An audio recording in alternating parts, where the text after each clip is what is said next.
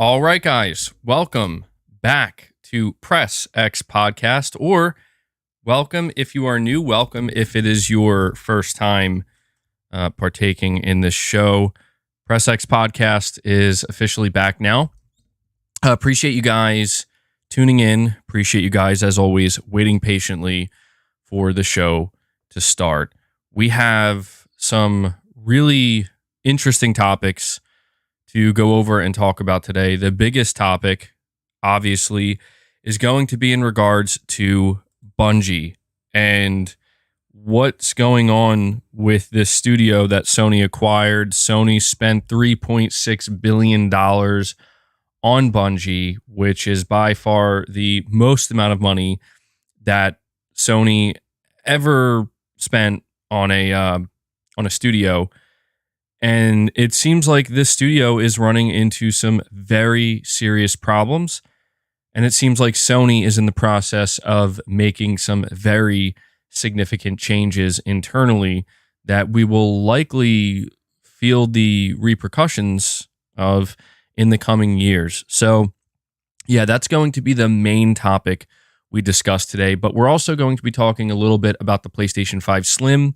There are some images now surfacing where customers are actually getting their hands on this console. It's already being sold, some comparison images. We'll talk a little bit about that. And we also have a little bit of an update on the Ghost of Tsushima movie. So with that being said, once again, thank you guys for your support. We have RPG88 coming in, longtime member, dropping a membership gift for the community. RPG88, thank you so much for that, bud. Appreciate your support. This is a good opportunity for me to let you guys know how you can support my channel, how you can support the podcast, and how you can support me in general. There are essentially three ways you can do that directly. Number one is by, as you see, gifting memberships. If you are a channel member, even if you are a channel member because you were gifted a membership, you have the ability to gift yourself, which is incredibly helpful. You can become a channel member, obviously. That's always an option. And if you don't want to do anything with channel memberships, you can consider donating a super chat. That is a great way for you to ask questions, make statements, give opinions, or anything in between. And it's also very supportive to the channel. So one more time, thank you to everybody who chooses to go above and beyond and support what I do here. It really does mean a lot. But with that being said, we are going to dive into this topic because there is a lot to unpack here, okay? Basically, what's happening right now with Bungie is they are in a bit of a free fall, and it is a big cause for concern because this is quite the opposite of what Sony was anticipating, obviously, when they decided to spend billions of dollars on Bungie. We're going to go over all of the important details. I see Akira Shinji decided to become a channel member or re-up their membership, which is great to see. Akira, thank you so much for that, bud. You are coming back to Play Has No Limits, which is a higher tier. So I really do appreciate that support, man. Thank you for choosing to do that. Let me give you a thank you here, and let me make sure that we have two on the counter there. So there you go, man. Really appreciate it. So I'm going to start here. We're going to go back, okay? The first thing we're going to do is go back to, when was this written up? January 31st, 2022. This was when Sony announced that they were going to acquire Bungie, and they did an interview with GamesIndustry.biz. Now, the reason why I want to go back and read this before we go over the information today is because it's going to help everybody understand just how this is not working out for Sony the way that they thought it would, and that is obvious. I think that's obvious in general, but I think it's more pronounced when you look back to what they had to say about the studio when they first bought them. So This is from gamesindustry.biz, again, January 31st, 2022, almost 2 years ago.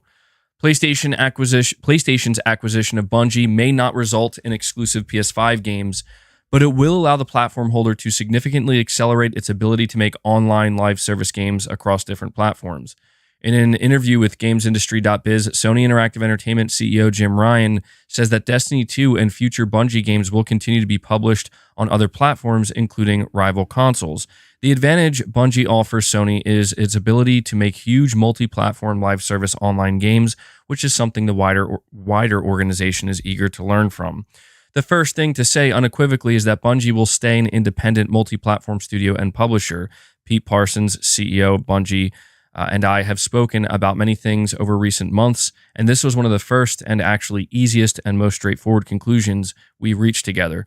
Everybody wants the extremely large Destiny 2 community, whatever platform they're on, to be able to continue to enjoy their Destiny 2 experiences, and that approach will apply to future Bungie releases. That is unequivocal. Bungie will operate anonymously within the Sony Interactive Entertainment organization, and they will continue to publish on other platforms. We get the importance of this. We have grown studios organically, but we've also made a number of acquisitions over the years, whether it is Naughty Dog, Guerrilla Games, Sucker Punch Productions, and most recently Insomniac. We understand how important it is to give these great organizations the space and independence whilst bolstering that with great support and when and where that's needed. He continues, Pete and I, and this is Jim Ryan speaking, by the way, Pete and I have spent a lot of time talking, and we were struck by how similarly we see the world and just how complementary our two organizations are. We're like two pieces of a jigsaw that can slot together. They make massive, immersive games that have no end, whereas PlayStation's strength, as you know, is in these single-player narrative-rich stories. Our studios make those games, and they are some of the best you'll find anywhere. I've been on record talking about increasing the size of the PlayStation community and expanding beyond our historic console heartland. This can take many forms, and definitely one of the main ones is the ability for the wonderful games that we've been making over the past 25 years to be enjoyed in different places and played in different ways. We are starting to go multi-platform. You've seen that.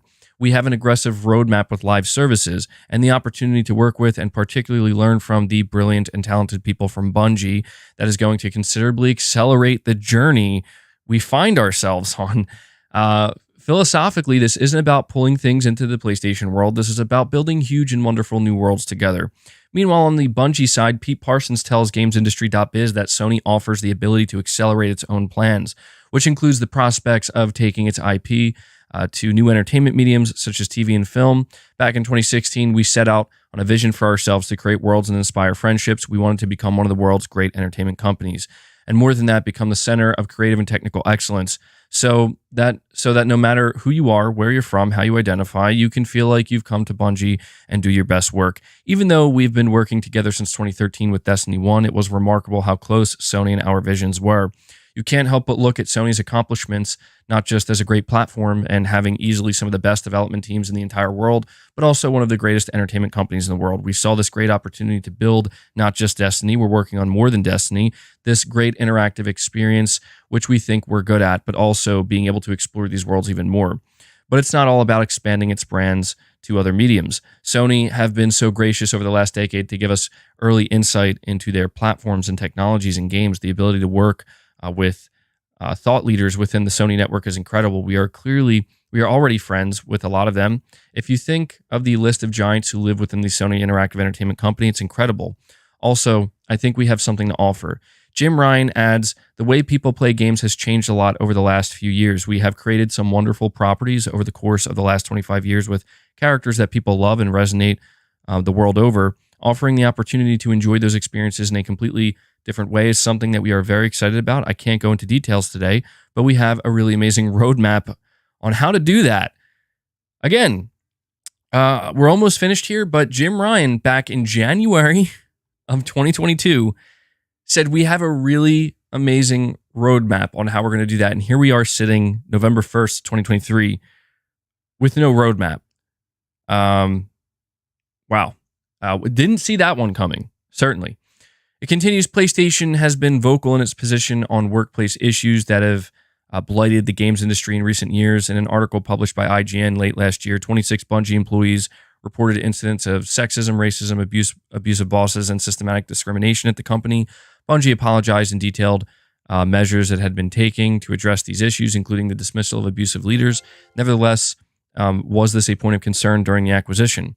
This is an area that Sony takes incredibly seriously, Ryan stated. We hold ourselves to extremely high standards throughout the organization and with the business that we partner. This is something that I have been incredibly sensitive to right from the start of the conversations.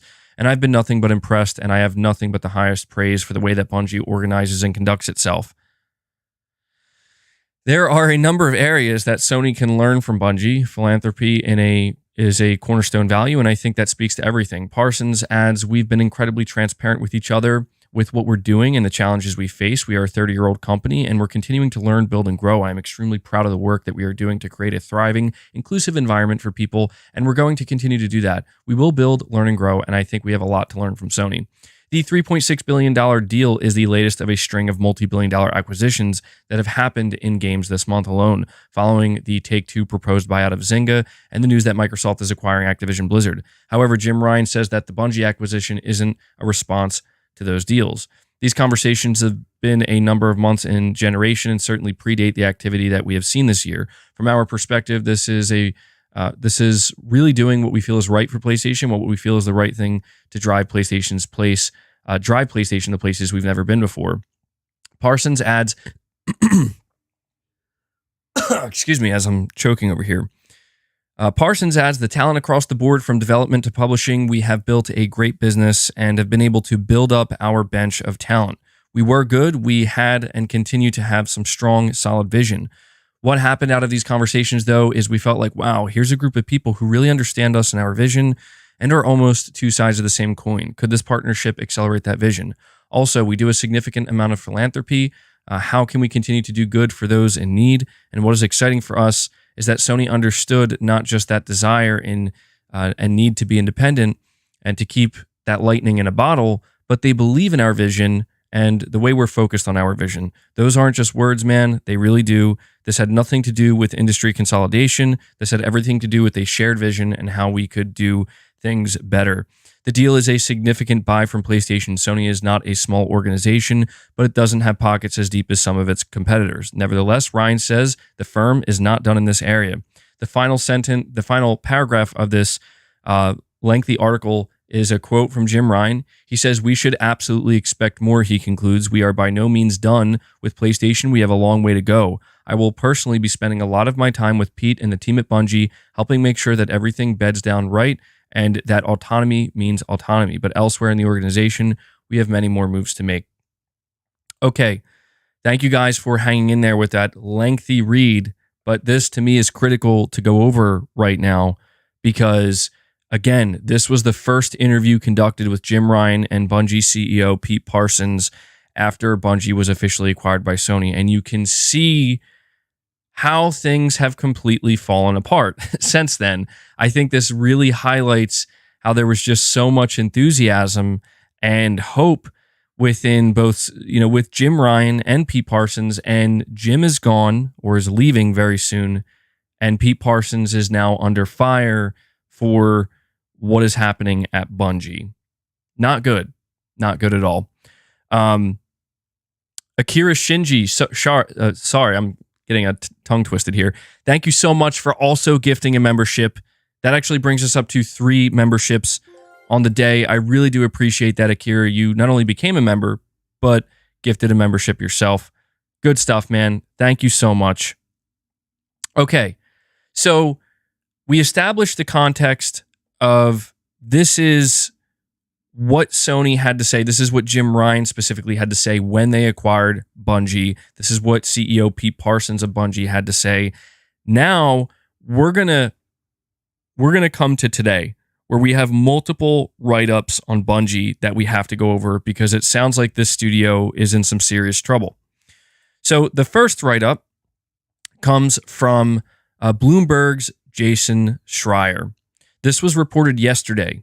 He says Bungie's decision to cut an estimated 100 jobs from its staff of about 1,200 developers followed dire management warnings earlier this month of a sharp drop in the popularity of its flagship video game, Destiny 2. Just 2 weeks ago, executives at the Sony-owned game developer told employees that revenue was running 45%, nearly 50% below projections for the year, according to people who attended the meeting. Chief Executive Officer Pete Parsons pinned the big miss on weak player retention for Destiny 2, which has faced a poor reception since the release of its latest expansion, Lightfall. The next expansion, called The Final Shape, was getting good but not great feedback, and management told those present that they planned to push back the release to June 2024 from February, according to the people who asked not to be identified because they were not authorized to speak publicly. The additional time would give developers a chance to improve the product. In the meantime, Parsons told staff Bungie would be cutting costs, such as for travel, as well as implementing salary and hiring freezes, the people said.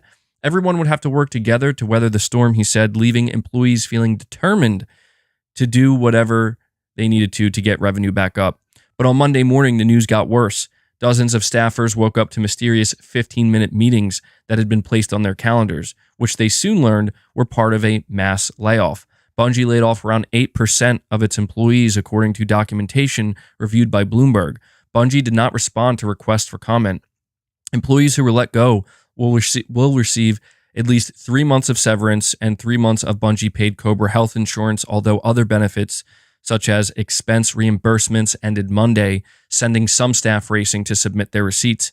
Laid-off staffers will also receive prorated bonuses, although those who were on a vesting schedule following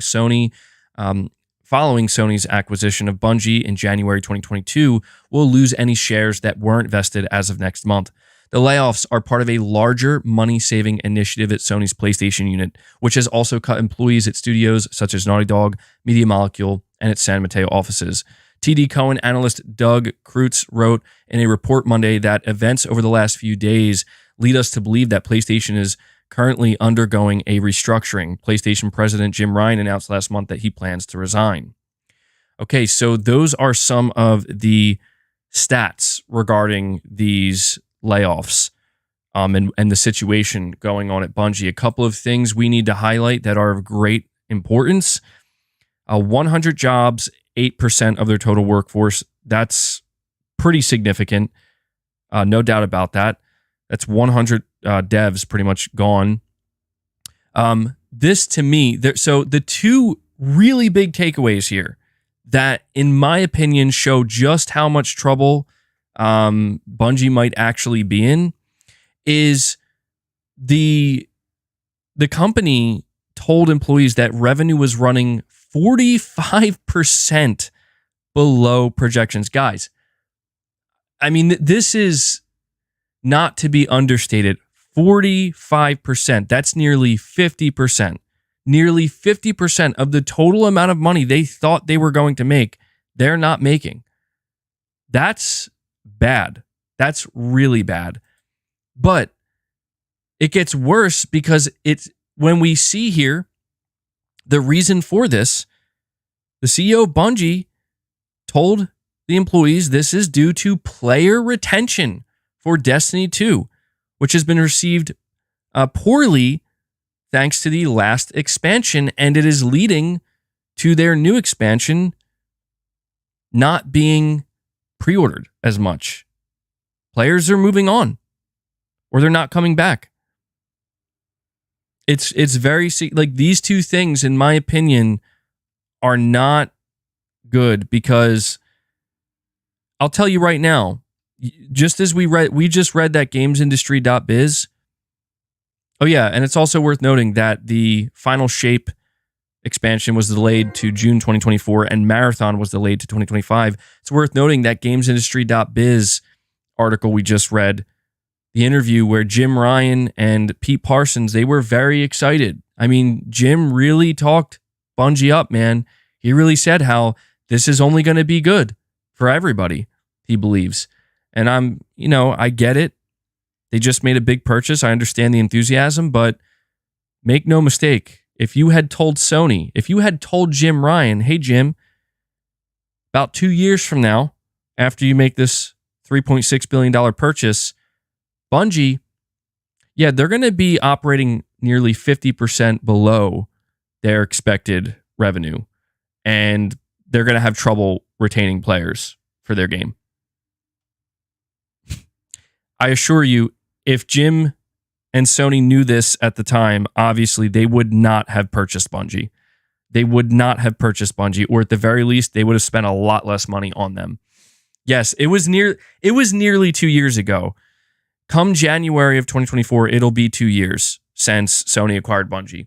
And the one of the craziest things in looking back at that games industry, at that gamesindustry.biz interview with Jim Ryan, is the part where he said, we have a really strong roadmap and we can't wait to show players.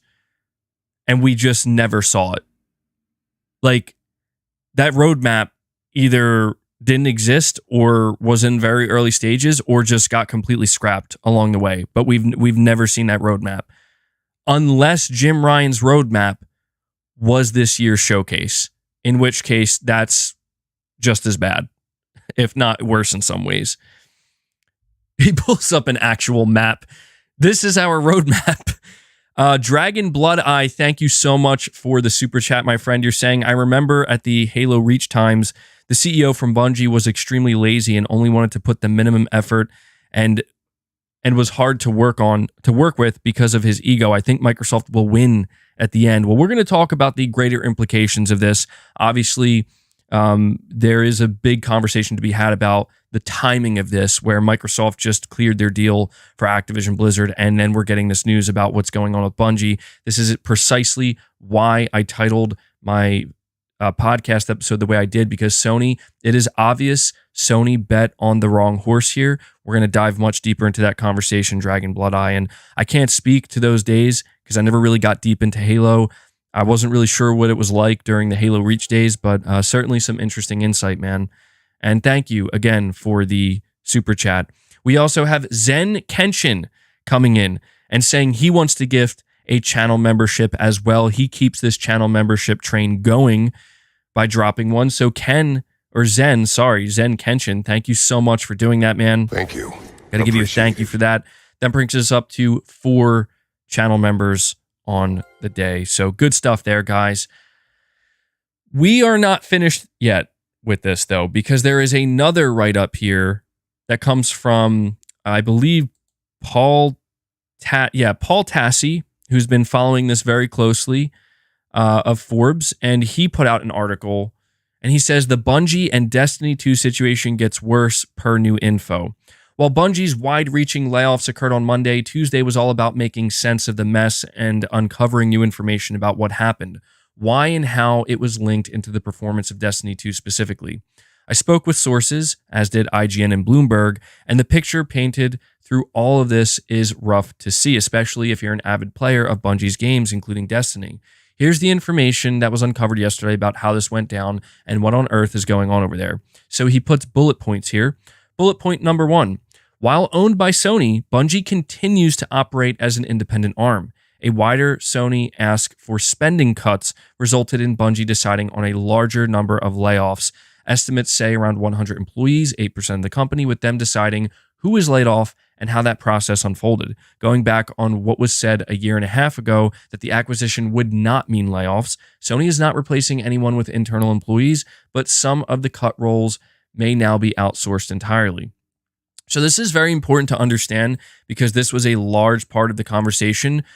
Obviously, Sony owns Bungie, and you know how I feel about this, okay? It's the same way I feel about Microsoft buying studios and buying publishers. At the end of the day, the buck stops with Sony, period, end of discussion. However, that doesn't mean there aren't more important details. There are. When Sony says we need to cut costs and we're doing it company-wide, Bungie is now part of that. So this was initiated by by Sony, but Bungie ultimately was the one left to decide, how do you want to cut those costs? Do you want to lay off employees? How many do you want to lay off? Do you want to do it in other ways?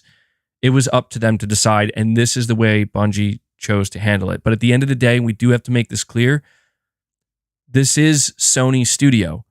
I've seen people very confused, people saying, well, they operate independently, Sony has nothing to do with their decision-making. Wrong. They are able to operate independently, but they are not excluded from the company-wide decisions that Sony makes. That's a very important distinction and very important thing that everybody needs to understand, because there are a lot of people saying that Sony is 100% like responsible for all of this. That's not entirely true.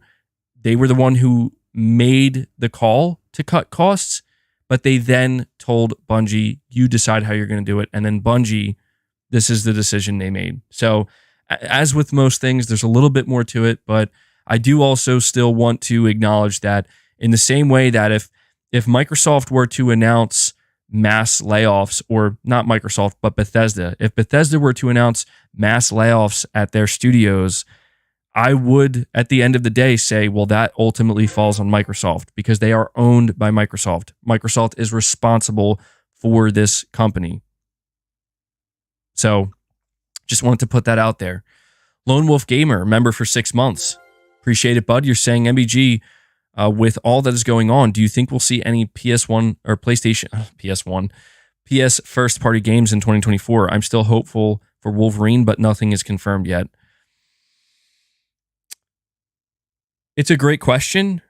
My gut answer to this is, of course we will, because it would be absolutely absurd if we didn't. You're right. We do know about Wolverine.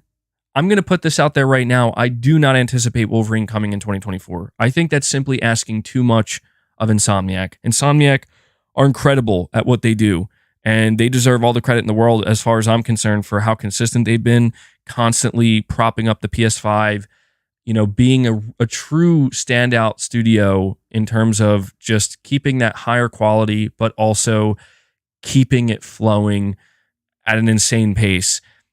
I honestly, because Wolverine is going to be made from scratch, I do not anticipate this game's coming out in 2024. And honestly, I don't think it should. I think we need to give Insomniac some time.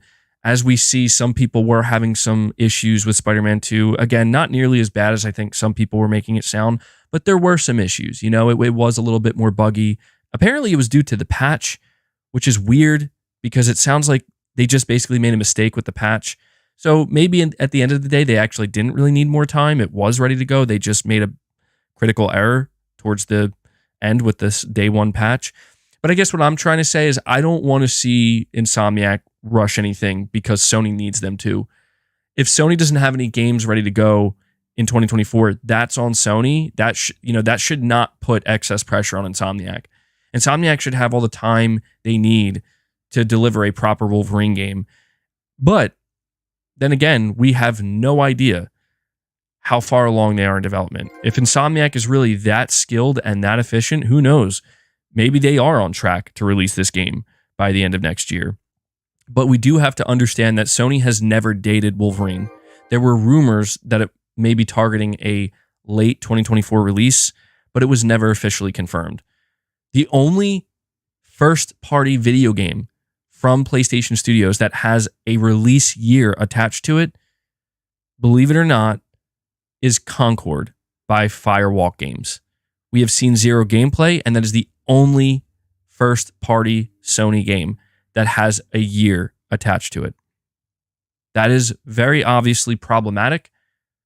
However, there are many studios from PlayStation, many that we have yet to hear anything from.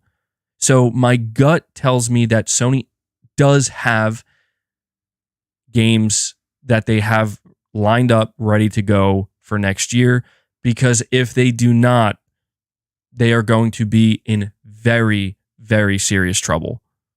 Okay? 2023 is a year where I think Sony could get away with not having as many first-party releases, just one big major release from Insomniac with Spider-Man 2. 2024, they will not be able to survive as far as I'm concerned with no first-party games.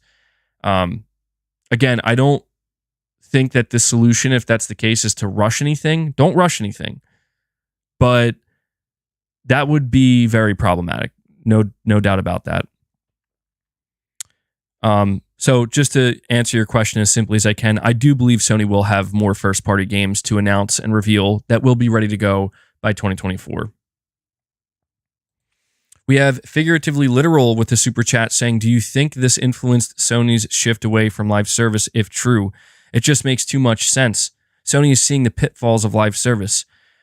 My answer to that question, Figuratively Literal, is 100% absolutely yes. That is obvious. And anybody who doesn't see that, I don't want to say they're in denial, but it should be obvious. It should be more than obvious that Sony is regretting their decision to allow Jim Ryan to go all in with live service. The one thing I will say is that it doesn't mean we aren't going to get some really good games out of PlayStation. I think this is where people need to take a step back and not jump to conclusions other than just pointing out the obvious that Sony made a mistake here. They did.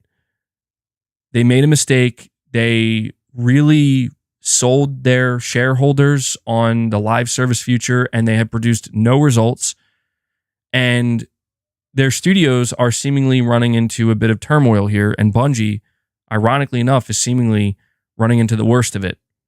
And I don't think that means that, for example, if a game like Ghost of Tsushima was greenlit a couple of years ago, I don't think that means Ghost of Tsushima 2 is in trouble. No, I don't think so. But we don't know when we're going to see Ghost of Tsushima 2. We don't know how far out that game is. Same thing with a game like Wolverine, right? Bluepoint is probably working on something single player. Sony Santa Monica's been working on a new IP. Like, I don't think Sony running into problems with live service means all of their studios are in trouble and things are that dire to where it's like, well, expect no video games from Sony anymore. No, but I do think it's costing them. I think it's costing them a lot of money and obviously time and resources. And there's still the reality that even though it's obvious Sony made a mistake here, they still have plenty of studios working on live service games, and they have to now decide what they are going to do with those games. Do we cancel them? Do we cancel some of them? Do we cancel all of them? Do we leave them all be and just let them finish what they started and hope it works out and then move on afterwards? These are important decisions that Sony is in the process of making right now. And that should be obvious to everyone.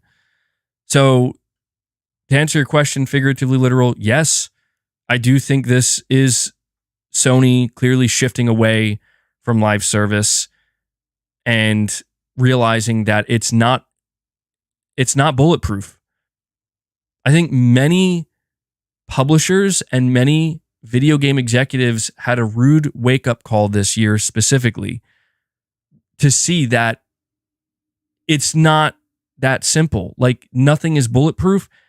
If Fortnite can't make it, and when I say make it, it'll be fine as a game. I just mean when Epic Games is laying off 900 people, if they can't make it work, well, good luck. It's a great question. What is the solution then? We'll talk about that. I have an idea as an armchair CEO here and an armchair analyst. I don't know that it's a smart one. I don't know that it would actually work, but it's an idea nonetheless. Remind me if I forget to mention it, because we still have other important information to go over here. Remind me to mention what my idea is, my potential solution.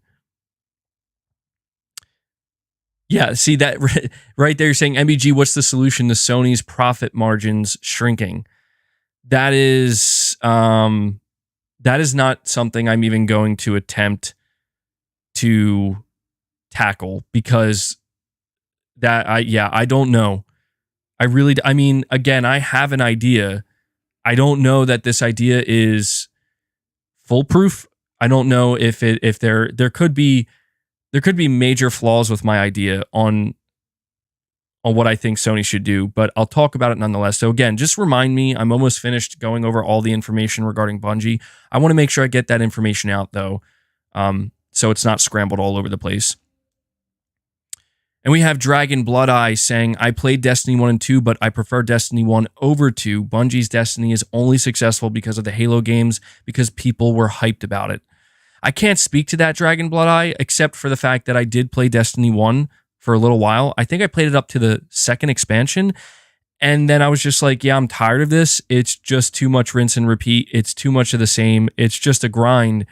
And I like the grind, but I just kind of got tired of the gameplay, and so the grind alone wasn't enough to keep me, and I moved on. I played Destiny 2 for a little bit when it first launched, and I was just like, it feels the same to me. I'm good. Like, I just couldn't get into it.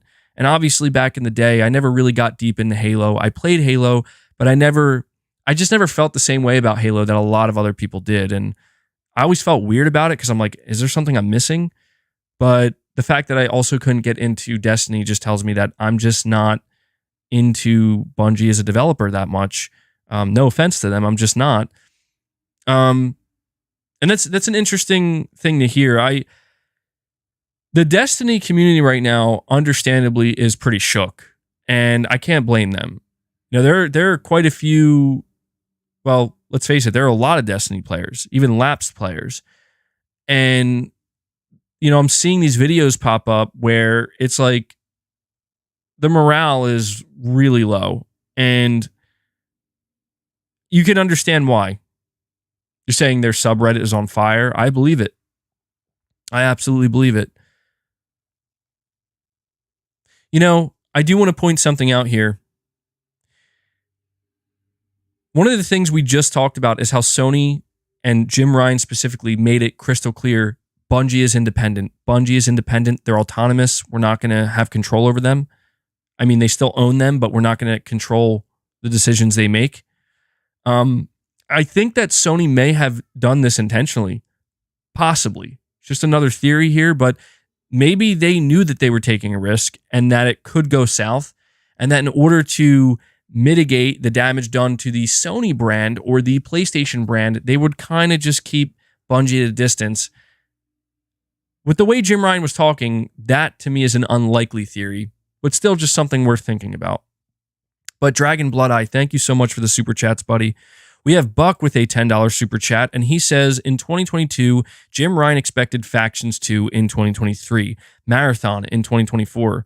Microsoft's leak reveals a second Bungie new IP, Matter, in 2025. We can only expect Marathon in 2025. 2024, Sony first party may have massive holes. Yes. Yeah. Even though I am expecting, like, I'm going to give Sony the benefit of the doubt. I know a lot of people are not willing to do that.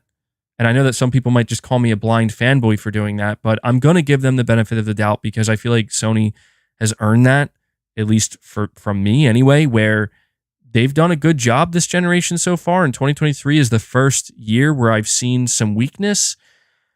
So I'm going to remain optimistic going into 2024. But Sony absolutely has to step it up. They do. I understand that there are a lot of things to be happy about on PlayStation right now for people who enjoy playing on it. I'm still playing on my PS5, and there are things that I am enjoying and still satisfied with. But as a enthusiast, as somebody who has been following Sony, and even if I were to take a step back and say maybe from a non-enthusiast standpoint, what games are coming? Sony has to step it up next year. But you are correct, and they could have some pretty significant gaps. And something I suspect Sony may try to do, if that's what's happening, is heavily rely on second and third party deals to carry them through, which is not ideal, but it could save them if it comes down to we're sparse on first party because of some internal mistakes that we're correcting. And it's not going to be until 2025 until things really start to take off or come to fruition. Maybe they have to start striking more deals.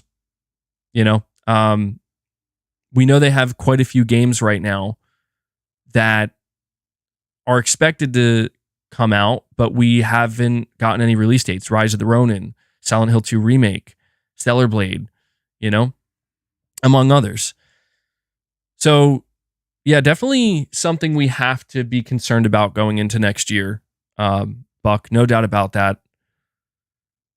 And I have 2 super chats from Alex Jones, but I also have another super chat from Buck.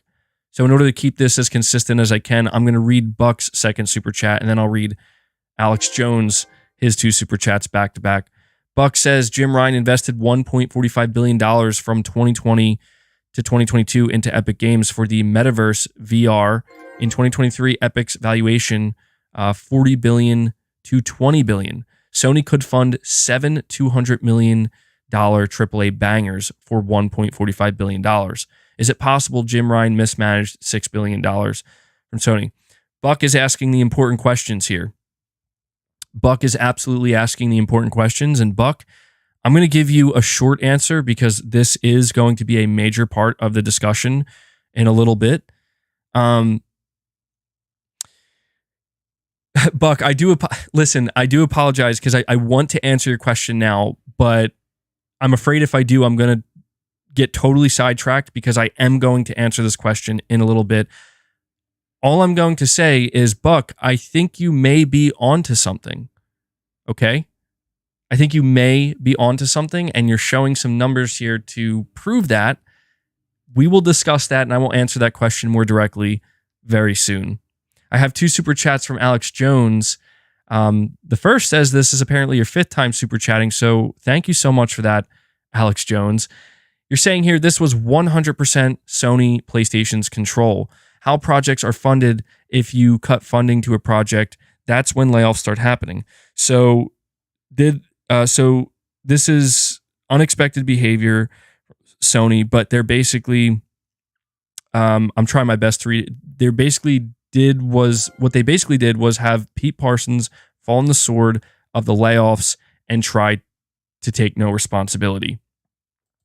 That's definitely a interesting assessment, Alex Jones.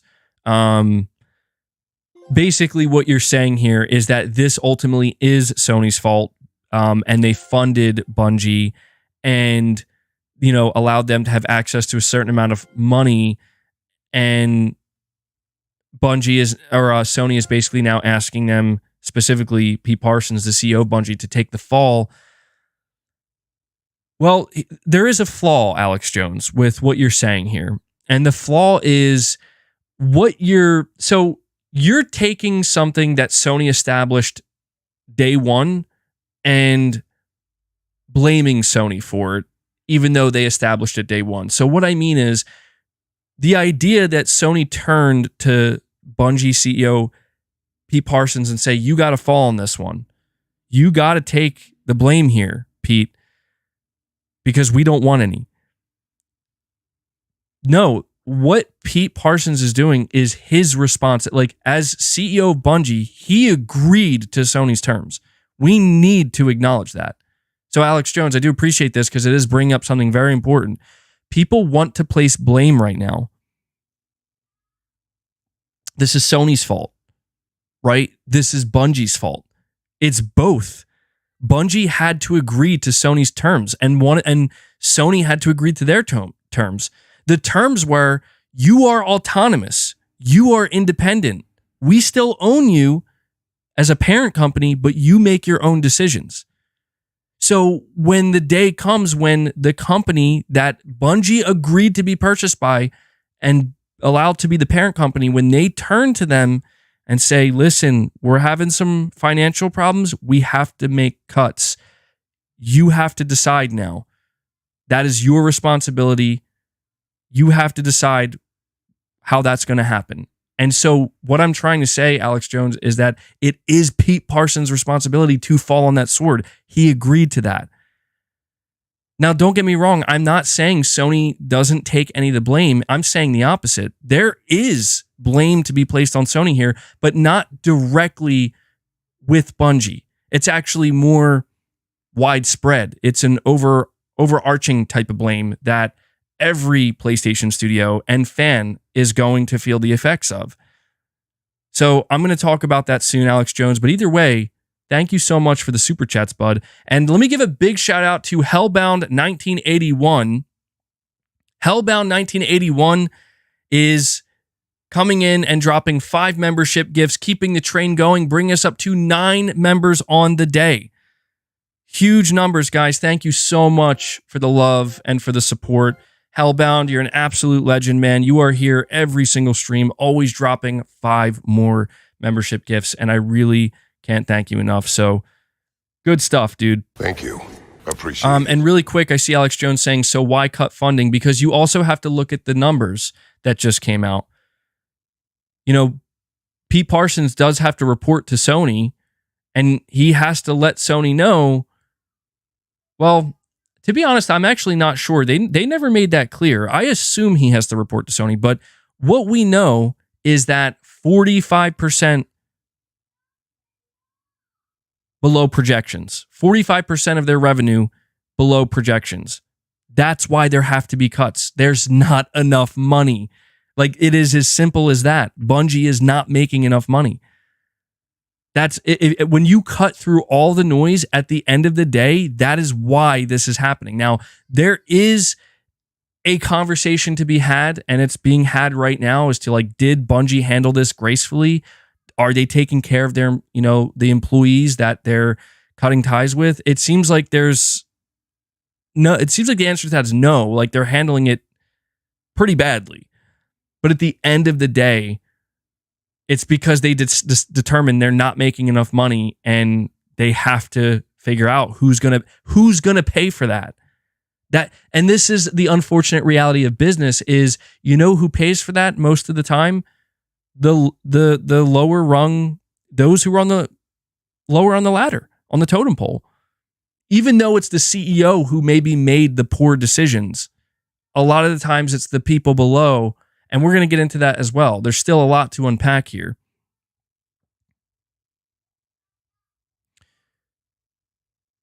All right, let me see. Fabrice Paul, a member for 3 months, says, Jim says they made a better investment on Bungie than Xbox on Activision Blizzard. Bro, Xbox made a better choice on buying Minecraft than buying Bungie.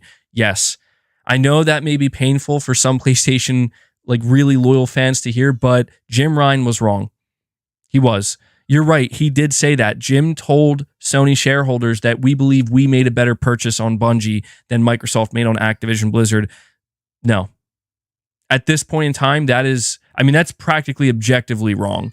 I mean, we still have to wait and see what happens with Activision Blizzard's financials, especially when Bobby Kotick leaves. It could turn out that maybe in the long run, if Microsoft collapses or Xbox collapses because of their purchase of Activision Blizzard, Jim Ryan could, in the long run, end up being right. But right now, it seems pretty clear that that is a silly statement. Something that is, at this point in time, I think, being proven wrong. And it is unfortunate because I understand why Jim said that. Jim had to justify this purchase to shareholders. So, of course, he's going to turn to the Sony shareholders and say, yeah, we believe our purchase is better. He's not going to turn and say, yeah, I don't know, we may have made a horrible decision here.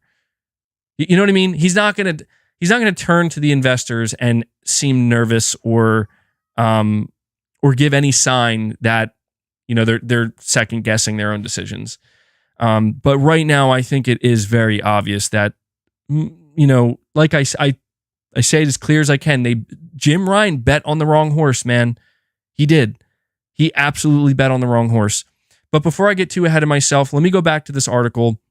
The second bullet point of this article from Forbes: employees, this is in regards to Bungie, employees were often not allowed to say goodbye to other team members or exchange contact info, which had to be done after the fact. Many team/line managers had no idea who was being cut from their teams until it happened. Some teams only lost a few people, others were decimated. The next bullet point says the company purposefully tried to internally hide just how many people had been fired, and only outside reporting after the fact came up with the 100 number. It came to light Bungie had fired some incredibly storied veterans of the company, like its composer Michael Salvatore, who was there since the pre-Halo days. That is wild. They got rid of somebody, a composer who was there pre-Halo days. That is insanity. You would think if anybody had job security at Bungie, it would be that man. And Lorraine McLeese, who designed the original Halo logo. What? I didn't know that. That is bad. Wow, that's unfortunate. The next bullet point here says some employee benefits expire at the end of the month, meaning being fired on the 30th means just one single day of additional coverage of those benefits. Healthcare will continue as COBRA coverage for 3 months, as long as severance. And the final bullet point here says many employees had unvested shares as a result of the Sony deal that mandated they stayed with the company for a number of years after to collect. But that is all null if you leave, and that includes being laid off. When that happens, shares revert back to Bungie, and as such, many employees just involuntarily lost those shares to the company that fired them. Actually, hold on, there is more here. I'm sorry. It says here, while Bungie is far from the first company to execute cold mass layoffs, this all sounds like something out of an investment bank rather than a company that was supposed to be the tight-knit family. Indeed, many of the employees did feel like family to each other, which is why losing 1 out of 10 friends overnight is so hard for those who remain. But the way this was all done is a massive source of anger within the company, and the reason so many are willing to talk about what happened and exactly what's going on over there. That's the layoffs. But further reporting from Bloomberg and IGN sheds light on the problems that led to this mess in the first place. In a town hall, Pete Parsons offended many by saying the, quote, right people, end quote, were left to work on Destiny, but Destiny is in rather bad shape at the moment, and in turn, Bungie as well. So the bullet points continue. Employees were told Bungie was on track for a 45% revenue miss based on previous projections for this year. It's unclear if the estimates were too high in the first place. I'm hearing that they were unrealistic, but the miss also comes with base problems for the series. Lightfall was a big negative turning point. While achieving a whole lot of players at launch, it was Steam's highest concurrent count since Destiny 2 launched on the platform. Extremely poor reception to the expansion reverberated through the rest of the year, and player engagement fell off hard. Employees were told player sentiment was at an all-time low, something the employees themselves had been saying for a long while, and they had begged their bosses to make changes that players could come back for, many of which were rejected. Now, the previously reported delay in the final shape for 4 months is indeed confirmed from both IGN and Bloomberg, though not Bungie. Expansion pre-sales are low, and the expansion is looking good but not great, according to insiders, hence the extra time to work on it. Marathon is also delayed to 2025, and there are reports it may be looking a little rough at present. Marathon needs to be a smash hit in order for Bungie to have significant revenue source they can rely on that isn't Destiny 2. Additionally, speaking of revenue, many employees have been upset about Bungie's investment in a sprawling, expensive new 200,000 square foot HQ in Bellevue that had cost tens of millions to build, despite Bungie relentlessly an ad just popped up and made me lose my spot. Despite Bungie relentlessly plunging themselves as the leader in remote work, there's also just bad luck. It says, while this may have been a down year for Destiny 2, no matter what, this is also a wild year for game releases, with dozens of top-rated, extremely good, often very long games being released almost endlessly. It's a year that offers an enormous amount of alternatives to an aging 7-year-old live service game like Destiny 2.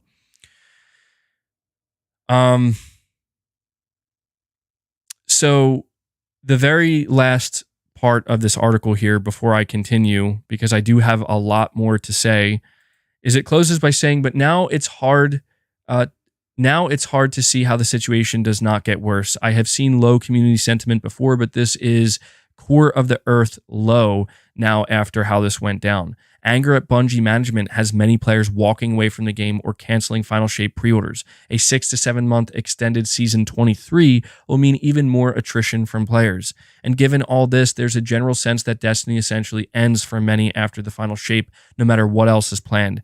A common industry thought is Bungie needs to pivot to Destiny 3 instead of leaving Destiny 2 in shambles on endlessly, but Bungie has given absolutely no indication that that's the plan.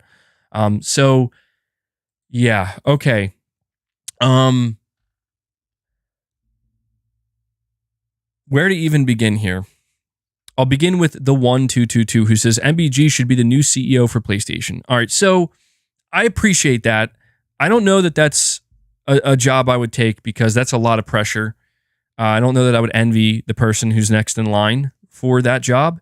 But again, I'm going to give my idea here. So let me think about where I want to start. So we've talked mostly about Bungie, and we might circle back to that. I want to now talk about this from the angle that I think most of you here care about more so, and that is the PlayStation angle. What is going on at Sony? How could this happen? How is Sony going to correct this? Okay, let's go over a couple of things here. Okay, first and foremost, I need to highlight this. I need to highlight the fact that it was reported that Bungie was brought in to evaluate The Last of Us multiplayer game, okay? Naughty Dog had been working on this Last of Us multiplayer game since 2018, 2019. So for many years at this point. And they were incredibly enthusiastic about it. You could tell Neil Druckmann was excited. You could tell everybody working on it was excited. They really had big ambitions. Sony, specifically Jim Ryan, tasked PlayStation internal studios, not all of them, but many of them, with making not multiplayer games, live service games.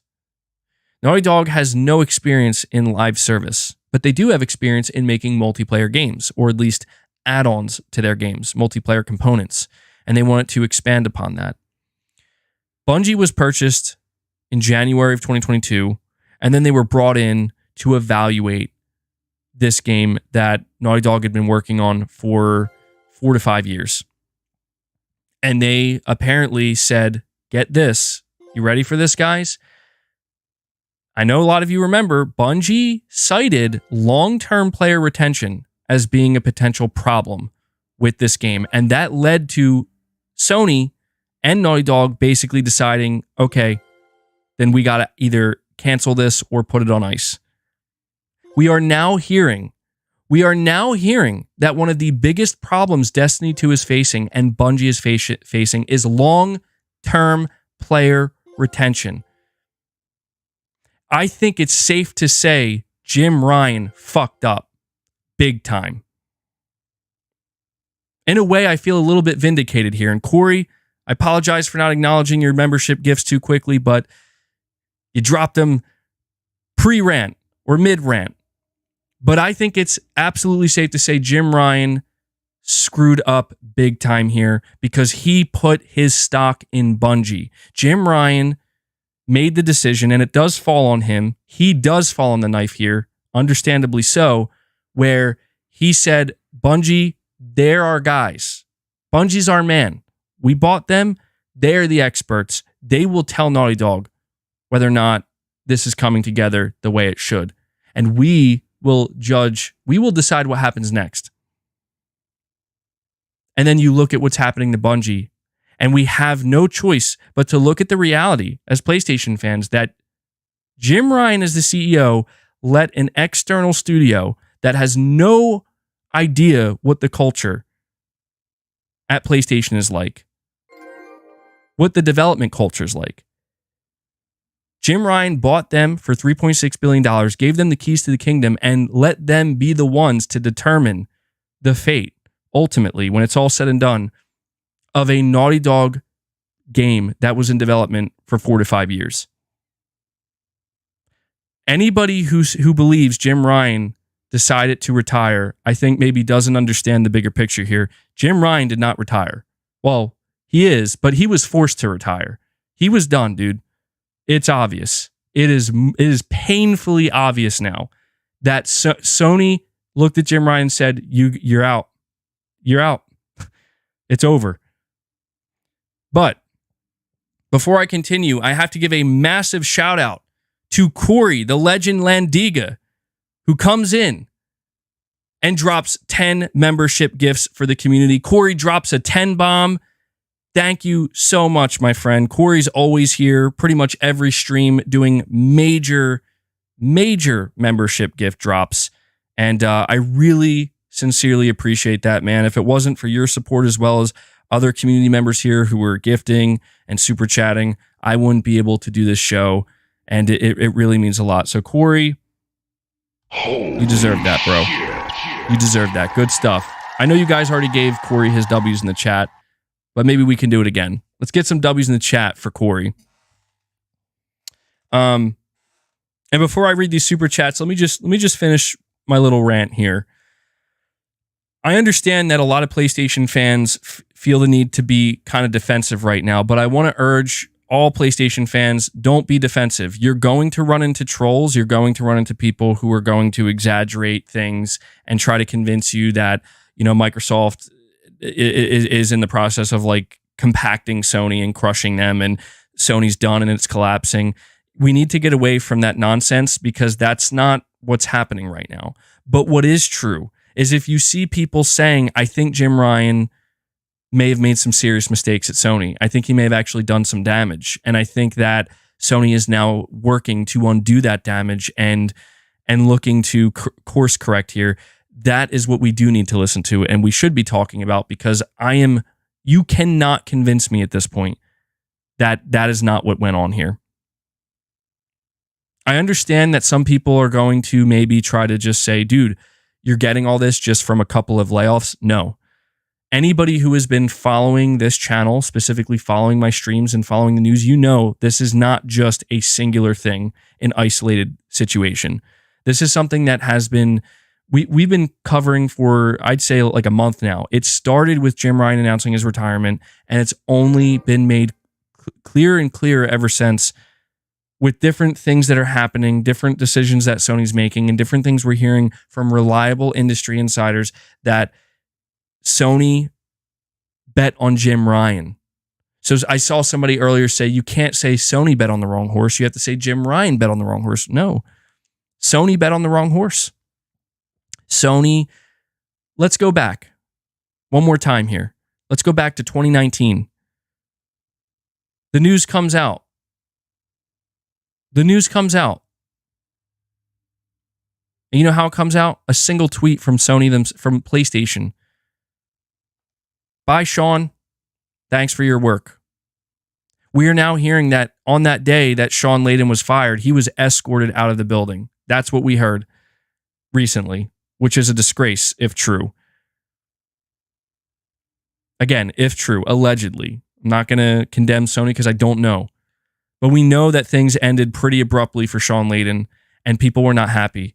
And there was a rumor of a potential internal struggle with two different branches of Sony and, almost like a civil war in a way within Sony, where Sean was on one side, Jim was on the other, and the side that Jim was on won, and they put him up. And they said, you're up, Jim. Jakey Stee, you're saying doom and gloom. It's not doom and gloom. It is true. Like what we're going over is like this clearly happened. Jim was CEO for PlayStation for 3 years, and he definitely ensured a couple of good things. He ensured that the PS5 got off to a great launch and a good start. Absolutely. He ensured that games that were in development, such as God of War Ragnarok, Horizon Forbidden West, GT7, Ratchet and Clank, Spider-Man 2, and what was going on with PSVR 2, he saw all of this to fruition and saw it to release, which is good. He deserves some credit. We need to acknowledge that. But Jim Ryan, and I need, this has to be clear to PlayStation fans right now. I'm telling you, it's not fake outrage. It's not doom and gloom. It's just the reality. And it's okay. It's okay because this is the reality of business. Things are not always on the up. Things are not always good. Sometimes bad things do happen. It doesn't mean PlayStation is finished. It doesn't mean they're about to collapse. It just means that there are problems. And we need somebody in there that knows how to solve these problems. I need to get in there and solve these problems. I'm just kidding. Not me. But we need somebody in there to solve these problems because there are problems. You're saying Sony's fine? You're saying, but it is fake outrage. Well, I will say this, Aaron. There is fake outrage out there. Yes. What we're doing right now, this is not outrage. And this isn't fake.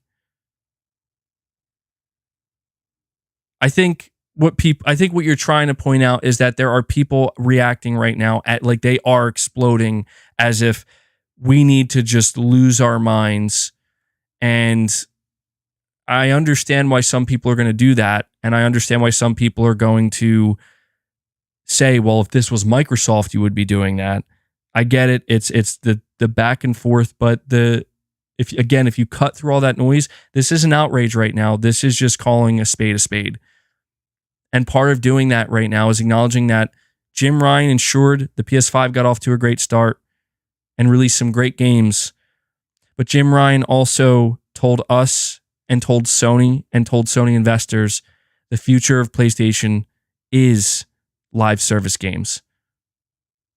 And in doing so, there was a major investment made. Sorry, I forgot to add this to the counter. There was a major investment made into live service games, not just externally, but more importantly, internally. Okay?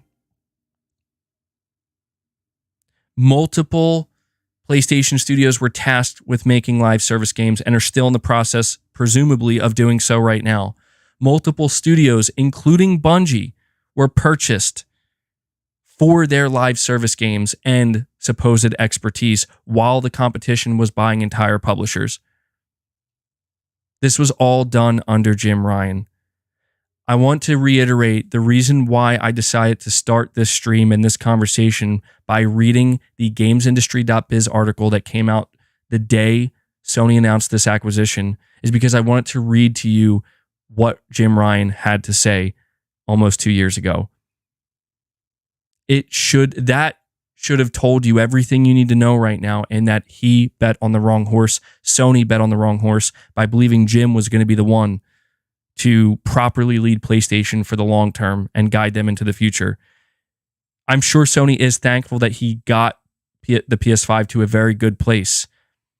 But you can clearly see now that Sony is likely very concerned about how much investment they just made into something that could backfire on them.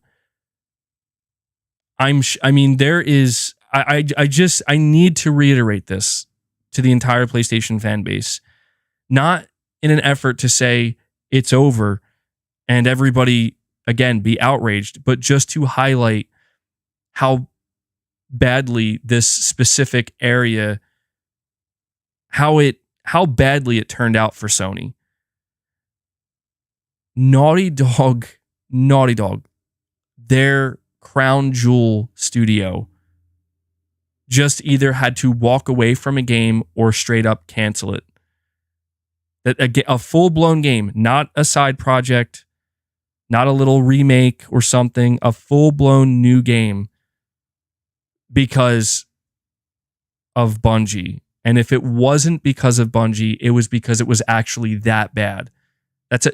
That's difficult for me to believe. You want me to believe Naughty Dog made a game that bad that they couldn't even, they didn't even want to be bothered to release it? After working on it for years, they just wanted to get rid of it? I have a difficult time believing that. And it's not all bad because it's not like Naughty Dog is getting it's not like Naughty Dog lost 100 developers, right? They lost their testers, but I think that's obvious why their testers were laid off or let go, because they're contractors. And if there's no game that needs testing, what are you paying them for? I think it was obvious that this game was going to go into testing, and at the last minute it got canned, and they were like, sorry guys, we don't have any work for you here.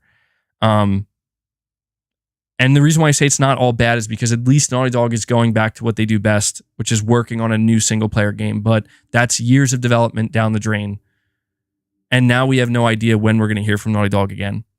When there was a good chance that if Bungie didn't get involved, we would be sitting here today maybe with, at the very least, a Last of Us multiplayer beta, maybe playing early next year. But no. At least Bungification is dead. That's another thing I want to acknowledge here.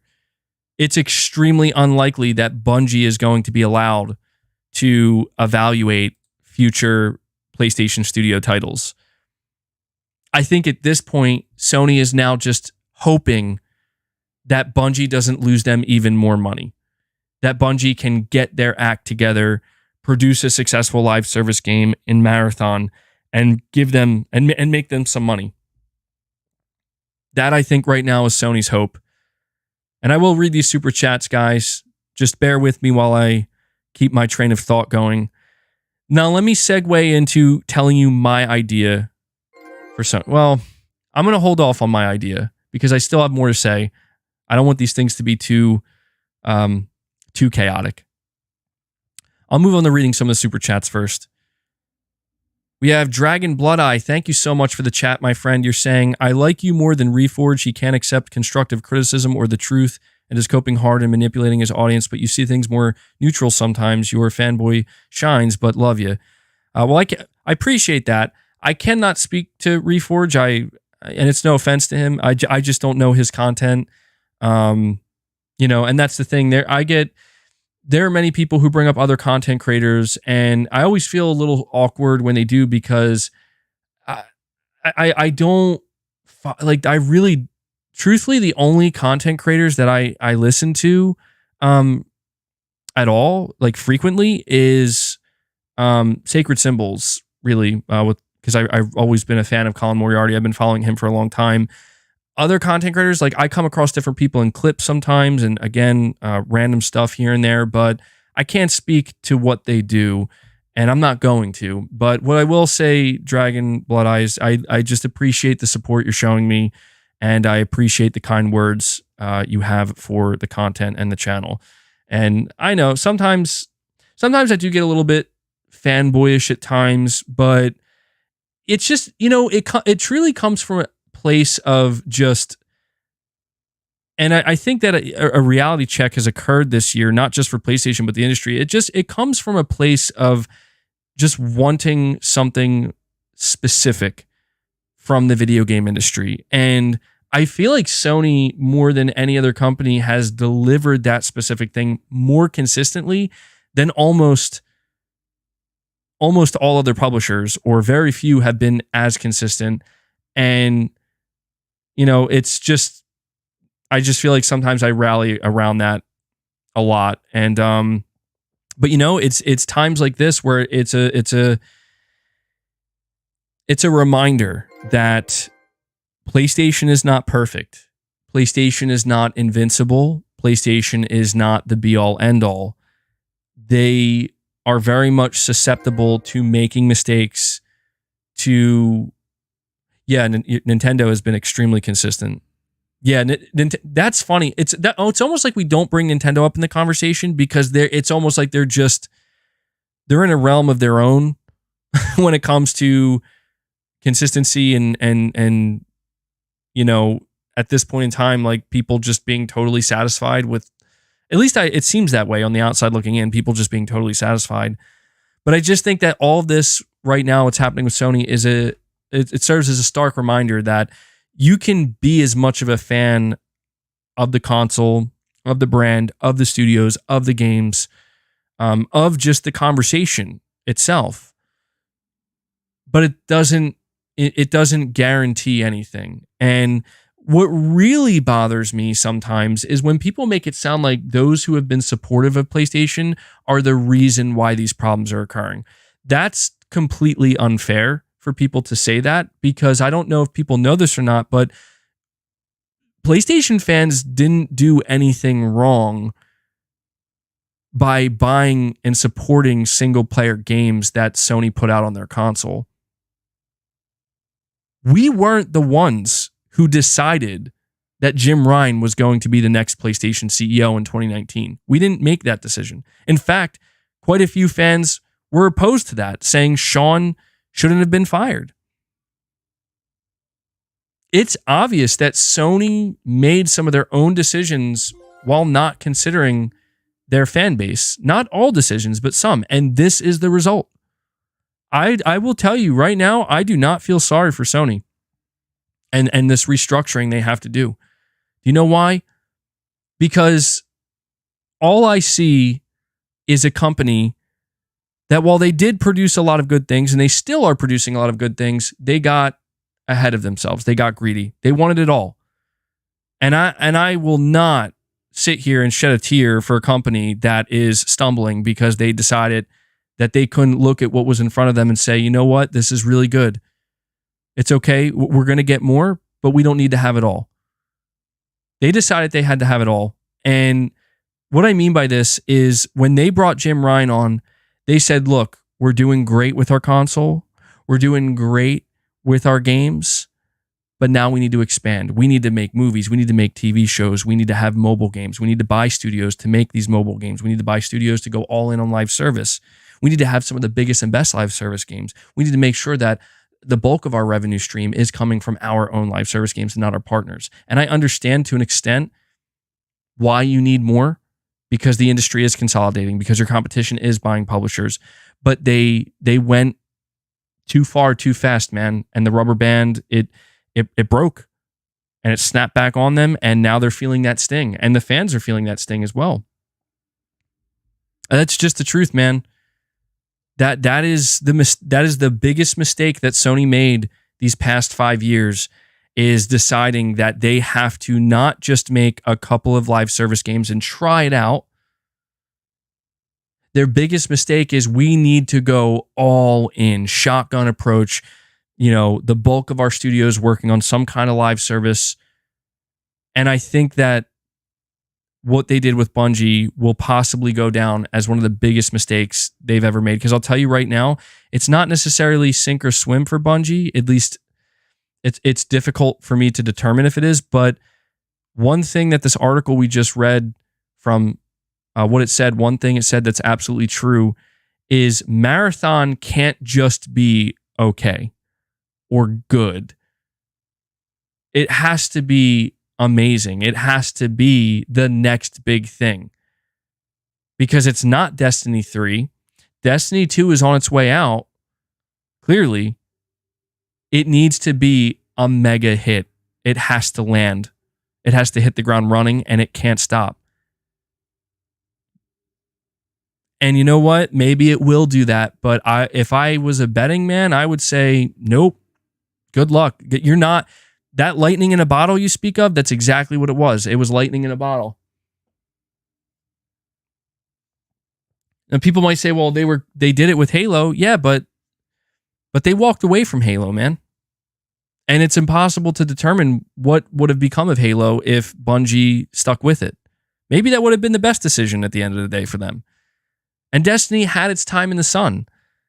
But it's just, Bungie either peaked and they're just slowly on their way down,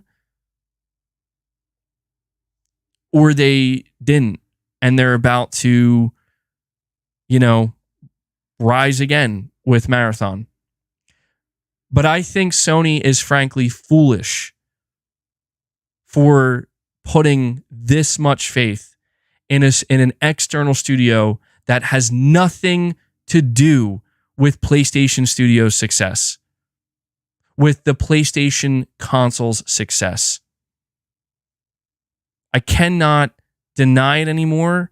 It's not even that I ever really denied it. It's just I never focused on it that much because I didn't think it would matter. I didn't think this would be happening in this way. Certainly not so soon. I always questioned Bungie and whether or not Sony made the right choice. But I never really thought that it could work out this way. Because I'm not saying this is the absolute worst case scenario. The absolute worst case scenario may be in front of us yet. And I hate to say that. The absolute worst case scenario is Sony feels like they have no choice but to release these live service games knowing they're mediocre, knowing they're just not it.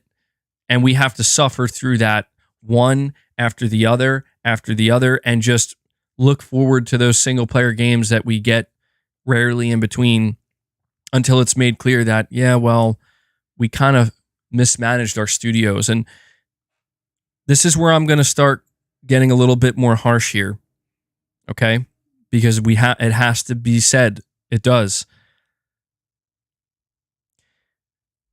I have absolutely decimated Microsoft and Phil Spencer and their executive branch over there that run Xbox for the mismanagement of their studios for many years that led to a severe downfall of the Xbox brand where let's face it, it was so bad while their competition was doing so well that it pretty much killed the console and they had to go to Game Pass and discover a whole new business model. I decimated Microsoft for this, and I still do sometimes because I feel like they truly deserved it. And even now, I'm still not fully convinced. But unfortunately, what we just witnessed and what we are witnessing now is the mismanagement of PlayStation Studios. Again, I'm not going to sit here and say that it's all bad because it's not. That is an exaggeration. It's not like Spider-Man 2 just released as a live service game or a single-player game filled to the brim with microtransactions. No. We have gotten what we wanted. And I will give Jim, like I said, that credit. I will give Sony that credit. I will not take that away from them because why would I? But where we are right now, it is obvious that the big mismanagement fumble from Sony came from Jim Ryan and Herman Hulst when everybody, and apparently Connie Booth now, when everybody determined we got to go down this live service path. And everybody except for Herman Hulst somehow, who was involved with that, is being removed or is leaving. And the biggest studio, like the studio that they purchased to lead the way and say, you will lead us into the live service future, is now suffering with serious problems that I don't know if they're going to recover from this. I know that sounds like it's over dramatic, but I don't know that Bungie is going to recover from this because, dude, I have been seeing takes from the Bungie fan base and the Destiny fan base, and it is insane how furious they are. Like, I imagine right now it's true chaos in that studio.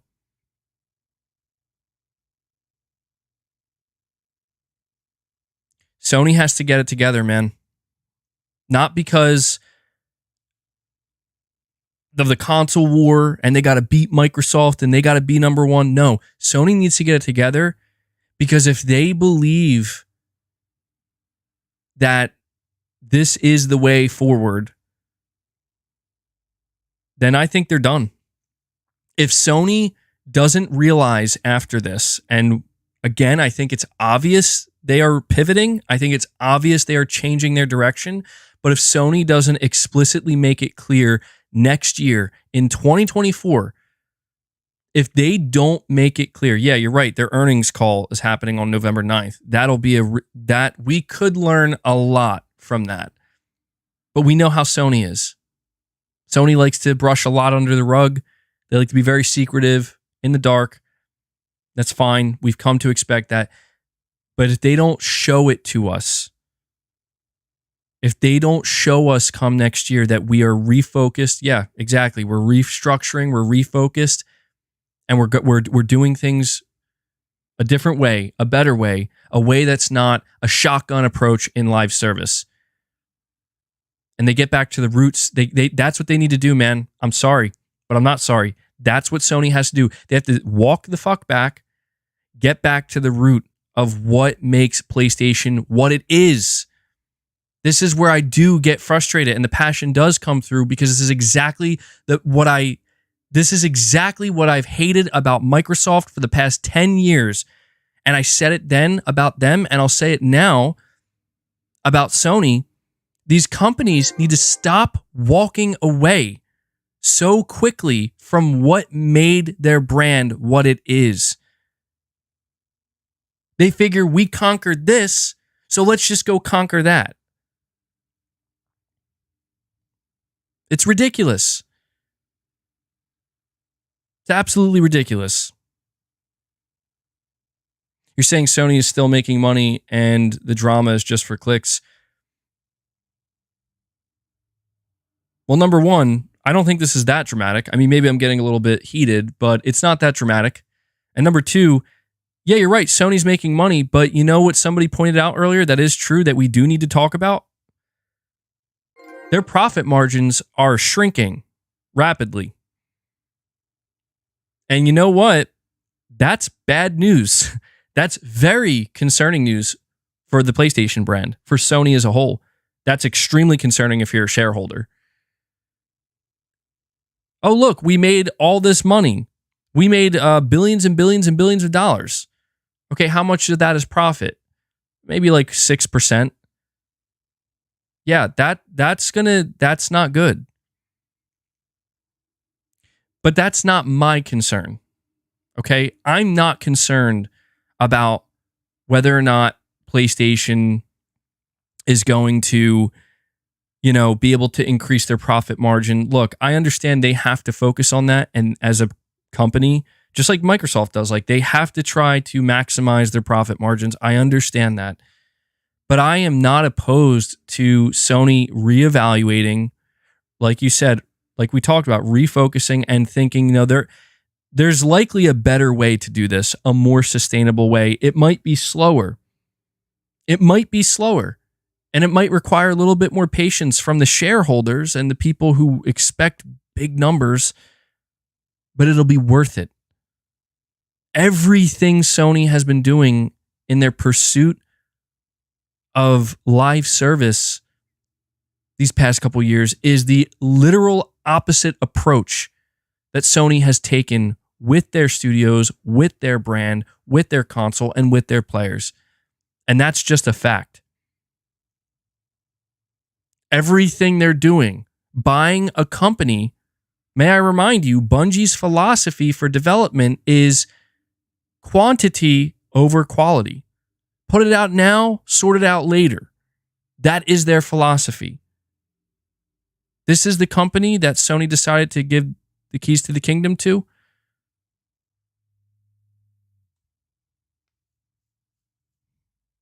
You know what I want to know? Here's a question I have. And it's not a question I've ever asked. It's a little bit more obvious than maybe you would think. I want to know who made the decision to put Jim as the CEO. Like who is making these decisions above the PlayStation CEO? Is it a group of people? Is it the board of Sony? Is it Sony's CEO? Who's doing this? Because I have a feeling that it is truly the higher up executives, possibly the board of Sony. They're the ones who are chasing this. And as much as I want to blame Jim Ryan, for all I know, all Jim tried to do was what these executives were asking of him. Basically, his boss or boss is. They were like, you got to grow, man. You got to get out there and you got to get it. Go, chase it. We're trusting you. And Jim maybe is like, well, okay, I think this is the way to go. I don't know. Saying MBG, all of us gamers need to worry about the games only. I would never be able to just do that. Do you know why? Because it would require ignorance on my part. It would require me to say, I don't care about any of the things that are going on behind the scenes. I will just judge the games as they come out. Dude, no way. I need to know. I want to know, like, what is the plan here? Because look, if I was a casual PlayStation gamer, that probably is how I would be. But I'm not. I want to know, like, are we going to get more single player games? How are things looking on those live service games? I mean, Naughty Dog and Sony are well aware that most people were not aware of their multiplayer game. We were. We knew about it. I knew about it because I followed it this entire time. But most people did not know. And Sony and Naughty Dog are aware of this. So all of this that's going on behind the scenes, a lot of it may happen and no one will know any different. But I've been watching all of this unfold. And I can tell you right now that the one thing I do regret, frankly, and I know it's 2020 hindsight, and there, to be fair, there were people pushing back against me at the time. The one thing I do regret, and I feel like this was a mistake on my part, and I think I was kind of blinded, is I bought into Jim Ryan's vision of live service. Now, I always expressed a deep concern about how I think this could go wrong, and there's a big chance it could, and we have to see a lot of this stuff. But generally speaking, I had a more positive, and maybe that's just because I'm overly optimistic at times. Confess your sins to Tokism. Damn, gaming survivor. But maybe I'm overly optimistic at times, but I don't know, man. I'm at a point where I will say that all of those people, maybe you're here right now, but people in the past that have come by and said live service is a mistake and Sony going all in on live service is a big mistake and it's going to blow up in their face. You guys were right. And I understand that, we're still going to get some of these games. And I understand that some people are still going to be hopeful. And I want it multiplayer as well. And I'm going to give you what I think is my answer, my solution. But I am not feeling the least bit confident at this point in anything Sony's doing in live service. I already lacked a lot of confidence. I had a lot of blind faith in that, well, Herman says they're putting quality first. Herman said that they're feeling good about it. Right? and now we went a whole year without a roadmap, with a bad showcase. Spider-Man 2 is out. I really hope Sony has some things that they've been saving for a potential moment like this, where it's like, okay, break glass in case of emergency. Rule number 1, can't trust a guy named Herman. That's funny. All right, let me read some of these super chats. I apologize keeping you guys waiting. Thank you for being patient. I'm just frustrated, that's all. I'm as a PlayStation fan, as somebody who has held out so much hope when it comes to, their live service push and there's been a lot of controversy around the brand. I really held out a lot of hope. And to me, everything that's happening with Bungie right now, it's just everything's coming to a head and it's not good. And it's frustrating to witness. It's frustrating to see how frustrated everybody else is. And it's just also frustrating to know that all of this could have been so easily avoided. I think that's the most frustrating thing at all. Yeah, that is true, Josh. No company is perfect. They all are prone to making mistakes from time to time. All right. Where are we at? Rashdom V2 says, how does Herman Hulst fit into the fiasco? It's a great question, and that is one of the big question marks right now.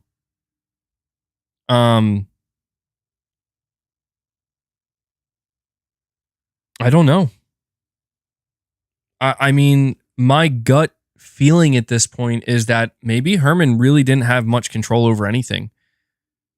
As strange as that may sound. because it's like maybe the reason why Herman is safe, at least we assume he is because he's basically told, he's in a position where he's told by Jim Ryan, this is what I want you to do. Now go do it. And he did that. I mean, there is no denying that Herman Hulst was responsible for getting studios like Firewalk and Haven, and we don't know the quality of them, but he could have played an integral role in having discussions with Bungie or even, here we go. You ready? Let me point this out. Herman Hulst probably is the reason why we still got games like Forbidden West, God of War Ragnarok, Spider-Man 2, GT7, Ratchet and Clank, Demon's Souls, all these games that we got. He probably played an integral role in ensuring that the studios were hitting their milestones. I guess what I'm trying to say is I don't think any of this is Herman's fault. I think he just had to do his job, which was manage these studios, make sure they're making their games and they're hitting their milestones and that they have everything they need. But now a part of it is now we need you to start looking for, live service developers. And now you have to manage PlayStation studios with live service and the whole thing. And, this is why I think Sony is making a complete pivot, because it's not like Sony said, okay, Herman, you're screwing up the management of our live service studios, so we got to replace you. No, they got rid of let me take a step back. The person who is responsible for even pursuing live service in the first place is going to be replaced because they're retiring. So you're saying Herman was the reason we got The Last of Us remake, LOL. I don't know, man. I know people are saying they're tired of remakes and remasters, but I don't know. The Last of Us Part 1, there are definitely some issues about the idea of, do we really need a remake of this right now? Maybe the answer to that is no, but it's not the worst thing. Like, at least compared to this, in my opinion. You know what I mean? I guess I'm just trying to say The Last of Us Part 1 compared to what's happening right now with their live service push, it's like, you know what? Maybe The Last of Us Part 1 wasn't the worst thing that could happen. That's all I'm trying to say. Tom from Toonami says, Paul Tassi just dropped a good article on Sony's current situation on Forbes. Did he just drop it now? I'm going to read the rest of these super chats, but let me check this out. Maybe this will give us further insight. That's what I'm trying to achieve right now.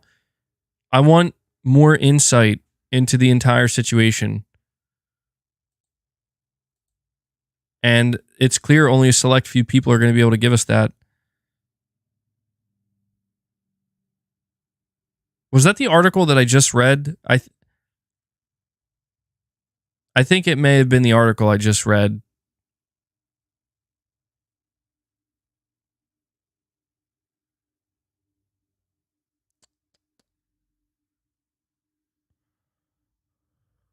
He's posting so much on Twitter, I can't even... Listen, Tom, give me the headline of that article, and I'll tell you if that's the one I just read or not. If you could in the chat, give me the headline. Don't link it. Just type out the headline. Like, tell me the name of it. Saying remakes are what fill the gap. Yeah, if I had to choose between failed live service games or remakes filling in the gaps between the AAA games, I'm going to choose remakes every time. Every time. PlayStation making bad investments, bad decisions. Okay. All right, let me see if I can just find that article in. Here we go. I got it. PlayStation making bad investments, bad decisions. My God, man, there's so many fucking ads. It's like too much. All right, maybe we could read that a little bit later. I want to make sure I get through the super chats here. I appreciate you guys showing all this support. It means a lot. You're saying we can't say Bungie was a failure yet? I'm not so sure, dude. I mean, I don't have any confidence, frankly. Pony Up with a $2 super chat says the Elite and Explorer headsets dated for December 6th. So actually, I think the Explorer, those are the earbuds. Those are coming out. Yeah, those are coming out December 6th. But I think the headset, the new Elite headset, I think that's actually coming out in February of 2024. I don't have the exact date.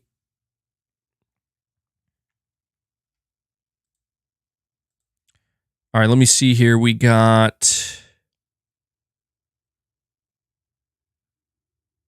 Oh, sorry, I lost my place. Boss is coming up here to say hi to everybody. Where am I?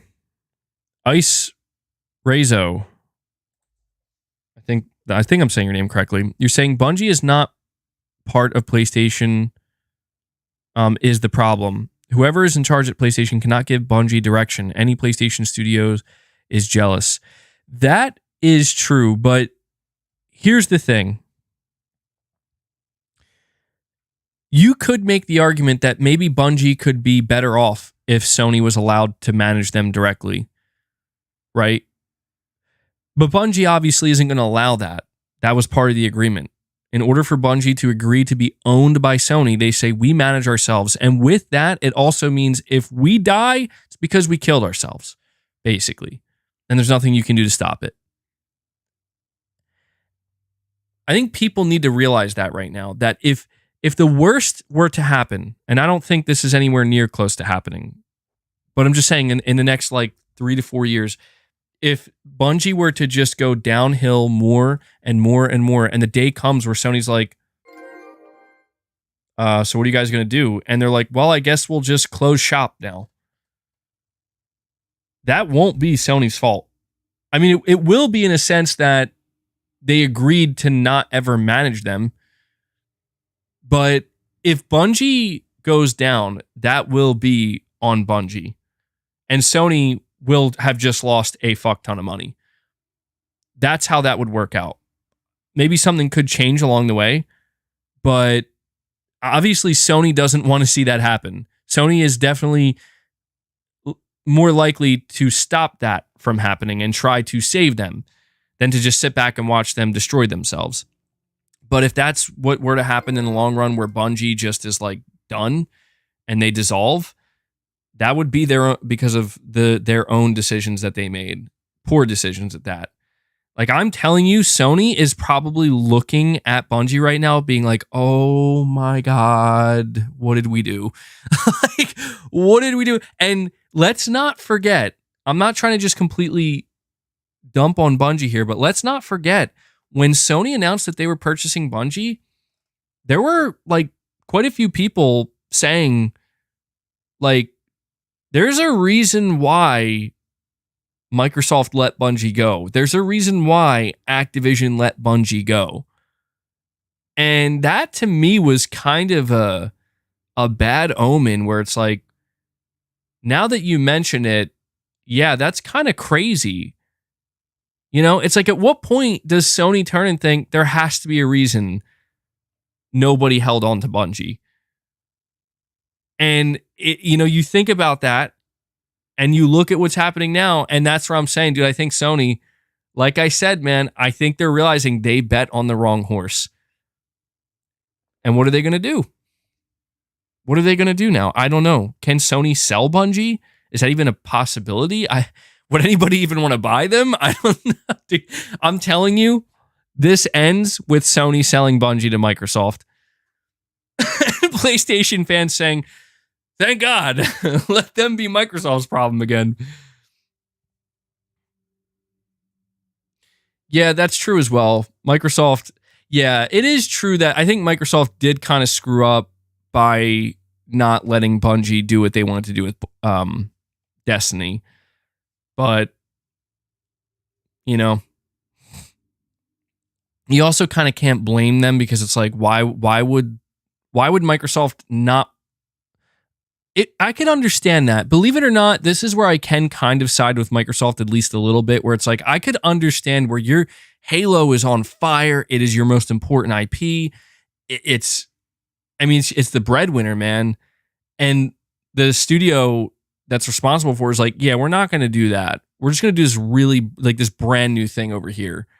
I could actually understand. It's kind of crappy, but where they're like, what are you talking about? Like, no, you guys got to make Halo. What do you mean? Who else are we going to get to make Halo? You know. But letting it get to a point where you let them go, it's like, well, geez. You're saying Bungie's still making new games and launching new DLC. It's not a content problem. Guys, listen, I'm telling you, and I don't mean to offend any Destiny players. I'm just being honest about what I've heard. I've told you, I've listened to a lot of different Destiny players talk about Destiny 2 and the way Bungie handles it. And I don't know. I always walked away thinking like, that just sounds bad.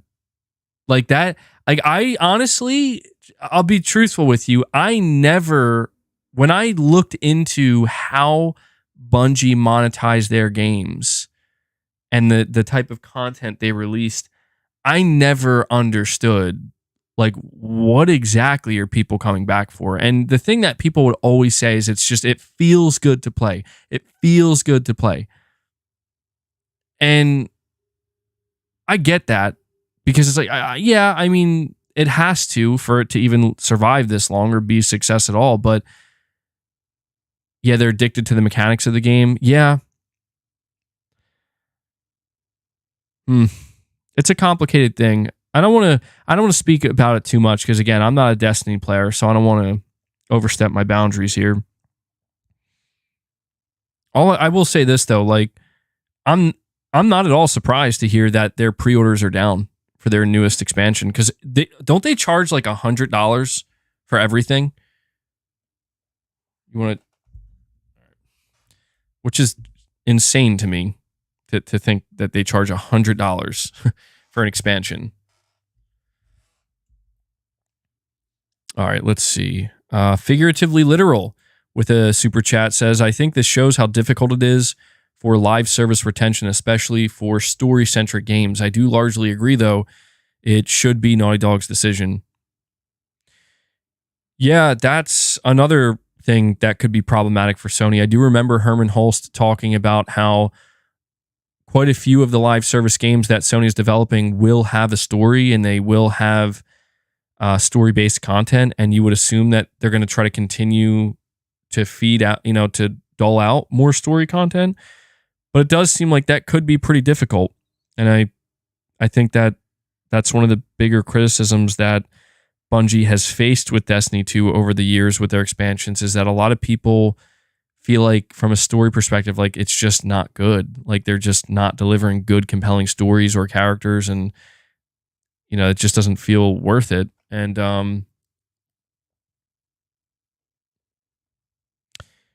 not this. Yeah, I figuratively literal. I have to agree with you, man. I just think that the more I begin to see the cracks show up in the live service model and, it becomes clear that it's not bulletproof. It's not foolproof.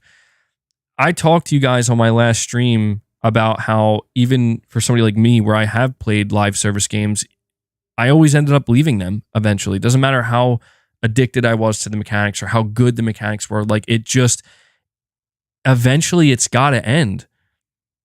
It has to end. And I think what happens with these live service studios is they get locked in, man.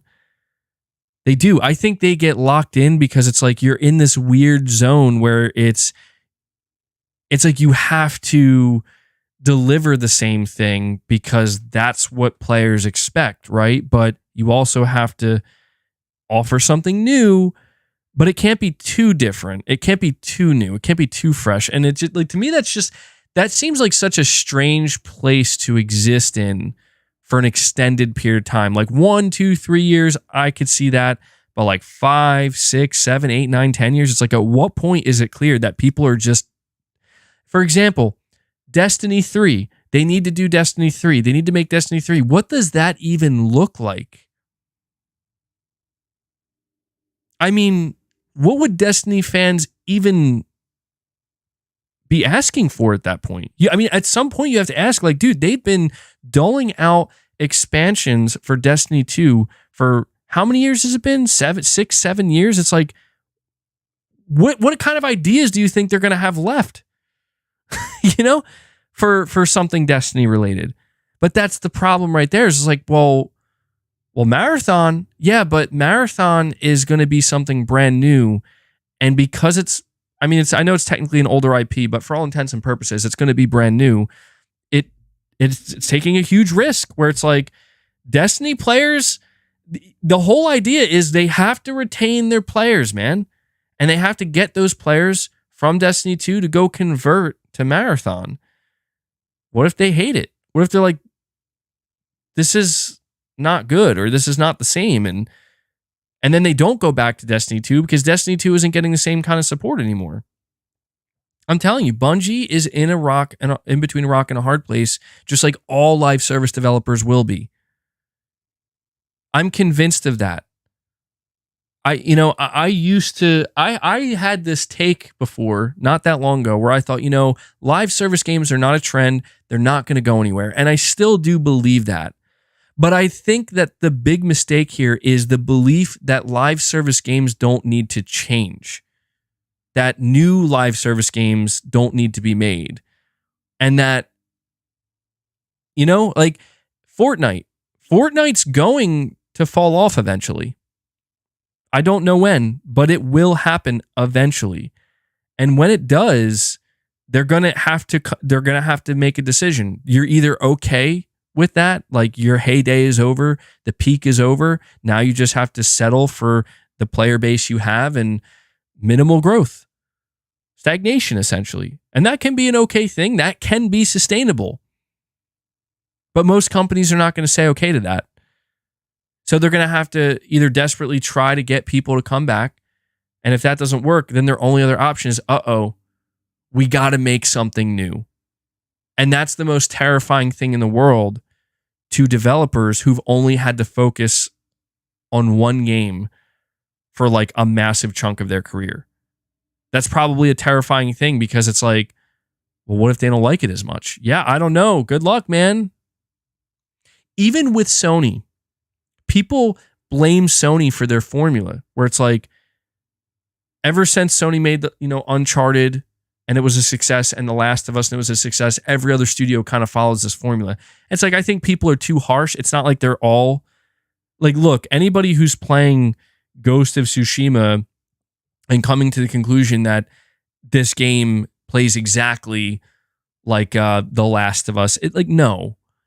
But you can kind of understand why Sony is like, if we're going to make bigger investments or risks, we should stick to the single player narrative formula because it's working and people like it and they seemingly want more of it. But even now, I mean, I'm not tired of it, but I have seen people express how, okay, well, can we get something different from Sony? And granted, something different from Sony at this point is seemingly going to be something live service, which people might end up feeling even worse about. But it's tough, man. I don't know what it is, but it seems like in the video game industry, there's always just a massive fear of taking risks, like taking any kind of risk. And I guess it is understandable, where it's like you're talking about, whoa, damn, Leia. Leia just came out of nowhere. First boss, now Leia. Yeah, I mean, you risk losing money, you risk failure. And when you talk about failure and losing money, at that point you're risking possibly the business. And if you're risking the business, you're also risking the livelihoods of the people involved in that business. And you can kind of understand like why, everybody's kind of afraid of taking these risks. But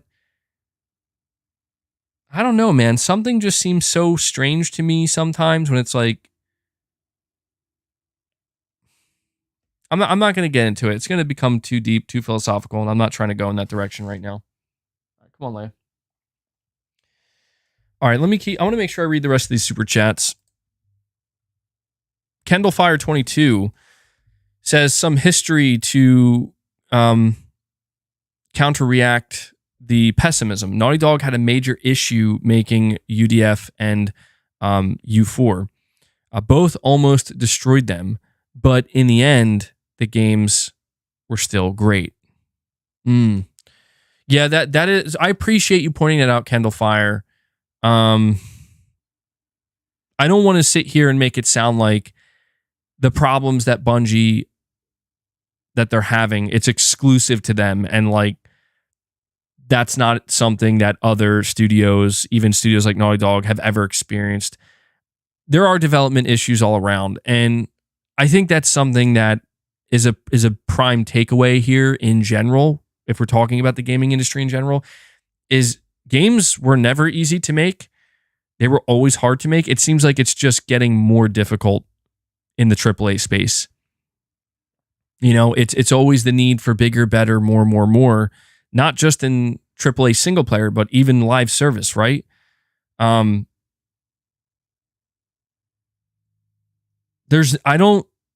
the thing, man, is I'm excited to talk about the next part of this conversation because it's what I think could be the solution. And we'll find out if I'm really off the mark or not. But let's face it, man, we've had numerous conversations where, and it's a fascinating conversation where people talk about like, it would be bad to regress. It would be bad to go back. It's all about forward progression, growth. It would be a bad thing if the industry went back to where we were in 2012, in 2013, right? Or even prior to that. But sometimes I do sit here and I think, would it really though? I mean, would it really be that bad? I don't know. No one really knows the answer. We'll find out together though. Subtext, the member for 14 months, longtime member. Appreciate the super chat, buddy. You're saying, are we being a bit alarmist? For example, afraid of no more single player, but did Sony show that they haven't lowered single player dev investment? Well, subtext, I'll say this. I don't think anybody would be wrong for feeling alarmed right now by what's happening with Bungie and the restructuring that's clearly going on internally at Sony.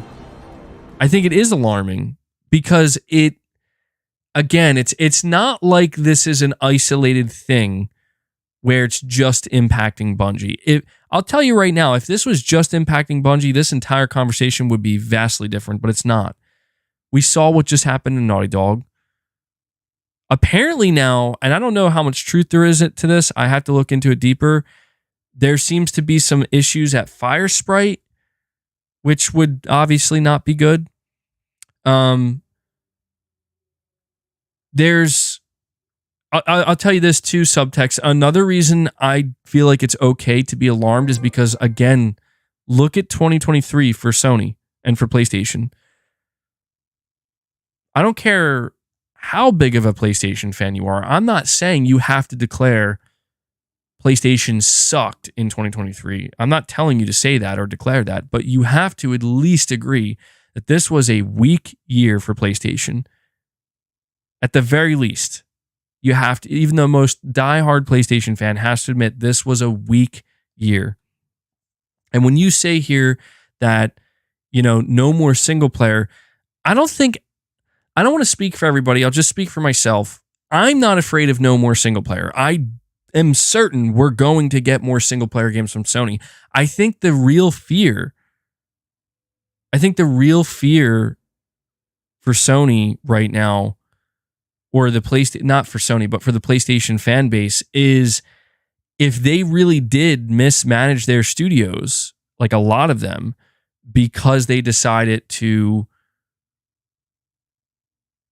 go all in with live service, and now it turns out that these games are either taking much longer to develop than they thought, or they're not turning out as good as they thought. Whatever it might be, the fear now is like, are we going to have to wait? Yeah, how long are we going to have to wait for new games? And How do we know if these new games are even going to be worth the wait? We don't know. It's not like Sony announced Ghost of Tsushima 2 at this year's showcase. It's not like they announced a new IP, single player IP. They didn't. Right now, it's okay. I'm telling you, listen, I'm not saying if you tell me you don't feel alarmed, I'm not going to tell you you're wrong.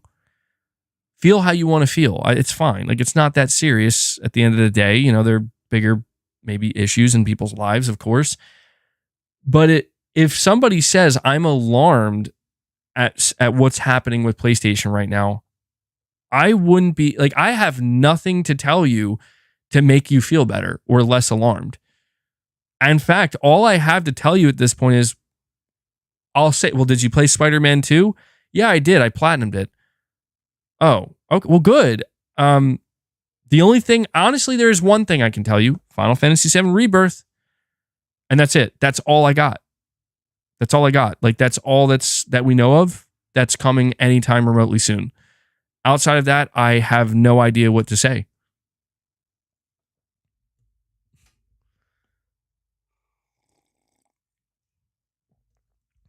You're saying the next showcase should settle everything? Ideally, yes, absolutely. So subtext, to be clear, I do expect more single-player games. But unfortunately, I have no clue when to expect them or how many of them to expect. That is on Sony. That is Sony's responsibility to let us know that. Now, if somebody wants to say that's okay, they can take as long as they want, fine. But I am in agreement with what somebody in the chat said here, where they said everything should be settled in the next showcase. I agree fully.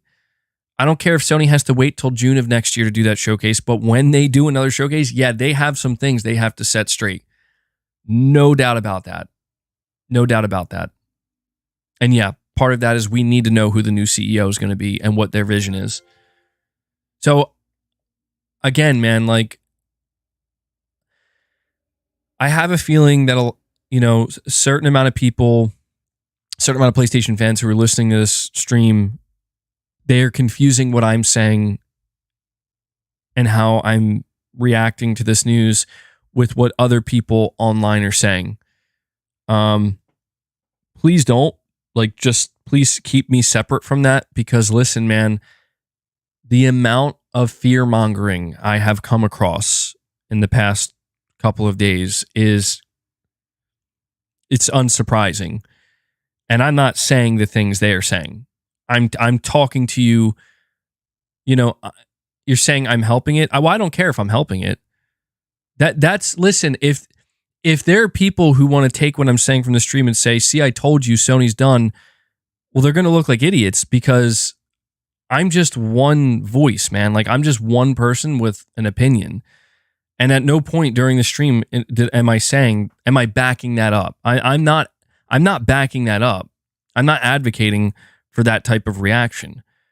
I am saying, if people who said maybe Jim Ryan made some mistakes, maybe he was actually asked to retire, and maybe there are some problems at PlayStation, I think all of that is 100% correct.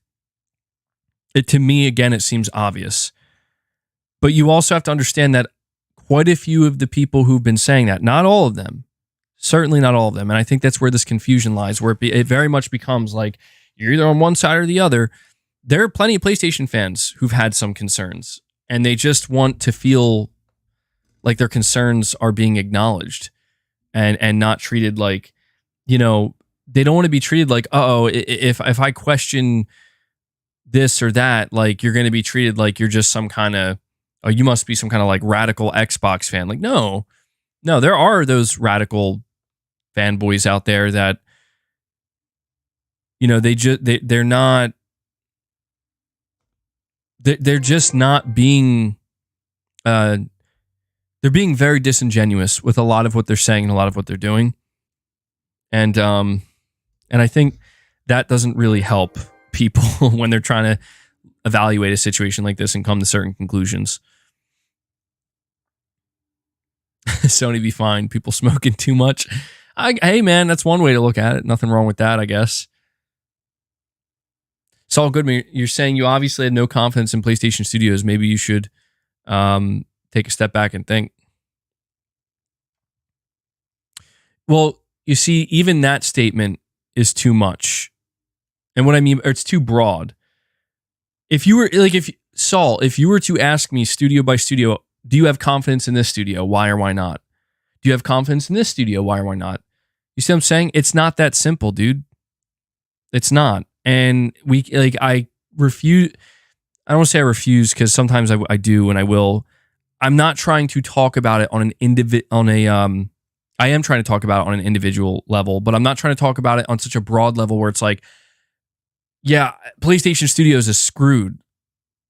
Oh yeah? Well, do you feel that way about Sony Bend? Well, no. I mean, I honestly, I don't.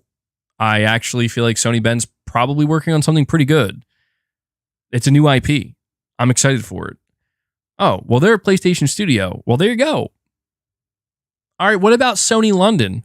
Yeah, Sony London, I'm pretty concerned about. You're saying, MBG, people are worried Xbox fans will clip your videos and use it for ammunition on Twitter?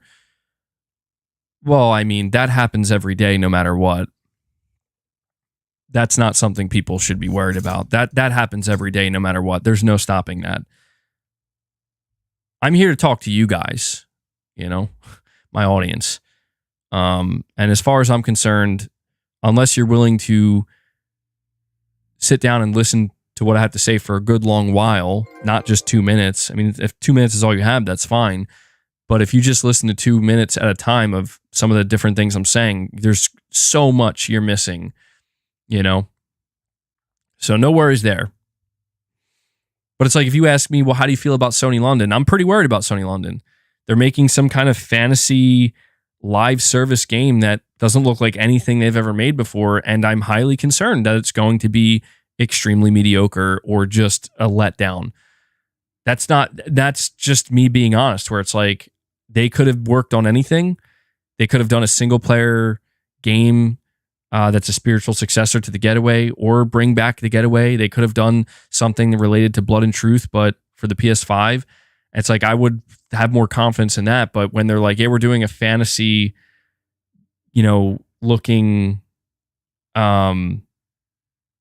whatever, it's like, well, maybe it can be good, but it's a little bit concerning to me, So it's different for each studio, man. But it's difficult to just focus on the individual studios and the individual factor. I try my best to, but that's why we do have to have these broader conversations and talk about the PlayStation business as a whole, because all of these studios exist under that umbrella. And if Sony is getting ready to make a major change or restructure or shift things, there's no denying that many of these studios are going to be impacted by it. You're saying Blue Point came out strong with Demon Souls and then just died. Well, I don't think. See, that's the thing, is I don't think they died. It's just they're clearly working on something, and they've been working on something for years. And that's the thing right there, man. Is like, Sony could have been saving their game for I just want to put this out there. It is a possibility that Sony did see this coming. Like, maybe they're not as blindsided as we think they are. Maybe they wanted to give it some time, see what would come of it, and maybe they came to the conclusion that, okay, this is not coming together that well. The time frames are taking too long. The quality is questionable, and now it seems like we may have made a bad purchase in Bungie. Maybe we did bet on the wrong horse. It could be that Sony purposely allowed the studios that are working on games that Sony knows the fan base expects and wants. They decided, let's hold off. Let's put these games in our back pocket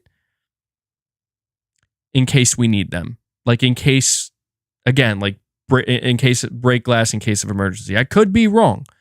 That's purely speculative, and a lot of people say that's just hopium right there. Maybe it is, but it could be a real possibility, simply for the fact that, look at, again, Bluepoint is a perfect example. I highly, highly, highly, highly doubt Bluepoint's working on a multiplayer game or a live service game.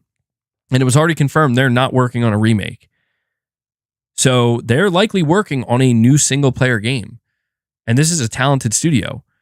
We haven't heard from Bluepoint since they were acquired. We have no clue what they're working on. That could be a game that's announced at the next PlayStation Showcase that could go a very long way in making the PlayStation fan base very happy and getting people excited again. You know? So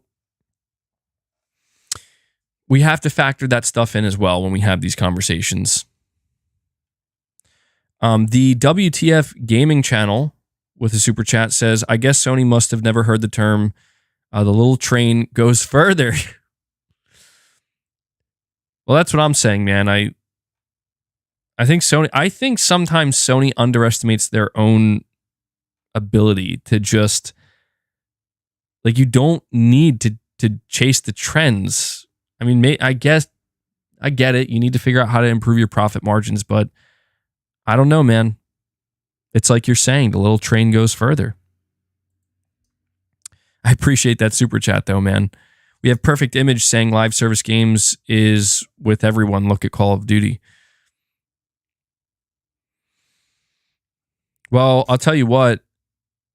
Microsoft is in a pretty strong position now when it comes to live service games. And I'm sure Sony's feeling pretty jealous of that in the sense that, you know, that's kind of the power that Microsoft has with being able to spend billions upon billions of dollars like it's nothing. Sony needs to look, all I'm saying is this: Sony needs to really figure out if they are right now. I think they're in the process of this. They need to figure out what role live service games are truly going to play in the PlayStation business, because it's clear that if you go all in, it's not going to work that way. Like if Bungie is running into issues and they're the guys you bought to lead the way, you gotta figure something else out. You know, maybe just task one or two studios every development cycle to make a live service game and just keep doing that until eventually one of them hits. Eventually. And in the meantime, just focus on what you do best. Keep pumping out those single player games, so on and so forth. Maybe that would take too long, though. Exactly. Never put all your eggs in one basket.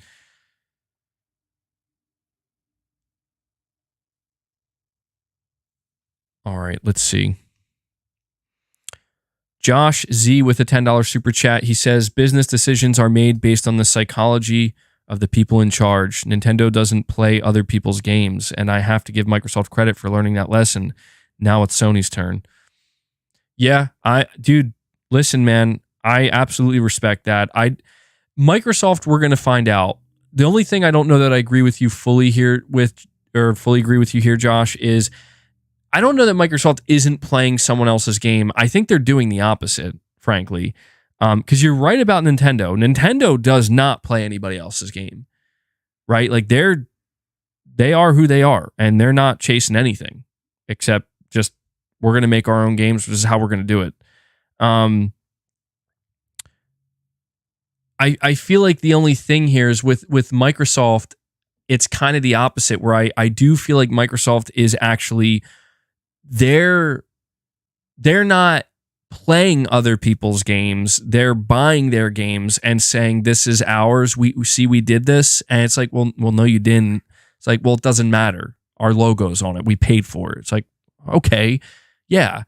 And Josh, I guess like what I'm trying to say is what you're describing is, again, it kind of falls back to, on one side, you have Nintendo, who's like totally solidified in their identity, in their player base, in their plans, in their way forward, and they're unwavering in that sense. And I think people really do respect that about Nintendo, and it's working for them.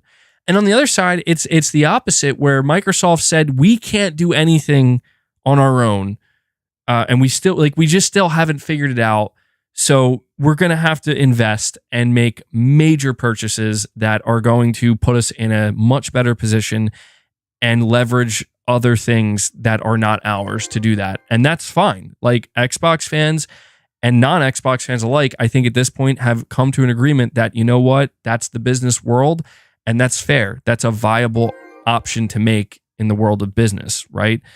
And I think Sony is right in that in-between where they seem to be trying to do both. And it's like, you can't do both. You have to decide. You're either going to be Sony PlayStation, and you're going to be known for your single player narrative driven games, and you're going to triple down on your own IP and not worry about these other third party games or worry about what Microsoft's doing in acquisition land and in mobile land, right? But instead, Sony seems to be kind of, again, they're like, yeah, we love our AAA single player games and our narrative single player games, but we're also going all in on live service because that's a thing that everybody's doing. And now Microsoft is even buying live service games, and we're also going to make our own acquisitions, and we're going to acquire Bungie, even though that doesn't fit with our business really at all. We're just going to do it anyway because that's what we're chasing. And we're also going to buy mobile developers, and we're going to make mobile games. And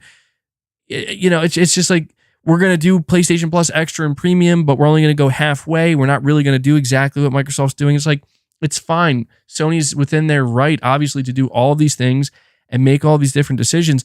But it's like you have to, I hate to put it in this way because it's like, I always talk about how it's about a balance, but with the way things are going right now, like there is no balance here. It's like you either are on this side or that side, because there's a fork in the road right now. Like there's a fork in the road, and you got to decide which road are you taking, which path are you taking. And Sony keeps like trying to go up the middle thing and like, we're going to pave this way. It's like, but you can't do it that way. Something's got to give. You're saying that's what Paul Tassi's article hits on. Oh, good. I'm looking forward to reading it. But Josh, I think you're definitely hitting the nail on the head here, just with slightly different terminology. And you're saying it's Sony's turn. I am in agreement with that, man. That's why I'm saying, dude, 2024 has to be Sony's year. I know for a lot of people, it's like that's going to be Xbox's year or Nintendo's year. I mean, I feel like that's a given though, right? Like, yeah, Nintendo's new console, Xbox now is Activision. Like they secured their year. Both of these companies have secured their short to midterm futures. Sony has not. Sony is the only one in this kind of awkward position where it's like, okay, the PS5 is about to have a record holiday season, right? It's going to sell so many units, and Sony's probably going to announce maybe at their next on November 9th that they hit a new number, and even the beginning of 2024 will be fine. They still have Spider-Man selling units. They'll have Final Fantasy VII. But if Sony doesn't come out swinging after that, it could drop rapidly. And I think that's what people need to not underestimate. Okay? Sony either believes they can get by on brand name alone, or they realize that they can't. And what we know is we don't know anything beyond February of next year from their studios, from their partners. That's either intentional or it's not. We'll find out, man. Give me 1 second, guys. I have to...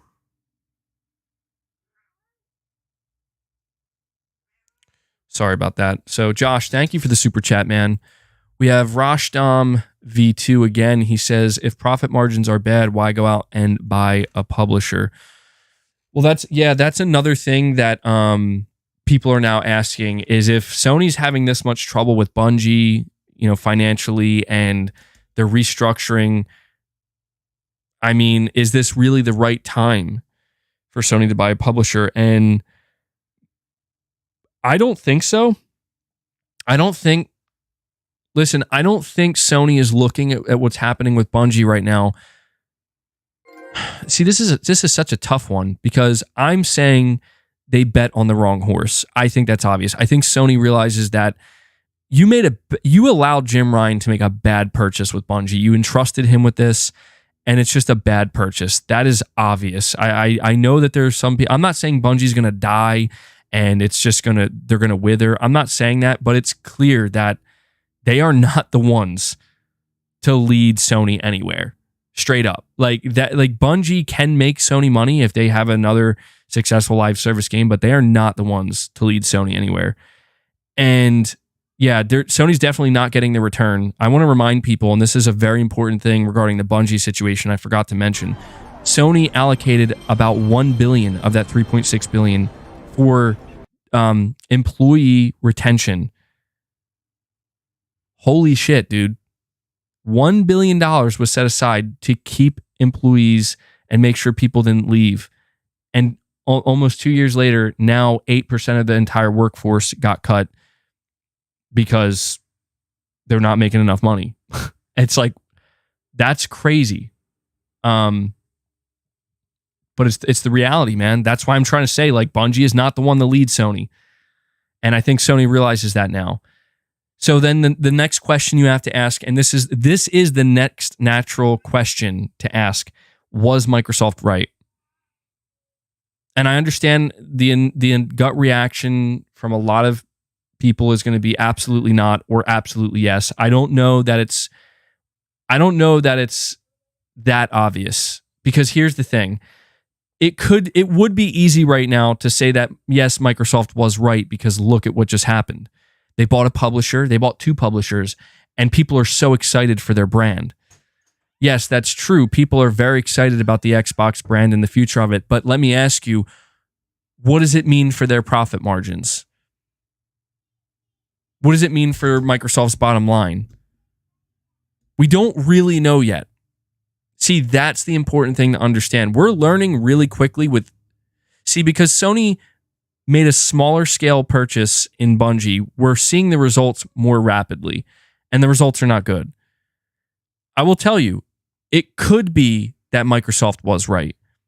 In the next couple years, maybe not couple years, but in the next year and a half, it's going to become clear if Microsoft really did make the right choice, because they're just going to go up and up and up and up.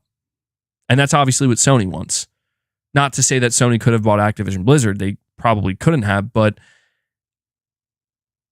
it might not even, this question, even though it's the next question in line, might not even be relevant to Sony.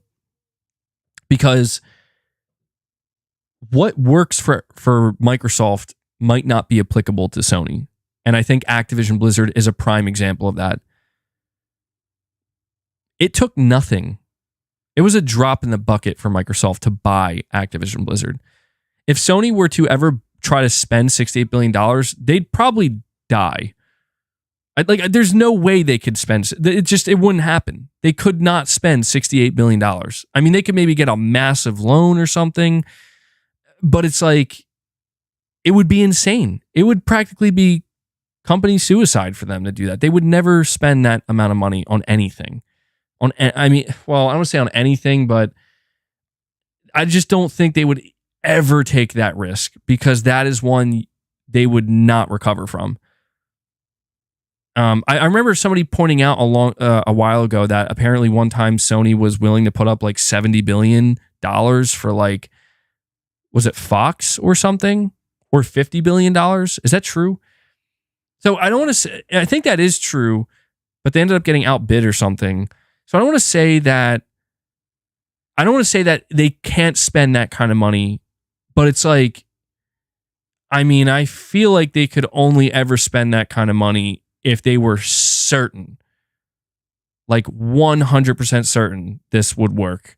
And there's like minimal risk involved. It was $50 billion. Okay. So yeah, they do have that kind of money if they really need to do something. But this is why I just think, look, man, Sony needs to just let Microsoft go. They do. I don't think they're going to, but I think they should. Just let Microsoft go, do what they're going to do. Because Sony, you gotta get your shit sorted, man. Look, it's still Sony's game to lose here. Generation, I mean, not game. It's still Sony's generation to lose. There's still plenty of time. But Microsoft won, man, like in their own way. They did. Microsoft wanted Activision Blizzard. Sony didn't want them to have Activision Blizzard. Microsoft now has Activision Blizzard. Sony bet on Bungie. Microsoft didn't. Sony is losing. You see what I'm saying? Like, Sony is making bets and they are losing their bets, man. At some point, it's got to be made clear that you just got to let the shit go. Stop chasing Microsoft. Stop chasing the live service trend. You need to get somebody as a PlayStation. The next PlayStation CEO needs to he needs to be willing to step in and say, I know what makes the PlayStation brand as strong as it is, right? It starts with the core fan base and it works its way out to the casual. So let's do it. That's it. That's it. It's and I know that sounds too simple, and there are many. Don't get me wrong. That is a way oversimplification, because there's a lot more involved. But Sony needs to chill out, man, with the amount of shit that they are doing.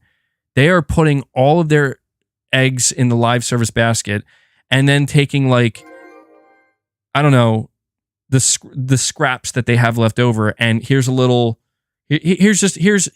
scrap for cloud gaming. Here's a scrap for our PlayStation Plus service. Here's a scrap for mobile. And it's like, refocus your shit, Sony.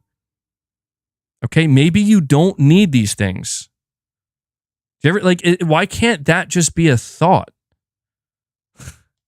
that they have? Like, do you need? I mean, does Sony really need a successful mobile game?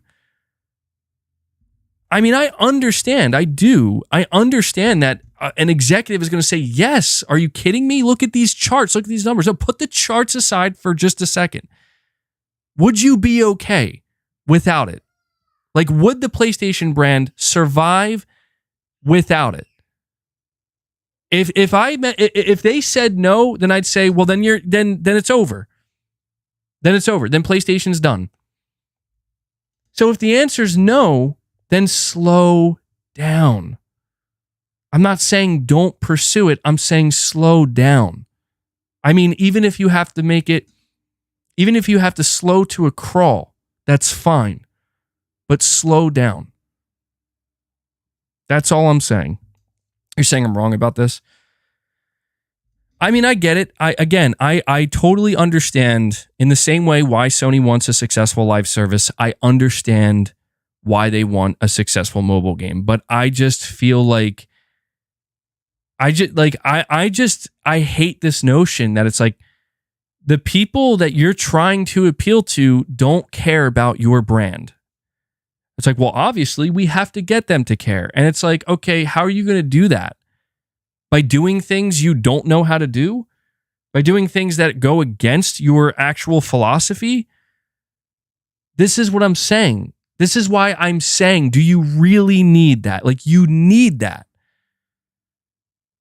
I'm telling you, I think there has to be another way. There has to be. Because if that's true, if the reality of our industry is, in order for Sony PlayStation to survive, they need a successful live service game, or they need a successful mobile game, like a hit mobile game, then this industry is screwed, dude. It is.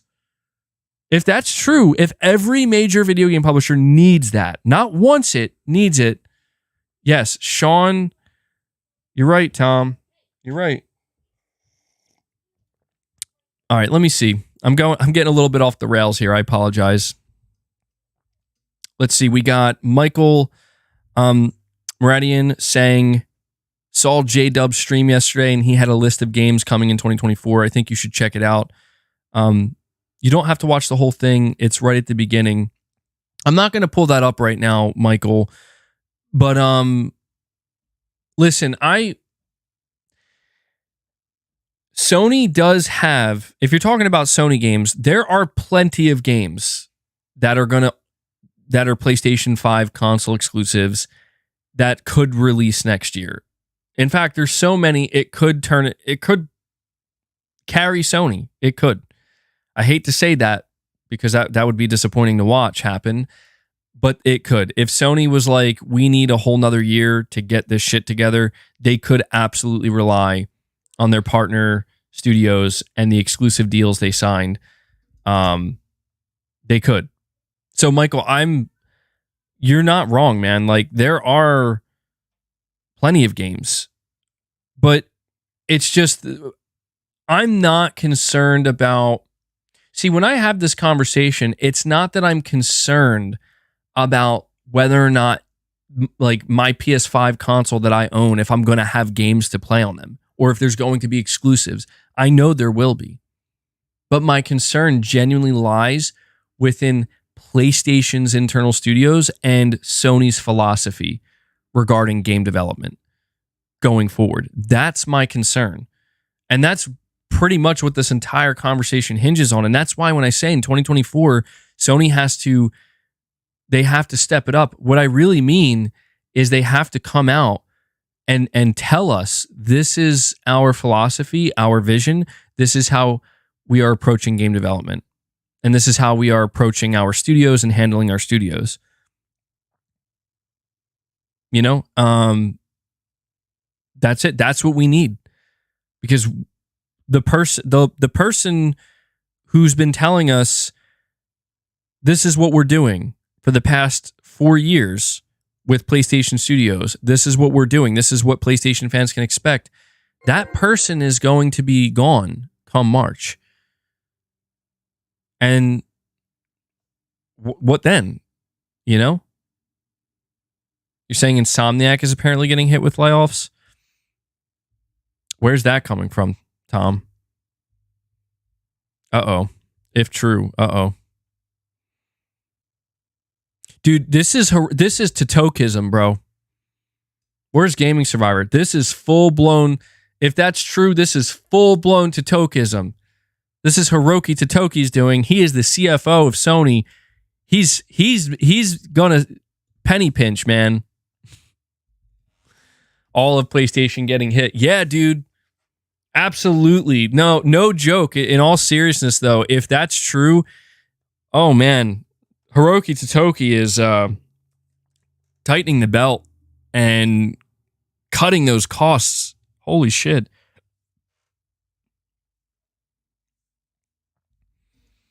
You know what's so weird about that, though, is if it's true that Sony has been like overspending in all these different areas, if that's true, then that would mean Jim Ryan is responsible for that, which is weird because it's like,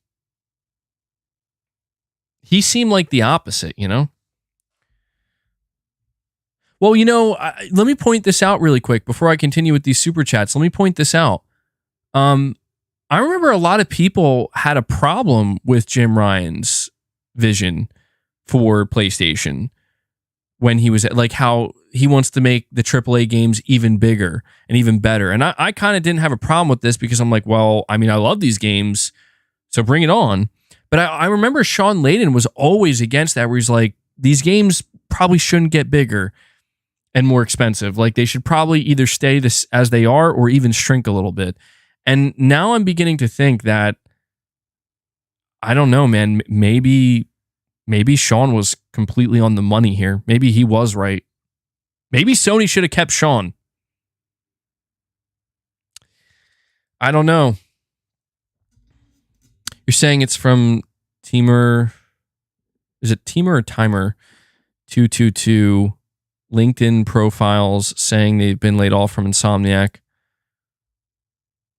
Well, I'll tell you this, if that's true, if there are layoffs hitting Insomniac, we will hear about that.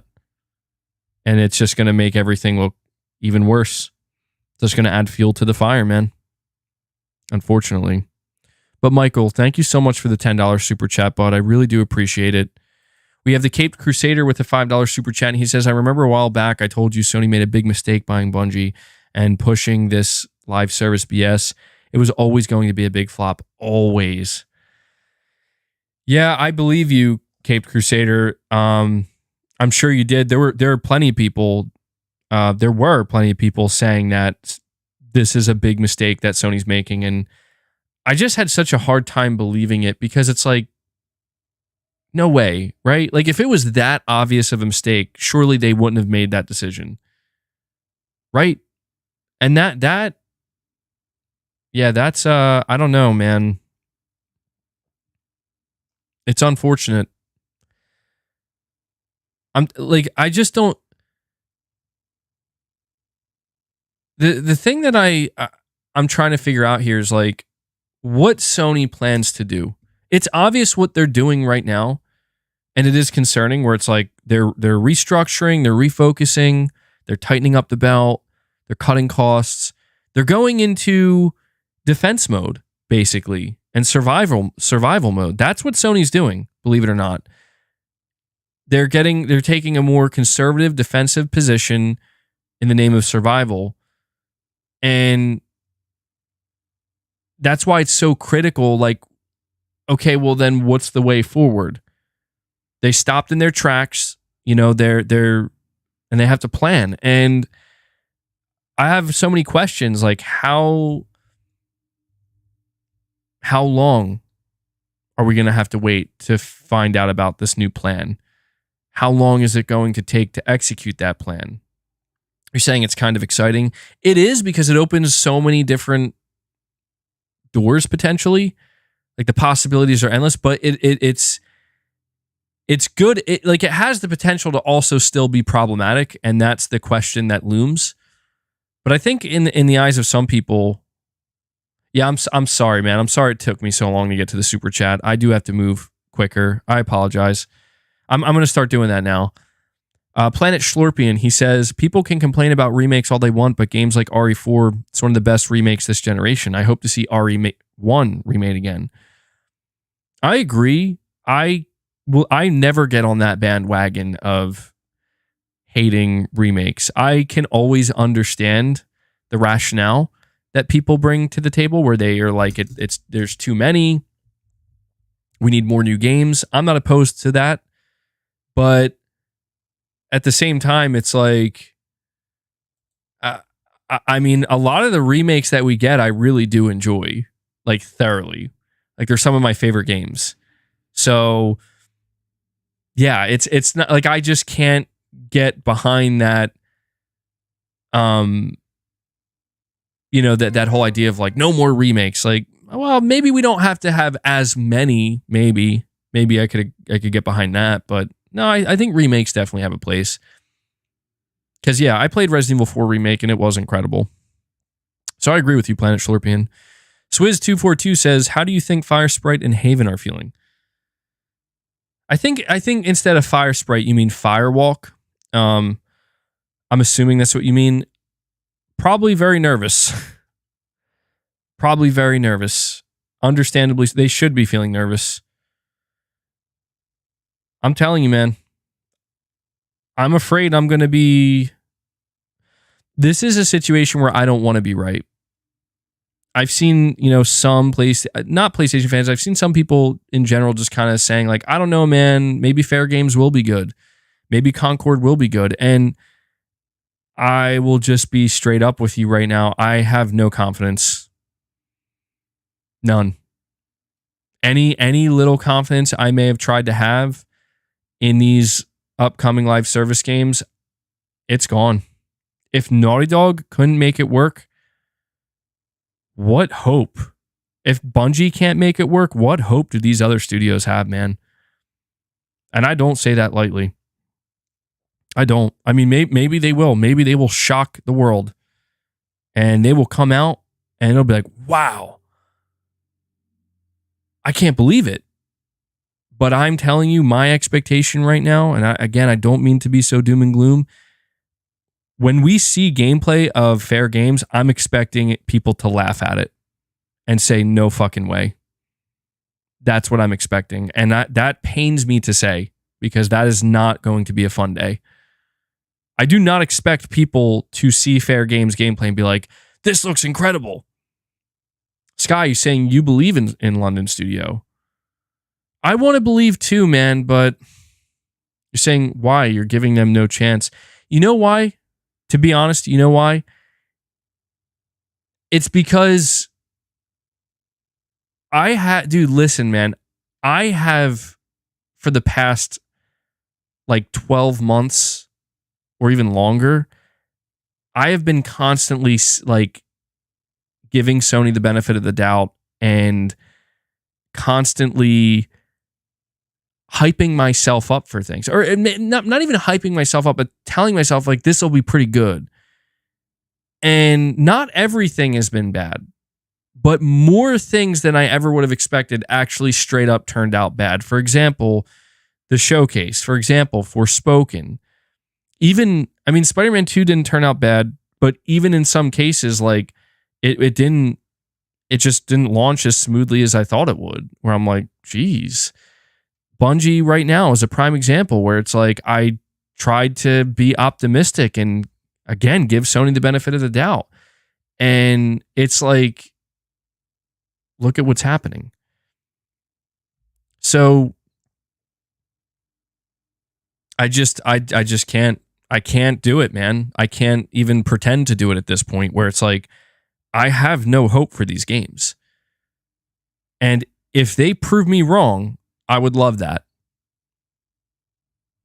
This is definitely giving doom and gloom vibes, MBG. Yeah, but what if I'm right?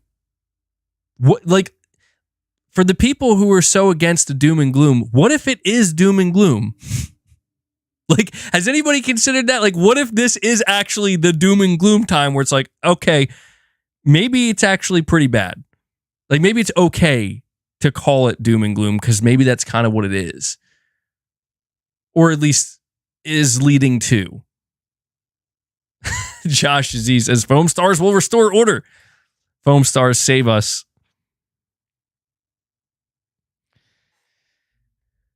We'll see, man. Doom and gloom. MBG Fourth Dimension. Did I ever get that platinum for Mortal Kombat 1? I actually forgot about it, dude. The Titan battles are open. Shit.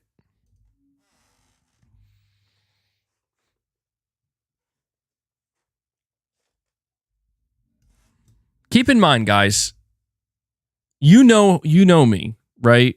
When Sony does something that I think is exciting and good, I let you know. I obviously let you know. I don't hide my excitement. No one tells me to calm down. Everybody's like, yeah, this is awesome. I'm going to bring the same energy when I'm feeling the opposite, man. And I'm just being real right now in that, look, it's not like I don't want to play my PS5 or I don't want to have any kind of hope that Sony's going to get it together. It's not like that, but it's just right now, I'm not feeling good. I enjoyed Spider-Man 2 and I platinumed it. I had a great time, but I didn't expect that this is what we'd be covering like 2 weeks later. It's crazy. I mean, I still am holding out hope that Sony will have a good presence at the Game Awards. It's, you know what I mean? It's not like I still have hope that some of these games that we don't know about from PlayStation Studios will be awesome when they're revealed. Not all of them, but a fair amount of them. But that's just the reality, man, is when things are going well, I let you guys know. And I don't hide my excitement or my enthusiasm. But, you know, the same energy is going to be brought forward when I'm feeling pretty disappointed and let down and like unsure of like what the hell is going on here. Can't help it. It's just, you know, it's just how I'm just letting how I feel just be put out there.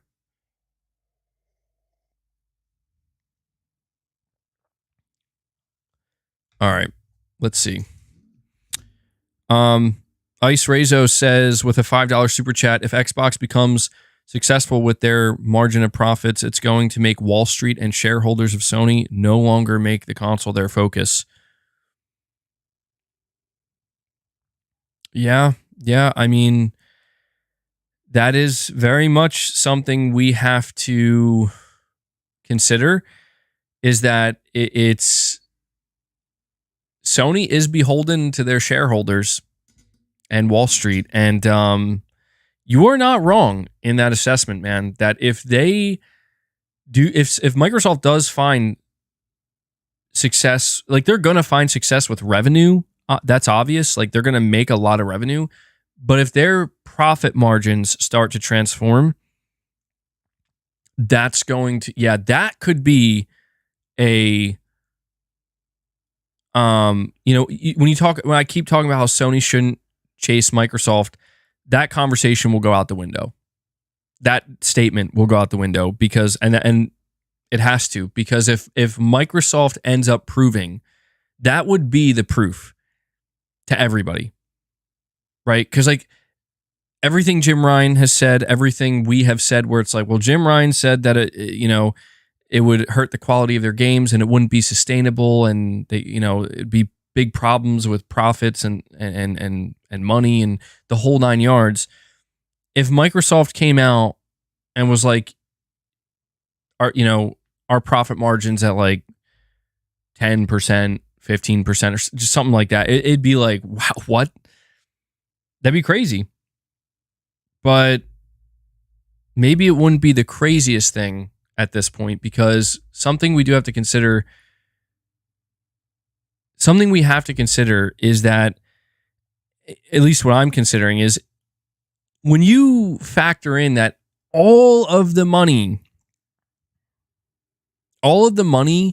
that is made by Call of Duty every year with every single microtransaction purchase is now 100%, all of that is going to Microsoft.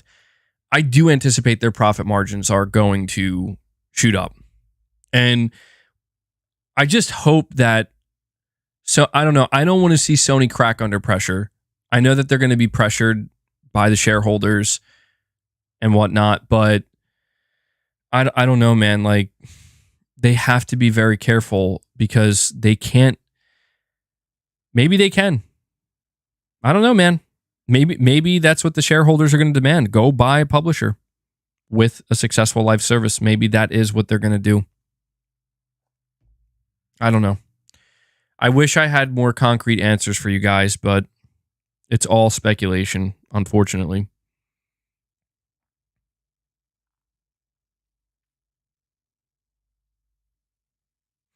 All right, we have Ludin Prime, a member for 5 months. He says, hi, MBG. If Sony asked you for a first-party game idea, what would it be? Like, what genre and themes would you want? It's a good question. Well, I want to say, I mean, I know it's not a new game, but I would, if Sony asked me, I'd say, you got to do something with SOCOM. I think it's crazy. Like, you got to find a team that is going to be skilled enough, or seemingly have what it takes to develop, a new AAA SOCOM game. Give it a campaign, right? Give it like go Call of Duty style. Like, give it a Call of Duty style campaign. Maybe just not as bombastic, because it's going to be more, SOCOM's more tactical, but super robust multiplayer. Make it live service if you want, but make it good. Other than that, maybe a kind of fantasy RPG. I don't know. See, that's what's tough, is I don't know who would make that, but that would be something that I think would benefit Sony a lot, because Microsoft is, one of their main competitors, and Sony has, as far as we know, like no games in development that are going to compete with a lot of these RPGs that Microsoft is making. So I think Sony could benefit to at least have one of those. I did hear that, I don't know, Remedy wants to make like a big, dark, gothic fantasy game. I don't think it would be an RPG, of course, because it's Remedy, but maybe it could be like a start. I don't know. So hopefully that answers your question, Ludin. I appreciate the support, bud. We have Rashdam V2 with 2 super chats back to back. He says, Sony needs to branch out their IP variety like how Nintendo does. I'm one of those people that has found Sony's formula fatigue. Splatoon, Fire Emblem, Mario, Zelda, Metroid, Xenoblade, Astral Chain are all variety games that are successful and quality. I'm not opposed to that at all, actually, and I think that's actually like a great kind of follow-up super chat to what Ludin Prime asked, where this idea that Sony would want to just diversify, their first-party output in a significant way. It is a little bit risky, certainly. It would be risky, but I think that to me would be a risk worth taking over this live service stuff. Because I mean, I'm not saying like every game would be a massive hit or a mega hit, but I do wonder if Jim Ryan became he had too much tunnel vision going on, where it's like he really believed that if it's not a well-known big IP and it's not following the exact same formula, it can't be successful. I don't believe in that. I don't like that. That to me is too tunnel vision. Like, stick to what works. Like, if it's not broke, don't fix it, but leave plenty of room for change of some kind, for like variety, experimentation. I think a lot of people have been crying out for Sony to do this. And, you think about underneath Jim Ryan's rule of PlayStation, he was the one who was responsible for shutting down Japan Studio. And that destroyed a lot of PlayStation fans because they felt that Japan Studios was kind of at the heart of PlayStation, where, yeah, maybe they were very disorganized. Maybe they didn't produce the most profit, but they gave PlayStation some kind of uniqueness, some kind of life, just something that allowed it to, it was a place where the creativity could kind of just flow. And I won't lie to you. I'm not going to pretend like I was the biggest fan of Japan Studio. I definitely played Japan Studio games, some of them, but I guess it's just one of those things where you just don't realize as it's happening, like how significant it is until time goes by and you realize like, oh, well, Sony isn't really like, I guess there's always this kind of assumption, well, if they said that they had to shut it down and the studio was in trouble, they'll do something to kind of make up for it or replace it. And they never did. And that to me was kind of like, uh-oh. Like, would Japan Studio have been shut down under Sean Layden? Never. I don't know, man. Maybe we were cheering on the wrong guy. Maybe we did bet on the wrong horse. Yeah, that's true. We did get Team Asobi. That is true. But it is odd to me how Sony doesn't have more Japanese studios. Like, that is very strange to me. Like, I actually thought that they were going to create a new studio. I mean, they did create Team Asobi, but I mean like another like AAA or, even AA, if that's what they want to do. Japan-based studio, but they didn't. Which is very strange. Yeah, they have Polyphony Digital and Team Asobi. That's about it. I mean, Polyphony Digital, I definitely count them, but they're just not, they don't immediately come to the forefront of my mind because they only make one type of game, Ex-Ryantologist MBG spills secrets. That's funny as hell. All right, let me see. So Rashdam, I'm in agreement, man. I think Sony should place an emphasis on, they should absolutely place an emphasis on variety going forward. We have Mario B saying in a video from What Culture, they explain that shakeups / layoffs typically happen around the time of the fiscal year industry-wide. It's not just Sony, and the ABK deal has little to do with it. That's a good call out, Mario. Yeah, that's the thing is like, I don't, you're saying there's news on Marathon. I'll check that. Apparently, yeah, there's more and more stuff. Yeah, there's more stuff coming out. We'll get to it. Hang tight, all right? I just want to make sure I get through these super chats.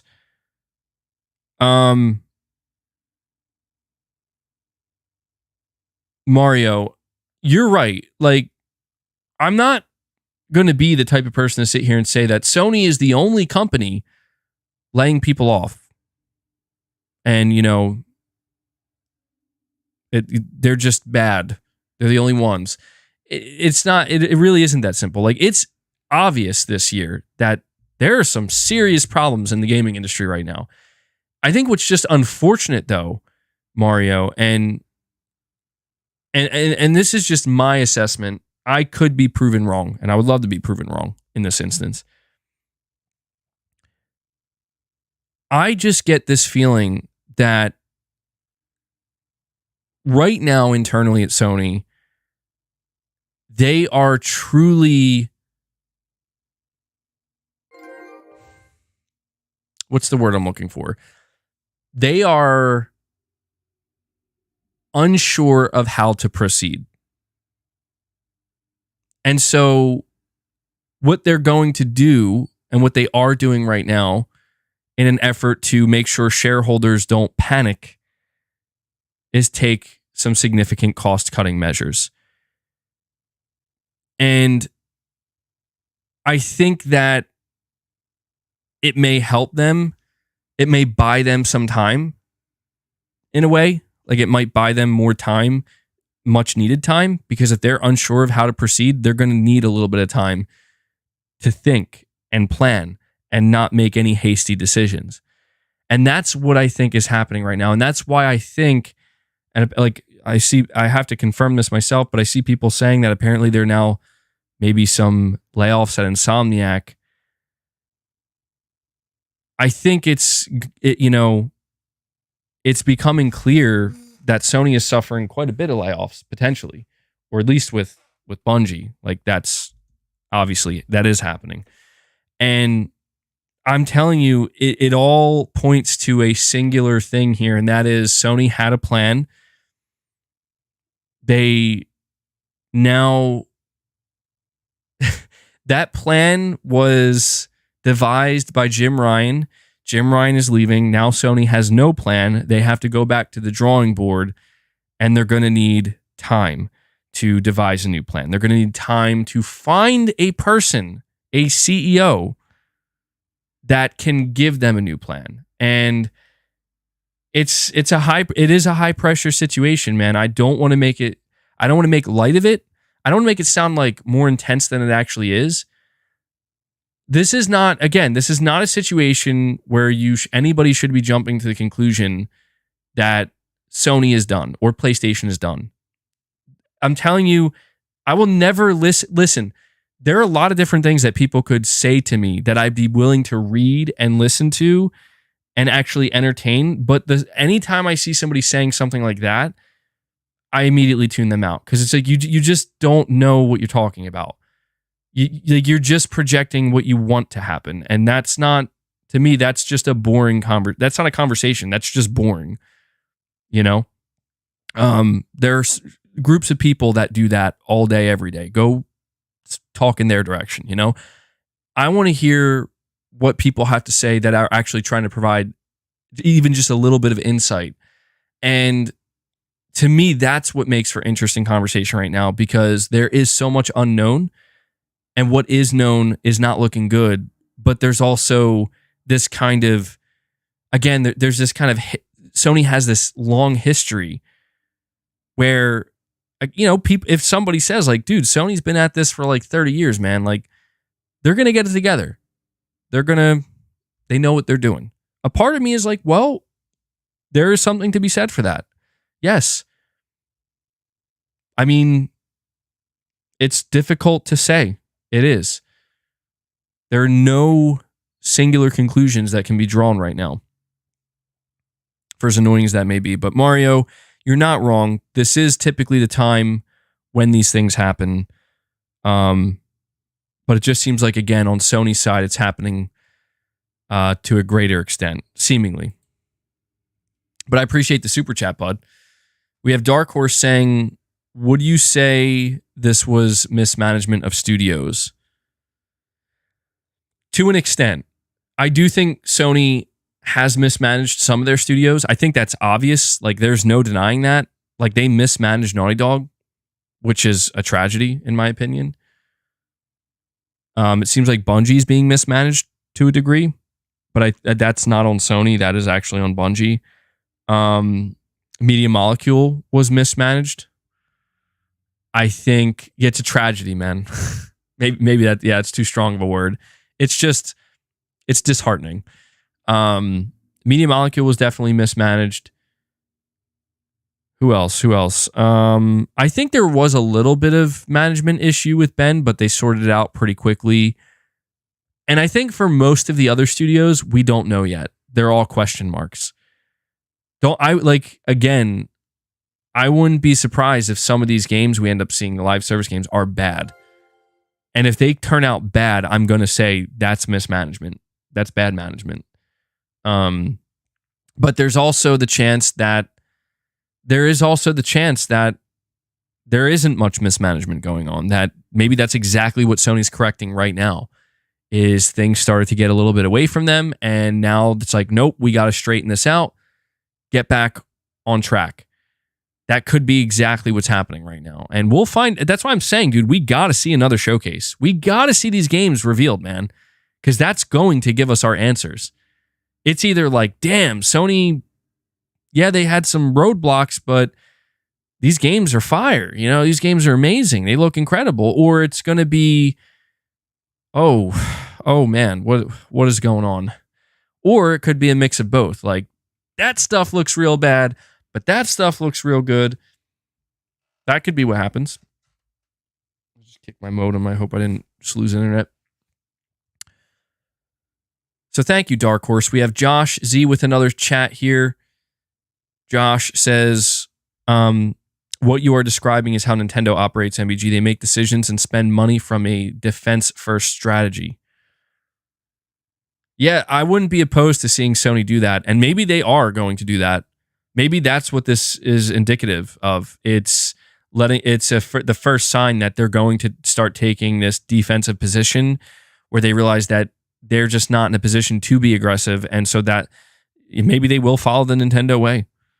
I would not be opposed to that. Dude, I'm telling you, the common theme here that I'm seeing, at least from my chat and some of my super chats, are people basically saying, like, maybe Sony should just kind of do some of what Nintendo does. Maybe it would benefit them and their players. Yeah, I don't know that would be such a bad thing.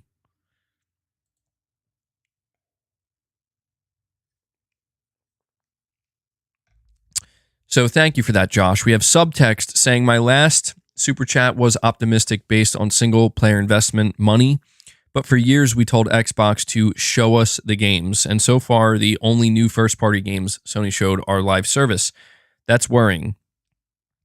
Yeah, I'm right there with you, subtext. I'm definitely at a point where I want Sony to show me the games. I'm willing to give them a little bit more time. I am. You know, it's clear they're trying to sort things out, and I'm not going to be the one to be like, unacceptable, show me right now. I'd rather them be like, well, we need to get the stuff ready and we'll show it to you. But that to me does not mean I'm going to sit here for a year or two with hardly anything and be like, everything's fine. No. The big you're bringing up Microsoft and you're saying we told them to show us the games. You're absolutely right. The big problem with Microsoft then was Microsoft has went multiple years in the past and even recently in 2022 where they had nothing.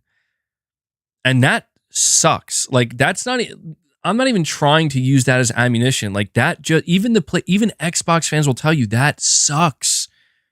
That is the worst. I do not want to see Sony have to go through that. I don't, because that is going to suck and it will be the worst. But the one thing I will say is Sony has yet to have that happen. Saying yet they stayed, LOL.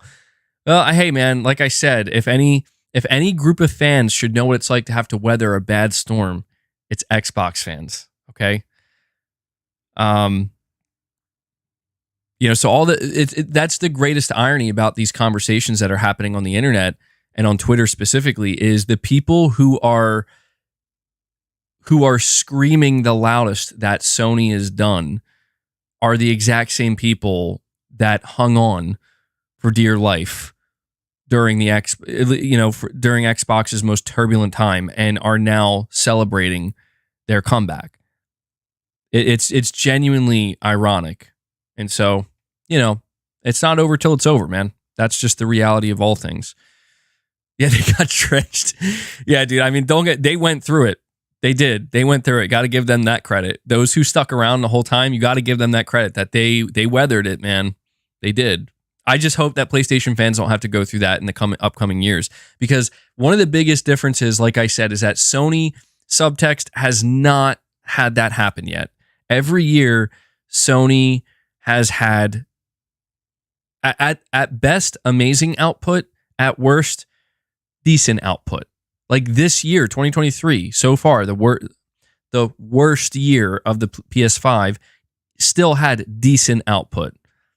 Again, not ideal, not the best, but decent. It wasn't, I'm sorry, I can't call a year where Spider-Man 2 comes out bad. I just can't. It's a big game. It's an exciting game. It's a great game. But it could have been better, and hopefully it will be. So that's why I'm not going into next year or 2025 just assuming, like, yeah, Sony's not going to have anything ready to release. I'm actually, believe it or not, I'm not worried about Sony not having games.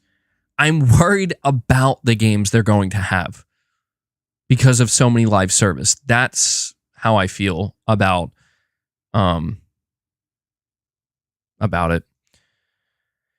I see somebody in the chat saying people seem to forget that Microsoft laid off over 10,000 employees at the beginning of this year. Sony will be just fine. Yeah, well, that's the thing, man, is it's a lot of ill will being projected towards Sony. And you know, the reality is, and people projected that ill will towards Microsoft as well. But the reason why Microsoft laid off 10,000 employees is because they overhired. Like they way overhired. And I think people forget that these are businesses, not charities. They're not just going to hire people for the sake of hiring them and saying, we want to pay you, even though we don't have any work for you. That's not how this works. And the same goes for Sony. And I think people just need to like understand layoffs do suck. And I see people acting like they found out people's families were murdered. Where it's like, look, it's bad, man, and I feel for these people. But there's actual, like, look, man, I'm just saying, like, they still have their careers, okay? Like, they still have a lot of things going for them. Let's root for them to get back on their feet as quickly as possible. You know, it's like, I get it. I feel for them, but people are acting like Sony just murdered these people's families and whatnot. It's like, guys, these types of layoffs, they do suck. And anybody who has been laid off knows it sucks. But you cannot sit here and expect a business to not do business things, you know, to not operate like a business would.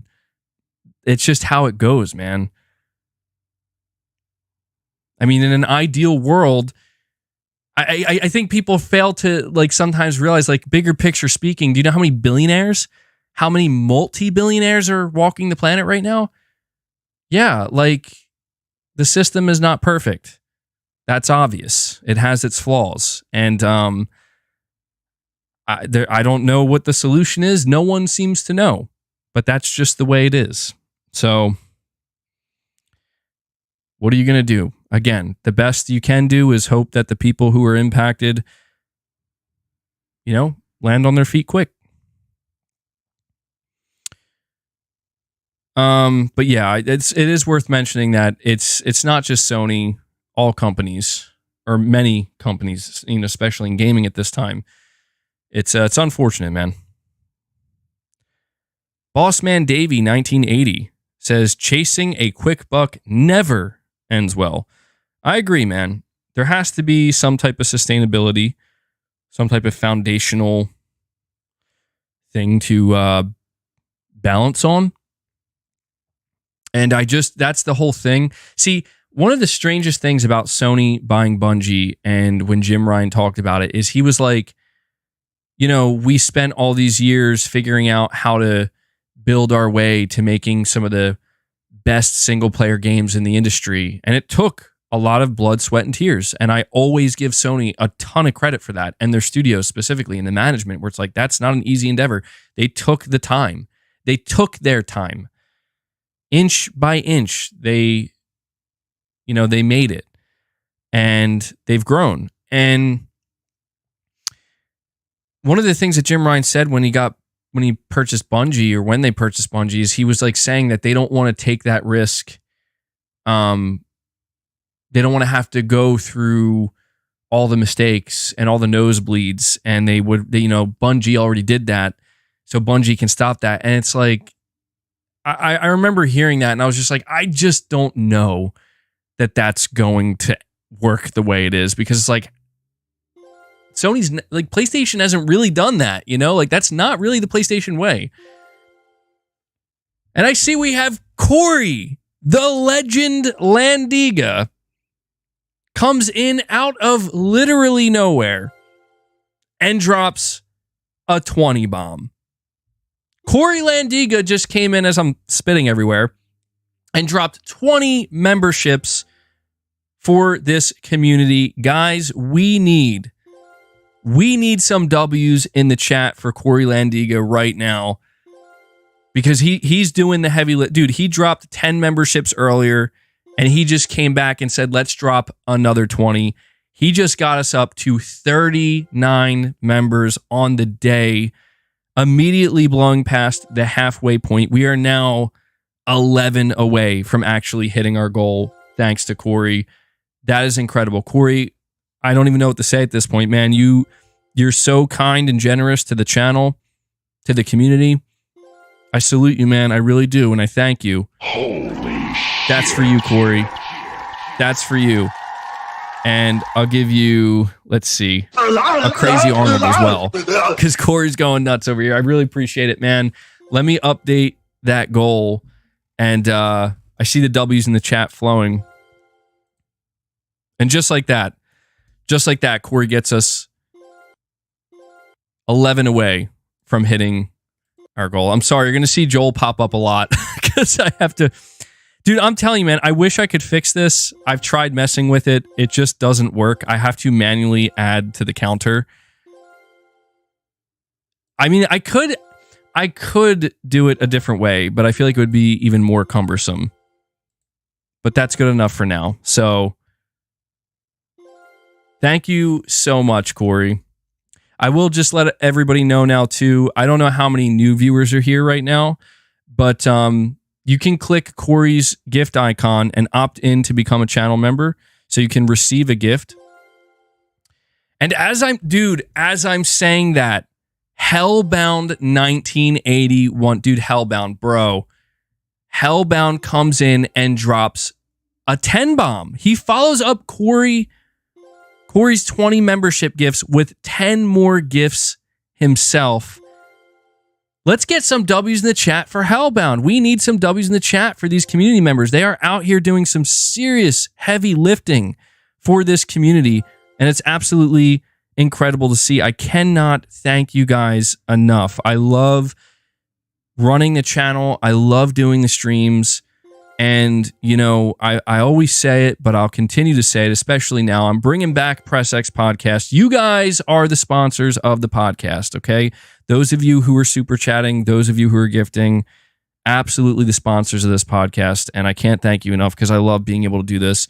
It is truly an honor and a privilege. It is. I know that sounds, maybe everybody says I'm always too dramatic, but that is absolutely the truth. So Hellbound, you bring us up to 49 members, guys. We are now one away from hitting the goal.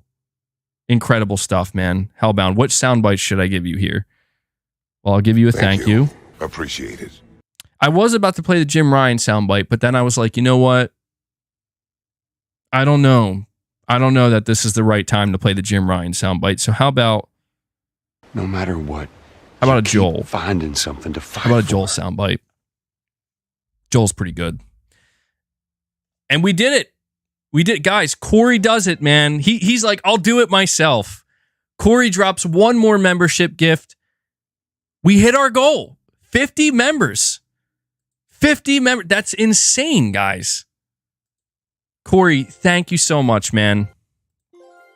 I always say the goal is too high. Okay, the goal of 50 is simply too high, but you guys crush it so frequently. I really can't thank you enough. I'm sorry if I sound like a broken record, but you guys deserve it. We have an incredible community here. You guys care about one another. You guys care about me. You care about the content, and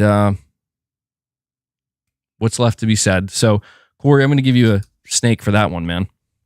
Good stuff, guys. Again, just a reminder, if you are new in the chat, if you're not aware, click Corey's icon up top, the gift icon, or Hellbound's, and make sure you opt in so you can eventually hopefully receive a membership gift.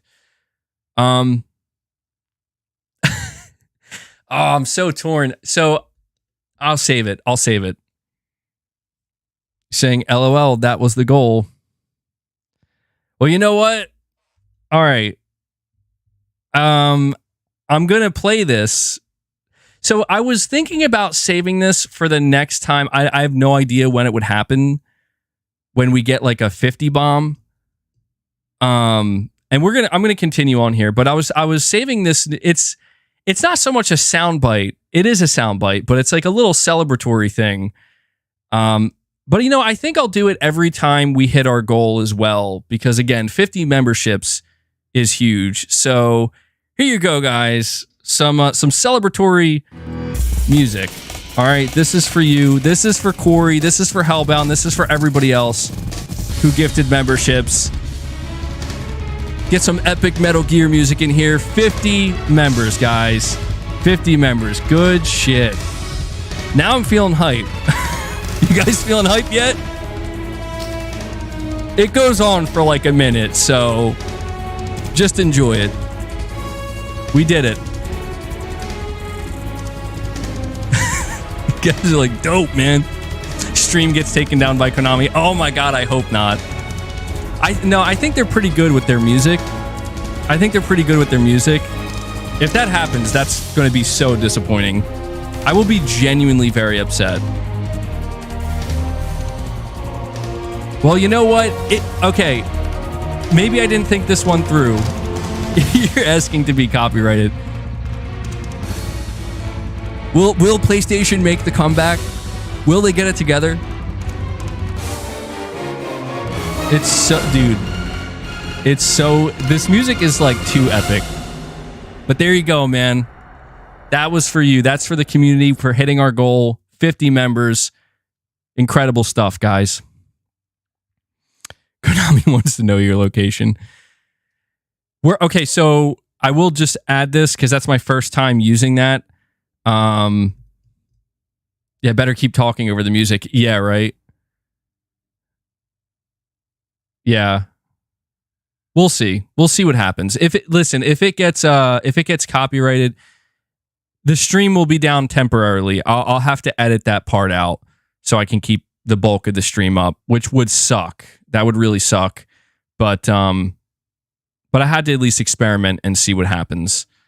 You guys are making me all nervous now. But there you go. Nonetheless, that was for you guys for hitting the goal. I really do appreciate it, man.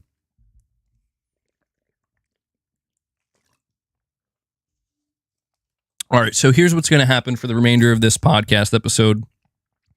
Did I ever find the one to join us from Venom? Actually, good call, Devil Shooter. I'm going to have to look at that. I'm going to have to find that on YouTube. I'll try to remember. I'm going to read the rest of these super chats. I have a couple more to go through. I'm going to read this new article about Sony that came out, and then we'll take it from there, okay? So I have a super chat here from Dark Horse, who says, Microsoft shareholders do not care about the gaming sector. They actively look at cloud and AI and Microsoft Office subs. Gaming at the moment is a growing sector. That I do believe 100%. I think it's actually kind of clear that the CEO of Microsoft doesn't really understand gaming too well either, which I don't blame him. I mean, he's running all of Microsoft, and Microsoft is making all of their money from different sectors, like you're saying, Office, subscriptions, AI, cloud, especially. And that's why I'm going to be really interested to see how their gaming division transforms in the coming years, even with Phil Spencer being the head of gaming, because, you know, Phil Spencer is now part of the board of Microsoft, man, and he's going to be expected to produce significant results for Microsoft and their shareholders in the coming years. And he could do it. But I get this feeling that some things are going to change along the way. Some things are going to change along the way. But let me see. Saying the goggles from Sam Fisher. Oh, that you mean the night vision goggle sound? Corey, are you saying that should be a soundbite? That'd be an interesting one. I feel like it'd be a little too short, though.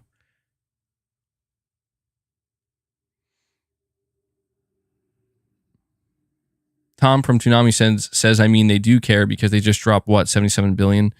I mean, I think what he's trying to say is that, like, they don't care about, like, the wider gaming industry.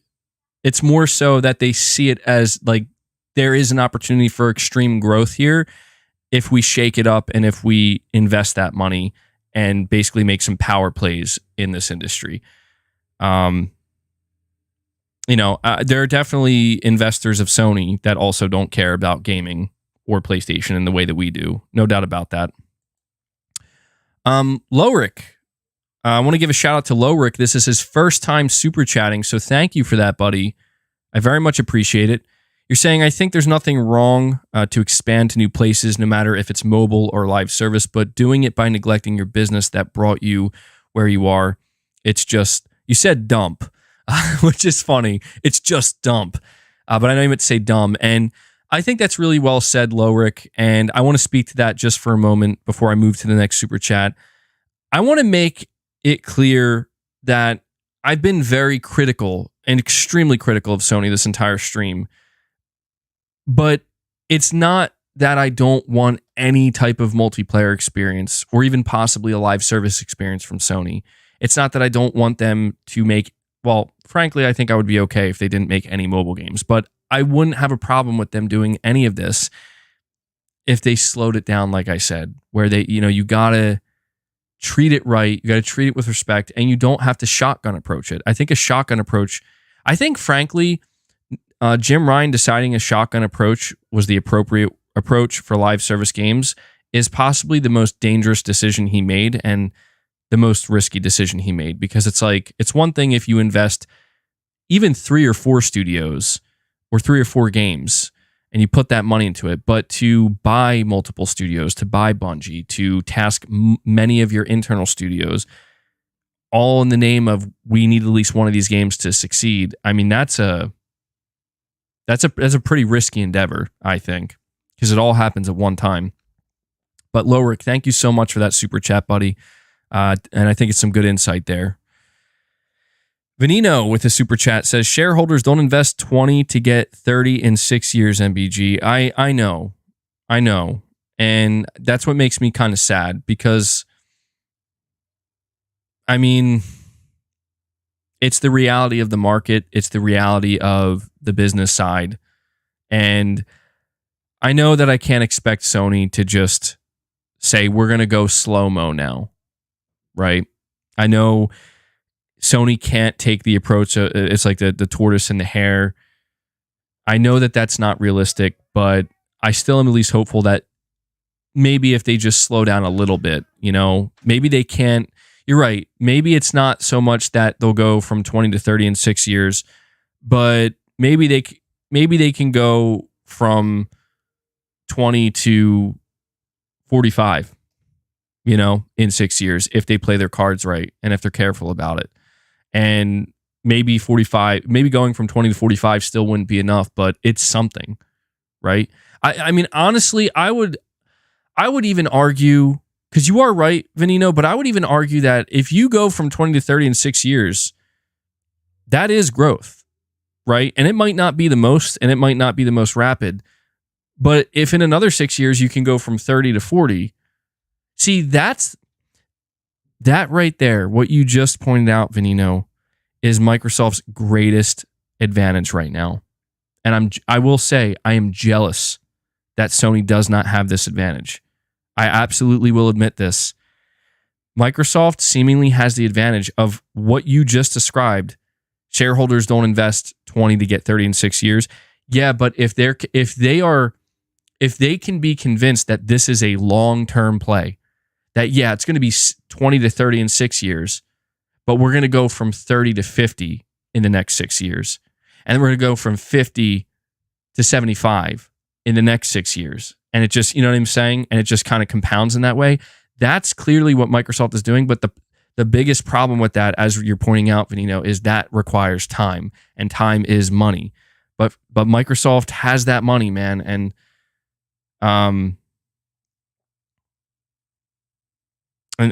Sony, they don't really have that luxury. They don't have that luxury right now. I don't know that they ever will, unfortunately. Arnie Vesper says, noticed Spider-Man 1 got DLC 1 month after release. Did it? Was it that soon? I actually completely forgot about that. I wonder if that's what will happen this time. If they actually have like a big chunk of DLC almost finished that they're working on right now, and maybe it could be out by like December or January. That would actually be pretty cool. I'd be pretty excited for that. Baldy McNosehair says layoffs being reported for Insomniac via at Hazador Gaming. Yeah, I'm going to have to look into that. I'm running out of time here. But I should be able to cover that before we wrap this up. Ghetto God, member for 6 months, says Sony has variety, racing, GT, sports, MLB, kids games, Astro/Knack, action, adventure, The Last of Us, action RPG, Bloodborne / Horizon. Glad they're not all shooters. Yeah, I do want to acknowledge that as well. I think people are a little bit harsh on Sony when they make it sound like they don't have any variety at all. They do. I just think what it comes down to is they could probably afford a little bit more. You know, even I can agree with that. But yeah, Sony does a pretty good job in trying to cover these different areas. It's just that they have so many different studios now, right? That's why I was kind of yesterday during my little short Halloween stream. That's why I was saying I'm kind of excited at the fact that they seemingly have 2 horror games in development. Now, I don't know if, again, I don't want to overhype these games because they could end up getting canceled for all we know. I mean, these are games that we haven't even heard anything about.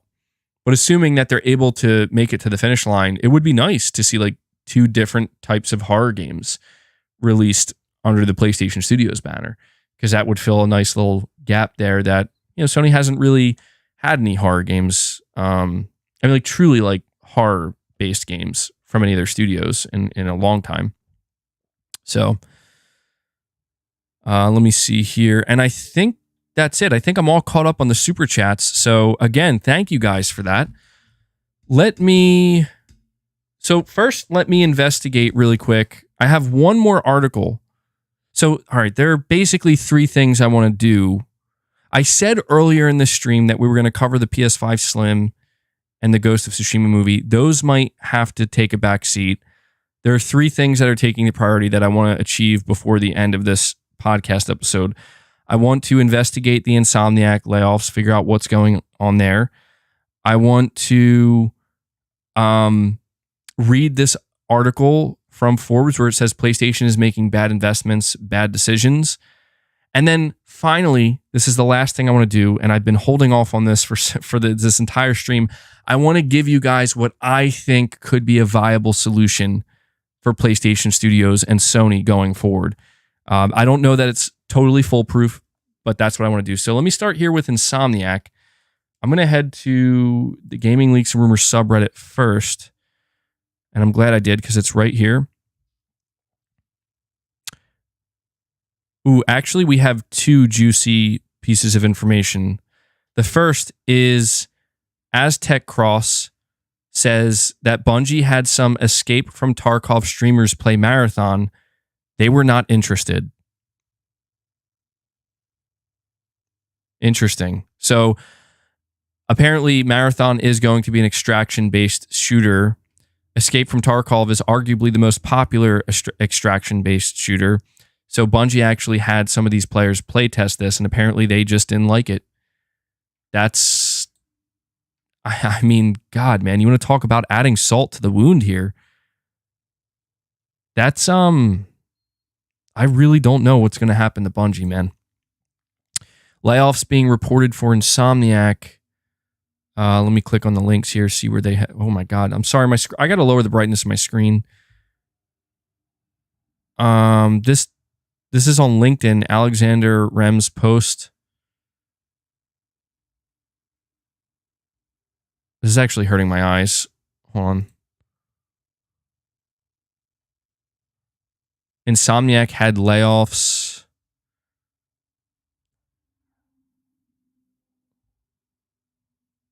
Says, can't forget Insomniac. Few people laid off like 3-ish months ago. So this was a couple of months ago, it seems. Jonathan Frendenberg, program manager / talent specialist. He was at Insomniac Games full-time from October 2022 to September 2023. So apparently these layoffs were in September. Laid off due to headcount reduction. I managed the entire intern program from start to finish. Okay, well, yeah, I don't know. See, my initial gut reaction here, yeah. The big thing here is so I think what's happening right now is people are looking at these layoffs that occurred in September, and they're trying to, kind of bring them to the forefront here to make it seem like things are worse than they actually are at Sony because of all the things that are happening with Bungie.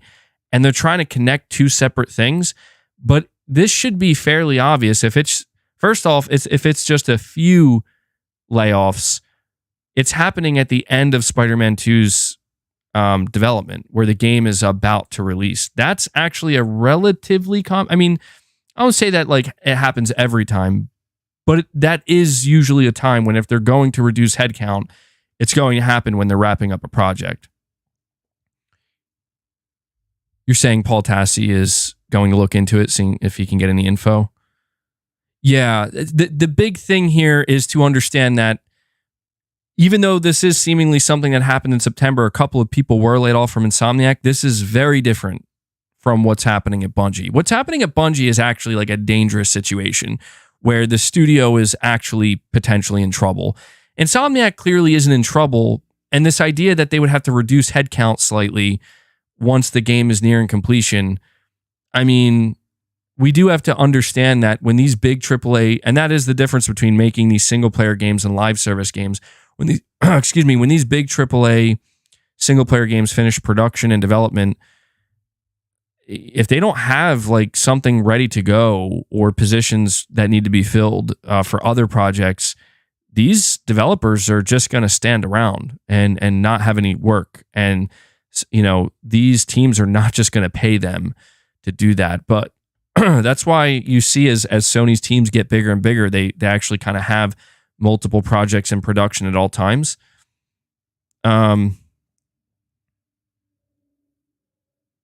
But I can tell you right now that there's no doubt in my mind that some Xbox people who really, again, they don't like Sony, they have ill will towards Sony, they're going to try to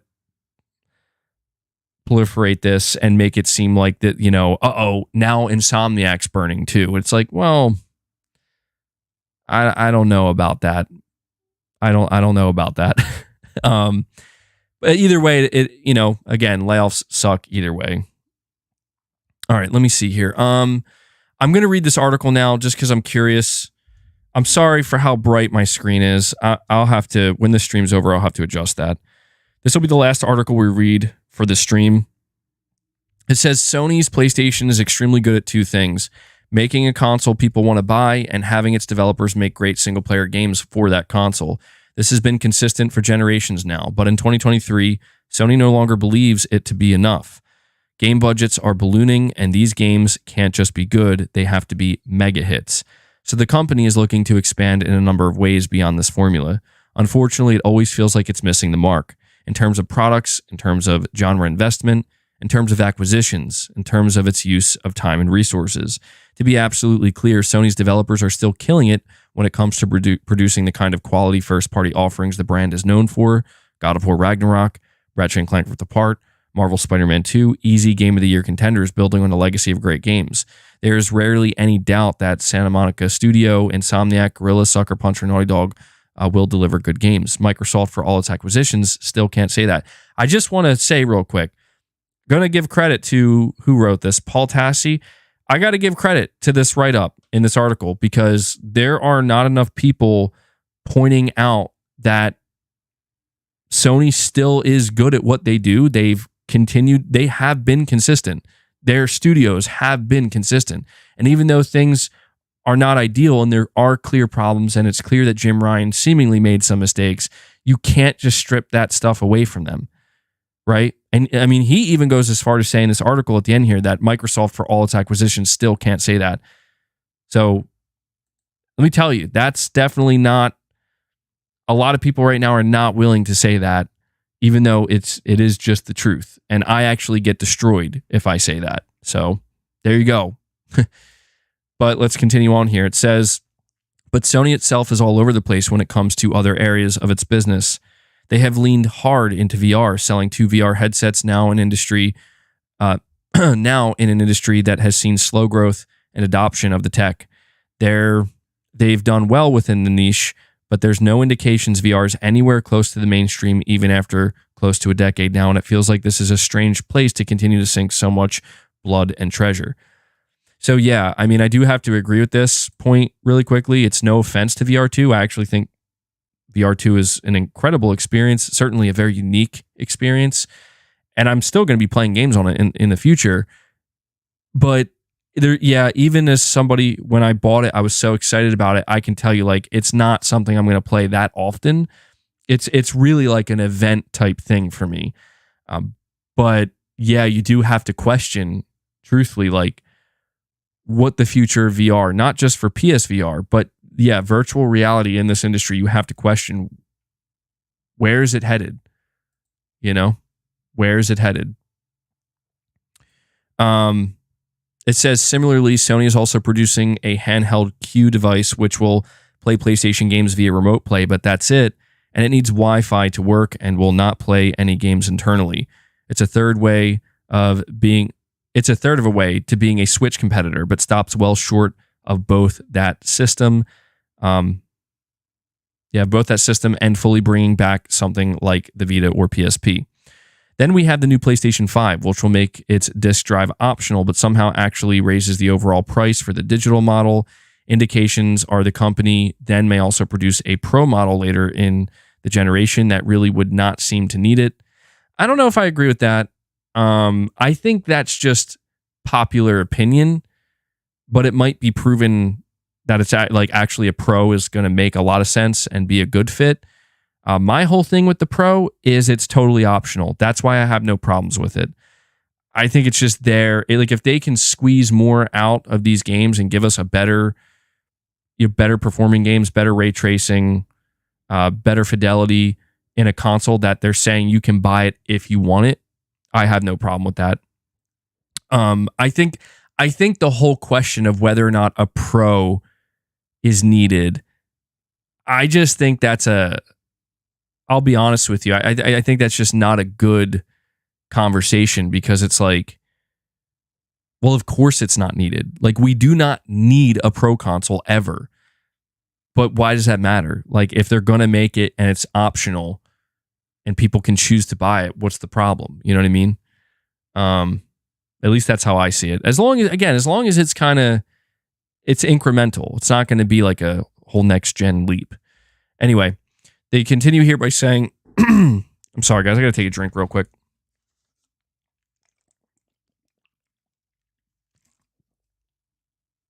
Got to stay hydrated. I'm doing so much talking, my throat's drying out. All right, thank you guys for hanging with me here. It says that's just hardware, however. Another column of Sony's recent plans announced before Jim Ryan left was that it was making a huge pivot toward live multiplayer games, that it would increase investment so that live content was 60% of its budget, This is an effort to free themselves from making purely one-and-done single-player games, instead wanting Fortnite, Apex, Warzone type games that print money all year long. To orchestrate this, Sony bought Bungie for $3.7 billion. Bungie has been running the Destiny franchise for a decade now, one of the only successful live service PvP plus PvE games on the market where so many competitors have failed. The idea was that Bungie would teach other mostly single-player studios how to make live service games since it had done so well in the genre. So far, that has not panned out at all. Despite most big Sony devs tasked with making some kind of multiplayer game, the most prominent one, The Last of Us Factions, was looked over by Bungie and declared not ready for prime time. The project has now seen resources siphoned away from it, and it's not clear if it will ever actually make it out. There is a long history of talented single-player studios failing to branch out into live service games. Crystal Dynamics with Avengers, Gearbox, Battleborn, BioWare, Anthem, but Sony seems content to ignore all that and believe they can do it differently. So far, that has not materialized. Bungie itself has now started to flounder. This week brought mass layoffs to the company as Destiny 2 struggles after 7 years of existence, and especially bad expansion this year and an uncertain future. It may be delaying both its next expansion and its next IP marathon, and Sony failed to secure any sort of exclusivity deal during this purchase, meaning all Bungie's games from here will remain multi-platform. I actually will say that's probably going to be a good thing for Sony. If Bungie really is in this much trouble and it just continues to get worse, they're going to need all the revenue they can get, all the money they can make. The idea of Bungie's marathon being multi-plat on Xbox, probably a smart move in the end. Now, the article concludes by saying, finally, Sony went absolutely off the rails, attempting to stop Microsoft from its Activision Blizzard acquisition, hinging their argument on the idea that Microsoft could make Call of Duty exclusive to Xbox and take away a huge moneymaker from them, when internal emails revealed they did not believe any such thing would actually happen. While regulators did adopt many of Sony's talking points, they were not good ones, and the deal has gone through now.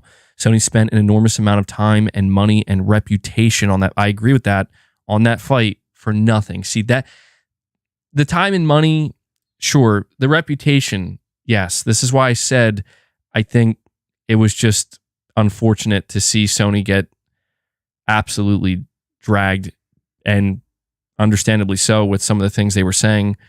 It says here again, PlayStation is continuing to sell consoles and make great quality games, but all efforts outside of that as of late have felt like a string of poor decisions and poor investments. We'll see what happens next in these live service ambitions, but it feels like a larger public change may be coming.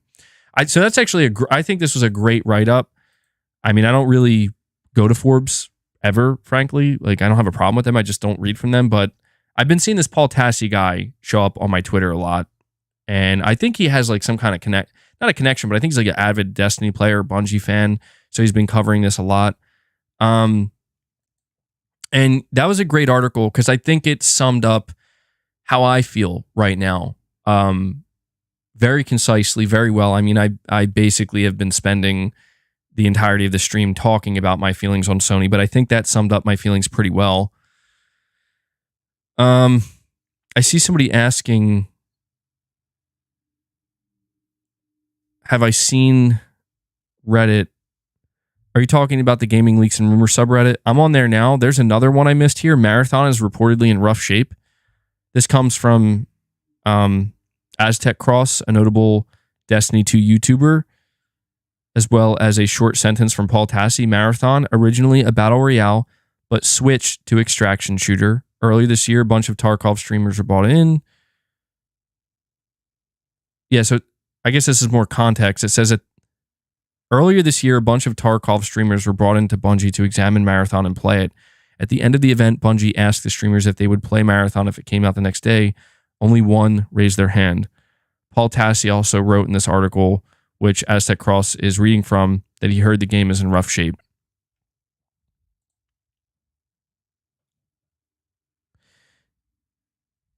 You know,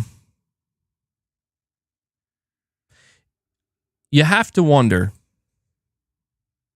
You have to wonder how much blind faith Sony put into Bungie here. Because that, to me, that's a death rattle. And I don't say that in a dramatic way. that's a death rattle for Bungie. Because I remember when Sony bought Bungie, one of the things we talked about is, man, Sony must have really been impressed by what they're working on outside of Destiny 2, like their next games. They must have really been impressed by it.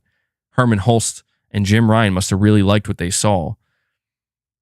And now we're getting rumors that Marathon is like that to me. See, what's concerning to me is the details of this rumor, if they're true.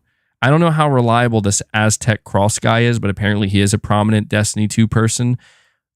They brought in a bunch of streamers to play test their game, and they asked them how many of them would play it if it was released the next day, and one streamer raised their hand. That is a death rattle right there, man. Like, that's really scary. Truly. Like, if you're Bungie and you see that, you're definitely sweating because you're like, no way. You're saying a bunch of Tarkov streamers. Yeah, but the reason why that's relevant is because that's exactly their target audience. That's who they're targeting. They're targeting extraction-based shooter players and streamers, and they're going to need them. Like, they're going to need people to move over from playing Tarkov to this game. Now, they, maybe they can sort it out, but that is crazy to me. That is crazy to me. Because it's just, listen, you're saying, bro, Destiny has so many stands, they're good. Maybe you're right about that. Again, when I say a death rattle, maybe that is a bit much, but it sounds so bad. It does. I'm not saying they can't fix the game or get it to a better place where people do want to, more Tarkov players do want to play it. But this all of it sounds so bad, man. It's just hard for me to take in all of this information at one time with Bungie and just come to the conclusion that I'm sure everything will be fine. I mean, maybe it will be. We've seen studios go through some really, really, really rough patches and get it together. So it's definitely not unheard of, but man. Yeah, see, that's the one thing. You're right that Destiny does have a lot of, as you say, stands. But Tom from Toonami says if you're missing 45%, your stands ain't there anymore. That to me, listen, we covered a lot of information about Bungie today. A lot. Like, we've talked about Bungie more so in the stream than we ever have, and for good reason. And I'm sure this won't be the last time. But there is some concern here. Corey says he's got to go for a bit. You take care too, Corey. Thank you for stopping by, man. And I want to give you one more shout out for helping us in a big way reach the membership goal today. So another stream will be here tomorrow. Okay. So look forward to that. Another episode of Press X Podcast. I just wanted to say that out of everything we've covered for Bungie today, the single most worrying aspect of Bungie is the fact that they were going to miss their revenue targets by 50%. Now, apparently, some sources are claiming that it was because their projections were way too high. But even if that's the case, it's like they are clearly not reading the room correctly, where if your projections are so high that you're going to miss by nearly 50%, you have to ask yourself at that point, like, maybe you guys really need to reevaluate how much people are really into your game here, or how popular your brand really is. Before I move on to the final topic here of the stream, we have Exley 3. That's so funny, man. Corey says he's heading out, and as soon as Corey heads out, Exley 3000 jumps in and drops 5 more membership gifts onto the community. Guys, let's get some W's in the chat for Exley, another legend here that continues to show up for nearly every stream we do and shows incredible support to the community. So Exley, thank you so much for joining, man. And thank you so much for dropping another 5 memberships for us. Let me give you a couple sound bites here. Thank you. Appreciate it. What other sound bite should I play? I'll play Venom. I haven't played Venom at all today. Do I think Jim died on the hill of Bungie? I think he did, yeah.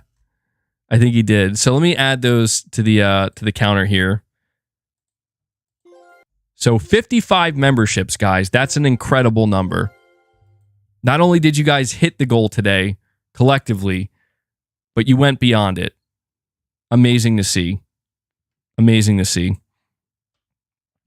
Oh, yeah. So I want to get to the final topic of the stream today.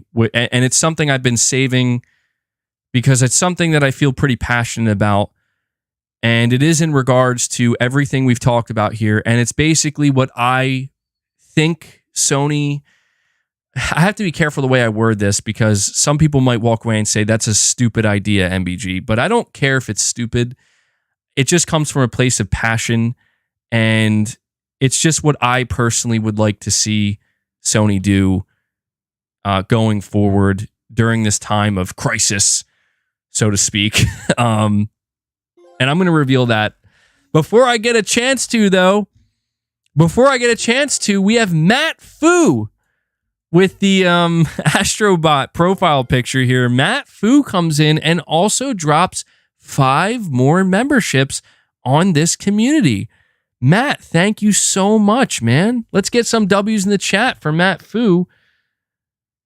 He brings us up to 60 members, guys. Look at that. We blew past the goal by 10 members. That's impressive stuff right there. That's impressive stuff. You guys are amazing. You guys are amazing. Thank you so much. Let me see I'll give you a Mark Cerny. I haven't used Mark today. I haven't used Mr. Cerny. I can't use the Jim Ryan today. It's just wrong. It's just wrong if I use the Jim Ryan soundbite. I hope you guys understand. Yeah, so W's in the chat for Matt Fu. W's in the chat for all of these generous gifters here. Growing the membership community and supporting the channel. Thank you. So here we go. Here's what I would like to see Sony do. Here's what I think they should do. You ready? I think, and I'll talk about this from the perspective of if I were to become the next PlayStation CEO. Okay? If I were to become the next PlayStation CEO, the first thing I would do is establish a clear line of communication with the fan base. Right? Not through blog posts, but just I would talk to the fan base more directly myself. Or at the very least, if I was not good at it, I would find somebody. You know, who knows? Maybe we'll do a whole new marketing campaign again with bring back what's his name? What was the name of the of the fake CEO for PlayStation during the PS3 era? I can't remember. Somebody has to remind me. Kevin Butler. There we go. Yeah, I would lean into that again if need be, right? I would lean into that again. But the first thing I would do is establish a clear line of communication with the core fan base. And the first thing I would communicate to that fan base is the vision. And the vision is this.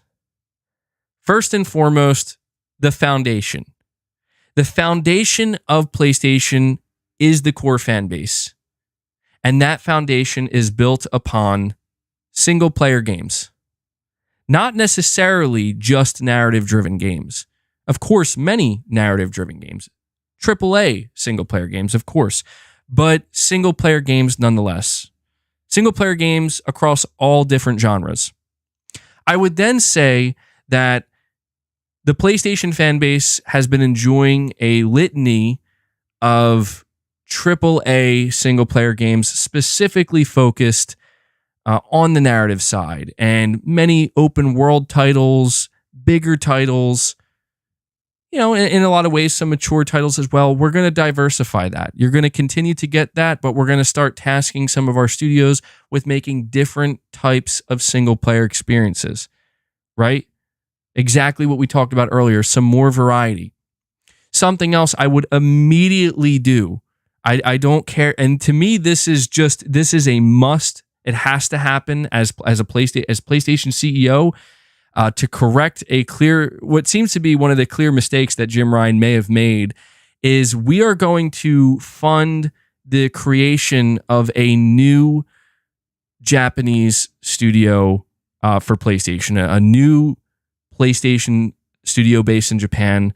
It's going to, I don't want to say immediately it's going to be a AAA studio, but it's going to be a studio that is that's going to have ambition. We're going to hunt for Japanese talent and talented Japanese developers and bring them on board and, essentially give them good funding and freedom to create something great, right? So, like another great Japanese game from a Japanese studio.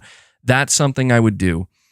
I would see, now this is where I kind of am unsure what I would do as a CEO, where I would have to evaluate all of the live service games that are being worked on by PlayStation Studios. Now, if I was the CEO of PlayStation, the great part about it is I am a gamer. So I would visit every studio and I would say, I want to spend hours with all of these games. And I want to know everything about them.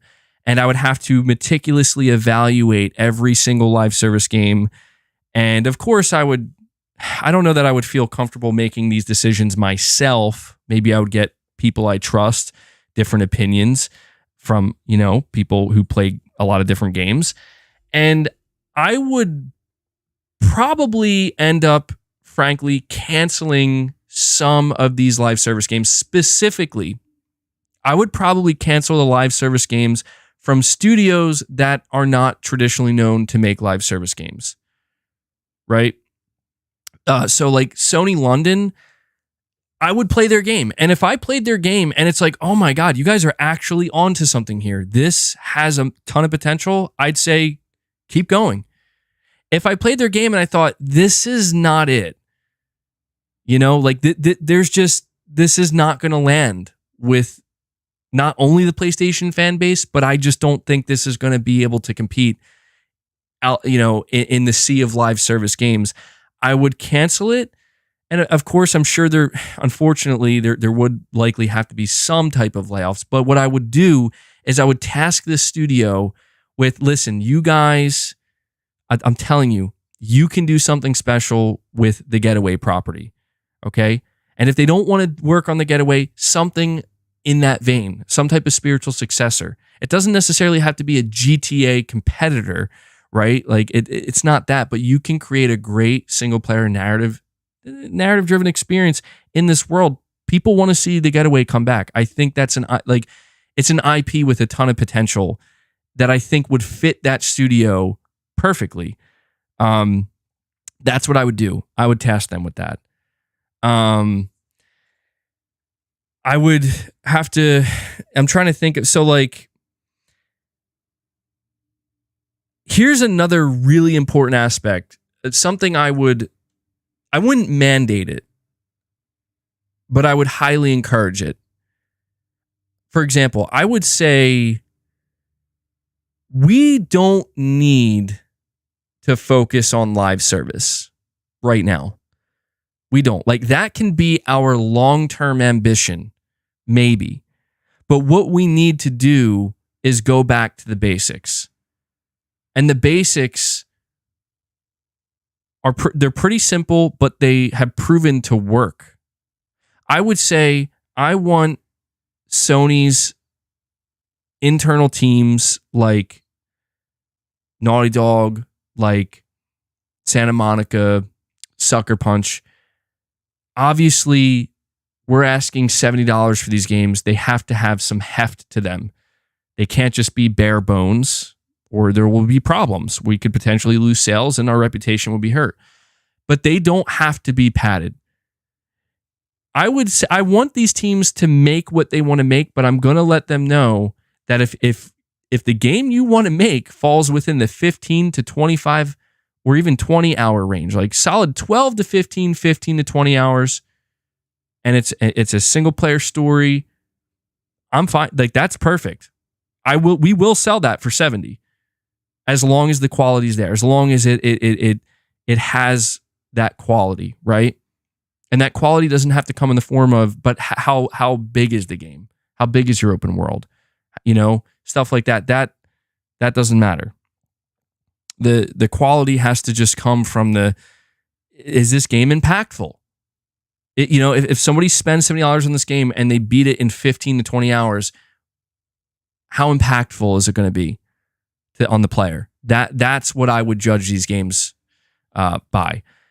But here's a really important part. I would then turn to these studios and I would say, you don't have to create a multiplayer component, but I want to give the studios the freedom to experiment with creating some multiplayer components that are going to ship with these games, just like they used to back in the day. A prime example is The Last of Us. Solid 12 to 15 hour single player narrative driven experience that the fans loved, shipped with a multiplayer component that actually, yes, here's the thing. The Last of Us Factions wasn't trying to consume your life and get you addicted to playing the game. It was an add-on component that extended the life of the game and gave people who really enjoyed the combat and the gameplay of The Last of Us a reason to keep coming back and playing in a competitive way. And they did actually add microtransactions, and that's the thing. I would understand the need for recurrent revenue. So I'd say, look, we are not the experts in live service games, but our studios have proven that they know how to make these solid single player experiences that players love, but also add multiplayer components that players love. Now, they might not be the most popular, they might not make the most money, but it's a start. It's a start. And what we can do is the studio can support that multiplayer component as best they can. It's not going to be a mandate that you got to have content out every 2 weeks or people are going to leave. Okay, maybe players do leave, but maybe they come back when you decide to put out an update. And maybe that recurrent revenue stream won't be the same as live service, where it's not like we're going to have, every single quarter, it's like we're making the most amount of money, but we'll make something. But more importantly, the fans will be happy because we didn't take this single player studio, task them with making a live service game, and forego making a single player game and risk that game being either underwhelming or players end up leaving it anyway. Right? So I would say create the single player experiences, have some multiplayer components, and maybe over time, those multiplayer components can grow beyond that game. But we don't want them to grow too much. If it seems like it's a natural thing that's going to happen, then let it happen. But if it seems like it's being forced, don't force it. That's how I would run these studios. And I know there's a lot more to it than that, obviously, and it's a lot more difficult than that. Okay, like I said, I don't envy the next Sony or PlayStation CEO, but I just feel that going back to the basics and being willing to slowly get where you need to go is a better approach. And I think the absolute best way to do that, I'm telling you, Sucker Punch could be the first studio to really do this, because Sucker Punch, I have no doubt in my mind, is working on Ghost of Tsushima 2. And this game, I expect, will be a continuation of Jin Sakai's story. It will be expanded in some ways, but it doesn't have to reinvent itself. It just has to be a continuation of and a refining of what people liked, and also a new story, of course. I would be perfectly fine if we found out Ghost of Tsushima is a 20 to 25 hour open world experience.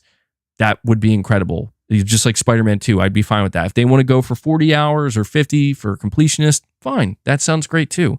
But it doesn't need to be padded.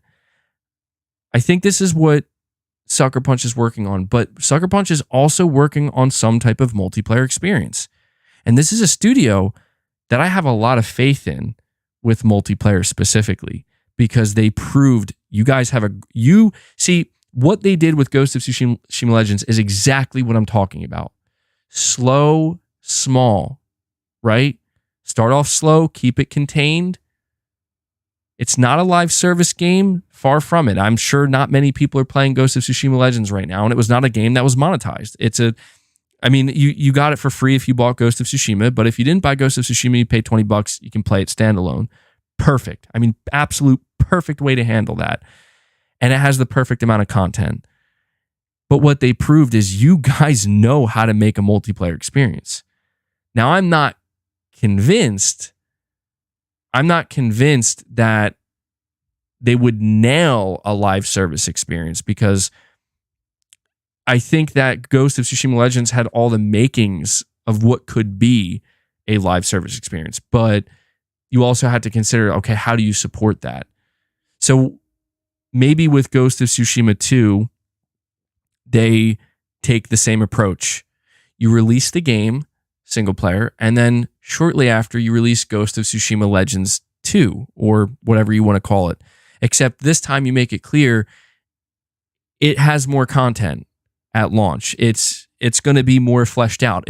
We built off of the foundation that we created with Ghost of Tsushima Legends 1, and maybe you don't call it a full-blown live service, but you just make it clear that we're going to support it for, a little while going forward, and they can choose how they want to support that. It can be, bi-weekly updates, it can be monthly updates, it can be quarterly updates, but they'll support it nonetheless. And I'm telling you, this is the way to go. This is the way to go.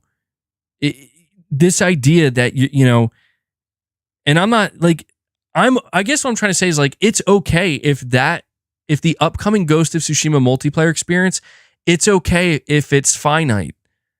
You can still monetize it. Like, maybe the answer for Sony here is, instead of making addictive live service games, forever games that keep people playing every single day, every single week, every single month for years to come, maybe the idea is extend the life of your single player games. This is how you do it. Extend the life.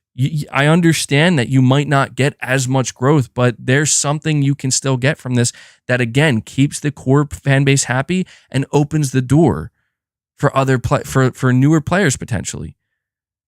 This has worked before. Why can't it work again? I don't care if it's not enough growth for the shareholders. I think the shareholders need to realize that what they are expecting from these studios is unrealistic. Expecting them to just come out and shotgun approach 12 live service games and one or two of them will work, but maybe that's not even the shareholders' expectation. Maybe that was Jim Ryan's expectation. It's just, and here's another thing I want to add to this. If I was PlayStation CEO, I would question the studios. I would go to Naughty Dog, I would go to Sucker Punch, I would go to Santa Monica, I would go to Guerrilla, and I would ask them, the leaders of those studios, if they like, how do you feel about the size and the length of your games? Do you want to make them bigger? Do you actually want to shrink them down a little bit? Do you feel like it's too much? The expectation right now is too much. Like, I would just ask them, what do you want to do? And if they said, we want to continue to make them bigger, I would say, okay, well, we have to evaluate that risk and see if it's a risk worth taking. And if it seems that it is, which I think it is right now, right? Like, you want to keep trying to make it bigger and better. Sure, if it's a studio that has proven that, like Guerrilla, for example, that you know what you're doing, I would be okay with greenlighting that. But if Santa Monica came out and said, like, we actually want to make like a more tighter experience, something that's a little bit scaled down, but because we want to get it out a little bit quicker, I would say okay. Like that, I think that's what the AAA industry needs right now. I think the AAA industry needs to. We need to put our money where our mouths are and prove that. Listen, are we okay with paying $70 for tighter, more condensed, flat out, I'll just say it, smaller AAA experiences. Are we okay with that? I'm okay with that. I can't speak for everybody, but I would bet that more people would be okay with that than not. And I think this is the mentality that might need to change at Sony, where it's like, well, these budgets are ballooning and they're getting out of hand. Then fucking spend less money. You know, like if that's true, if it's becoming volatile, then reduce it, shrink it. It's fine. As long as the core experience that players expect is there, we don't need all the bells and whistles if it's too risky. I believe that. I really believe that, man. And I think this idea, we talk about the race to the bottom, right? How problematic the race to the bottom is. Like, less and less and less, cheaper, cheaper, cheaper. I think it's also just as problematic with the race to the top. More, more, more, bigger, bigger, bigger. I think Sean Layden was absolutely correct when he said that we need to find a middle ground between AA and AAA, where it's basically like a, you know, it's just a smaller AAA package, essentially, that makes more sense. It makes the most sense. I think this is the answer for Sony right now, where be willing to make smaller AAA games. Don't be afraid to charge full price for them, as long as the core of what's there, let the fans decide that. You know what I mean? Like if it's true that Santa Monica wants to, you know, they have a new game. Well, it's just pure speculation. If Santa Monica has a new game and they're like, look, this game's not going to be 30 hours. You know, it's going to be a solid 12 to 15 hour experience, or a solid maybe a more realistic assessment is anywhere between 15 and 18 hours, maybe 20 hours on the high end. If that's the game, like if that's what they made, but they said like, but it's, you know, it's a quality experience, I will pay $70 for that. And I think most PlayStation fans would, if it means that we don't have to spend 6 years, right?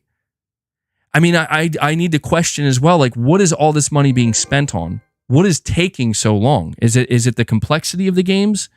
If it's the complexity of the games, I wouldn't mind a little bit of simplification. Sometimes simpler is better. If it's the graphics, it's because of the graphical fidelity, then you know what? So be it. Then I don't need the best graphics if it's going to help your studio, if it's going to help the business model succeed. But in the end, we just get a great game. Graphics are not the be-all, end-all. They never have been. They never will be. Gameplay is king, period, end of discussion. Graphics are great, and I love them. But if that's truly why it's taking so long or why it's becoming so expensive,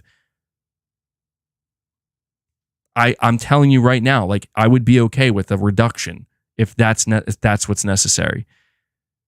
See, you're saying I would be so pissed if it's a basic game? No, not at all. Not at all. Dude, as far as I'm concerned, Spider-Man 2 is a basic game. And I think almost everything I'm describing, except from the graphical point of view, is Spider-Man 2. It's a pretty simple game, man. Like, there are not complex mechanics, but it's fun. It's a fun game. You know? You're saying Spider-Man 2 is not basic? I disagree, man. Like, Spider-Man 2 mechanically is not a complex game. I will stand on that hill. You're saying MBG just described Hi-Fi Rush, a great, polished, high-quality game with interesting new mechanics. Yeah, dude. I mean, look, Sony probably could afford to have something like that. I think people would like that. I mean, I don't know that a game like Hi-Fi Rush necessarily would speak to me in such a profound way, but that is the type of game that you would expect to come out of like Sony's Japan studio again.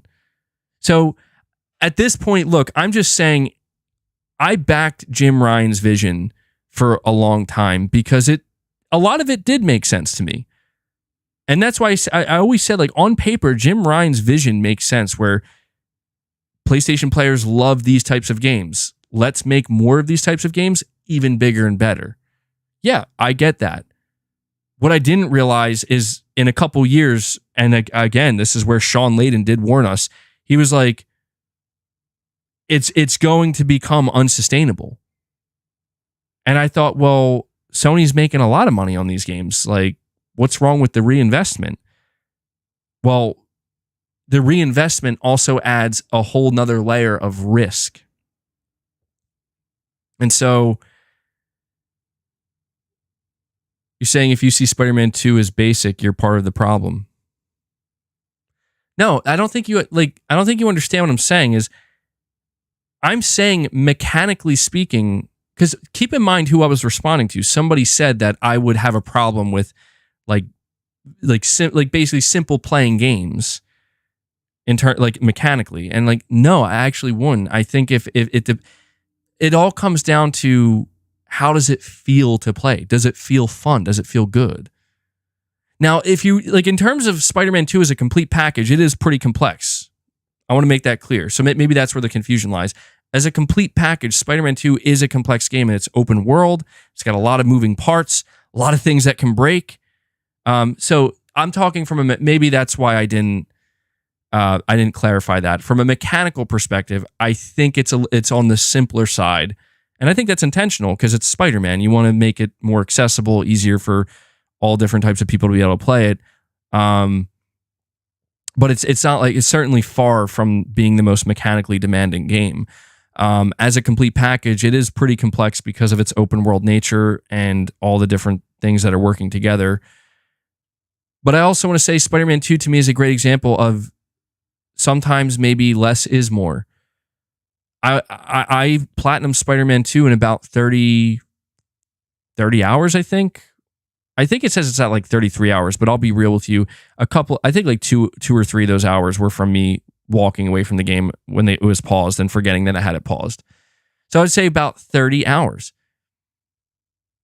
I viciously disagree, but I completely disagree with anybody who says that Spider-Man 2 is too short. I just wholeheartedly disagree. I would even argue Spider-Man 2 could be shorter and I would be fine with it. There was some content in that game where I'm just saying if some of that extra side content was cut, the ones where it didn't add story stuff by the end of it, I would be fine with it. I'd be totally fine. Like, okay, for example, like those missions, most of the missions that Peter does for his job or, for the environment, like they're fine, but it's like I could live without them. I would be fine. I would still feel like that game was well worth $70. You're saying the MJ missions? I mean, I would be fine without them too, but I actually thought the MJ missions were pretty fun. So like this is just where I'm saying it's a tough thing because I do also have to consider what the developers want. If the developers want to go bigger, I do want to see Sony enable that and fund that. But I understand why Sony's like, it is pretty risky. But just to conclude everything I'm saying here, I think Sony would really benefit from going back to the basics in a lot of ways, even on the multiplayer front.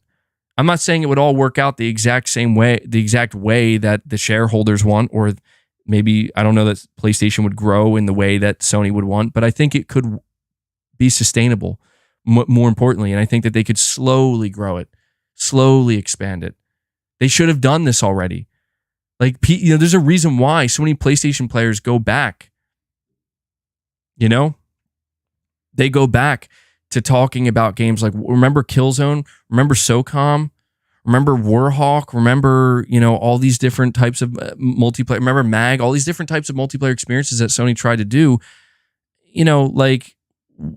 I know that it's unorthodox and not the traditional way, but maybe that's what Sony can. Maybe they can pave their own way by bringing something back in a non-traditional way.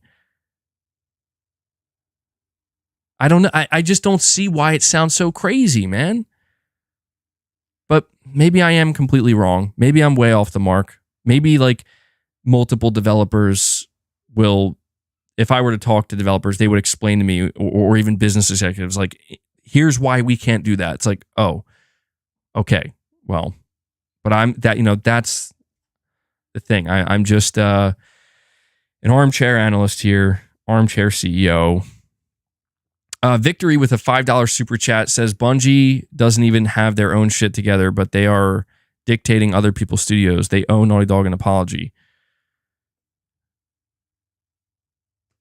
Listen, I agree with you 100%, Victory. Something else we might want to consider here, just in case. What if it wasn't Bungie? What if Bungie just gave their honest evaluation and they were just like, yeah, I mean, the game's good and maybe the feedback you should give them. I'm just saying here, like, just devil's advocate. It just, needs some work with the long-term player retention. Maybe it was Connie Booth. Maybe it was Jim Ryan that decided, you know what, we're not wasting any more on this. Naughty Dog, wrap it up. And maybe Bungie had no idea that's what would happen. That's another thing we might have to consider. But I agree. It's just the fact that either way, Bungie was the catalyst. Even if they didn't know they were, they still were. So somebody owes Naughty Dog an apology, I think, because that's crazy. Dark Horse with the $2 super chat says, sounds like the Phil Spencer approach. You think so? I'm not so sure.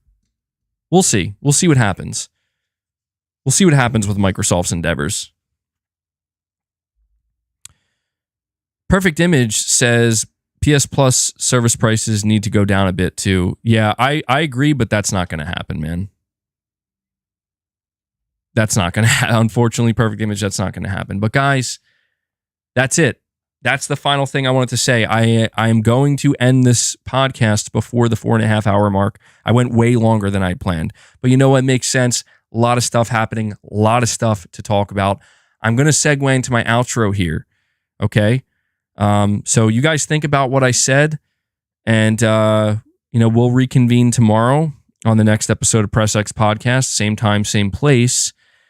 But I do want to, with my outro, give a big thank you to all of you guys. We hit 60 channel members today, which is phenomenal. We have some heavy gifters today doing some heavy lifting. Thank you guys so much. As I say, you are the sponsors of the channel, and everybody who also donated a super chat. Got a lot of super chats today, a lot of really good ones too, leading to some interesting conversation. You guys are the sponsor of this show and of this channel, and I thank you. It's amazing to be able to do this. I love doing this. And I also just want to thank all of my viewers, anybody who just takes any time out of their day to watch my streams, watch my videos, interact with the channel at all. Thank you guys so much for doing so. And I also want to give a big shout out to Devil Shooter, who does the timestamps for the streams. He does an incredible job, and I know that he really cares about this community, and we care about him. So Devil Shooter, if you're still here, man, big shout out to you as always. Thank you for all you do for the channel. But guys, that is going to do it. That is Press X Podcast. It's not actually episode 1. Of course, we've had plenty of Press X Podcast episodes, but it retired for a while, and now it's back. And to me, this is episode 1. All right, so we'll keep it going. Again, I hope you enjoyed the show, and that's it. I hope you all enjoy the rest of your day. Yeah, PXP reboot is what we can call it. I hope you all enjoy the rest of your day, and that's it. It feels so weird to just end it after talking for so long, but that's it, guys. My voice is starting to go, and I got to go get some food. So, really quick, almost forgot. I got to end this. There's the poll. You can check the poll results. Let me see them real quick. Did Sony make a mistake buying Bungie for $3.6 billion? 1,300 votes. 51% say yes. 28% say still not sure. 19% say no. So there you go. There you go. Yeah, it's Press X Podcast Remake. All right, guys, that does it. I'm out. I will catch you in the next one. Until then,